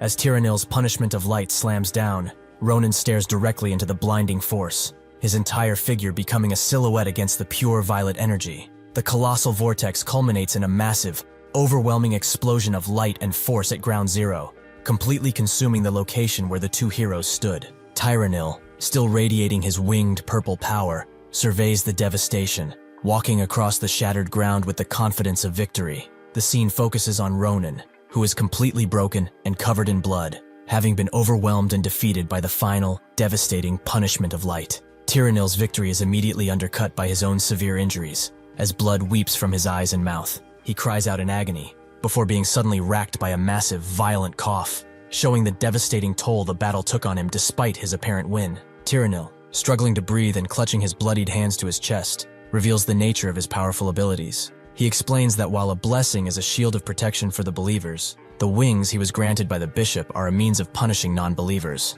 He concludes that just spreading them provides a severe punishment, revealing the true name of the final attack, Divine Punishment. Tyrannil reveals the harsh cost of his ultimate ability. He explains that since the cost is proportional to the potency of that power, it consumes a great amount of mana and life. He admits that in his current state, it is difficult for him to maintain it, concluding with a grim affirmation of the power's lethality. That's how dangerous a power it is. Tyrannil, still radiating the dangerous power of his divine punishment, admits the philosophical cost of its use. He confesses that, if possible, he would not want to use this power, as it's a power that turns everything upside down. It makes a fighter's nature to fight with your life on the line meaningless. However, he is a follower of the stars. Clenching his bloody fist, he concludes that rather than the pride he's gathered as a fighter, it is his priority to follow orders as the bishop. As Tyrannil makes his final, grim resolution, the focus shifts back to the defeated heroes. A hand, heavily bandaged and bloodied, slams onto the broken earth.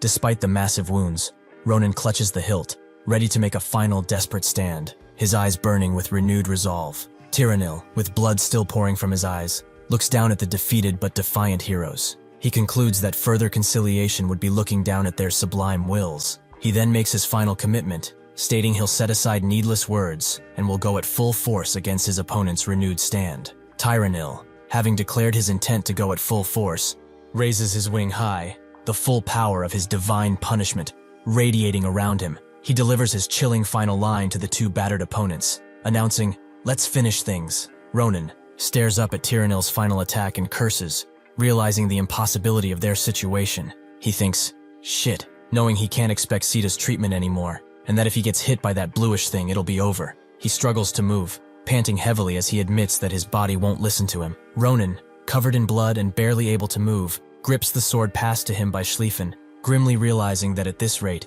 he has no choice but to find a breakthrough with one last monumental effort. The severely wounded Schlieffen speaks one final urgent instruction to his defeated young master. He commands Ronan to stand up and fight. He looks up with a determined, glowing blue eye, preparing his final move to ensure Ronan gets one last chance. Ronan, despite being severely injured, glares at Schlieffen, demanding to know if he was the only one hit by that crazy storm earlier, and how Schlieffen could possibly do this alone. Schlieffen, his body wrapped in bandages and radiating blue power, silences Ronan, assuring him he must have forgotten. He then delivers his grim warning and final declaration, stating, "The one in front of you is someone who's lived with storms his entire life." Schlieffen, his eyes glowing with fierce blue energy, looks directly at Ronan and lays out his plan, a grim determination etched across his face. He admits that although his storm may not be able to swallow it, Tyrannil's attack, he can at least make a gap for him.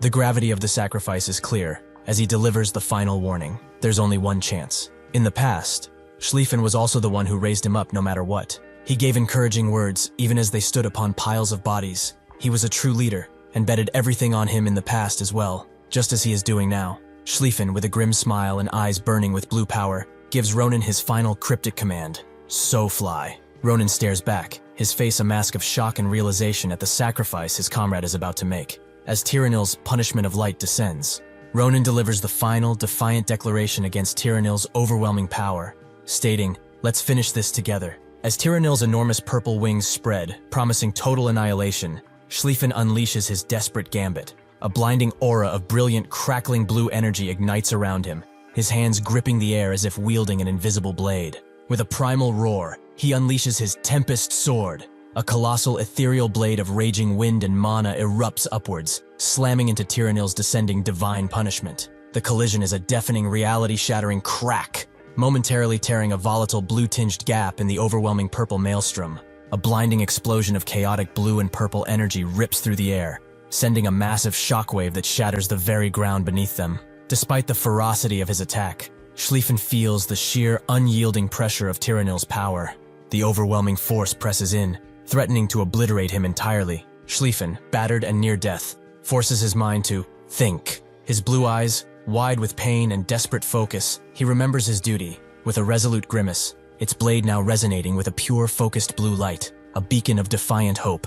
With a final desperate surge, Schlieffen slams the hilt of the sword into the shattered earth. Instead of an explosive burst, a towering pillar of pure white-blue energy erupts from the blade, piercing through the heart of Tyrannil's descending purple vortex. The column of light expands, momentarily pushing back the overwhelming divine punishment. Even Tyrannil, despite his injuries, can't help but register this astonishing surge of power. Ronan's eyes, burning yellow, widen in disbelief, a flicker of genuine shock crossing his manic grin as he recognizes this profound, desperate surge of raw potential. The sheer power of Schlieffen's final, self-sacrificial strike tears through the remaining purple energy, a maelstrom of blue light momentarily dominating the battlefield. But Tyrannil, regaining his composure, simply narrows his eyes. His voice laced with manic disbelief declares, "This makes no sense. No matter how outstanding his ability to step towards awakening his aura." Even as Tyrannil dismisses it, Schlieffen's desperate attack finally clears a path through the overwhelming purple energy.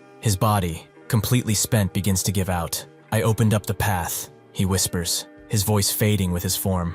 "I'll leave the rest to you." With those words, Schlieffen's body falls to the ground, leaving Ronan to deal with Tyrannil. Without a moment's thought, Ronan explodes forward, a raw, unthinking determination etched across his bloodied face as he dashes into the chaotic energy. Tyrannil's maniacal grin, however, remains. Amidst the swirling blue aura, He dismisses their efforts with a cold pronouncement. It seems your plan was to blind me with the storm and attack me during that gap, but I will no longer let my guard down. His purple energy surges, now singularly focused on Ronan's desperate headlong assault. Ronan's internal rage ignites, a crimson aura of forbidden ancient blood magic flaring around his broken form. His eyes burn with terrifying resolve as he channels every ounce of his fury, the power coalescing into a monstrous, winged manifestation behind him. Ronan's form distorts further, engulfed by the destructive red essence. The massive, shadowy red wings of his attack surge towards Tyrannil, a last, desperate attempt to end the confrontation. Tyrannil, with a confident grin, is prepared to end Ronan with a last fist strike. But suddenly, what he hits is not Ronan, but the blade of his swords, which go deep into his fist. Tyrannil is confused, wondering what's going on, and how he could have ever mistaken the mana-filled blade for Ronan. He is much more surprised when he realizes that he can only sense the mana of the stars around him. Ronan's mana disappearing completely. Suddenly, though, Ronan can be seen stepping out of some kind of veil, and with his sword right at Tyrannil's neck, he states that thanks to Bajura, he was able to use mana, the mana of the stars. Ronan delivers the ultimate blow, decapitating Tyrannil for good. Even with the head spinning in the air, Tyrannil is still smiling, noting that it was an honor, and with this fight, his investigation has ended. While Ronan and Schlieffen passed out on the ground, Tyrannil happily states that he is looking forward to seeing their futures. Thank you for watching. See you next time.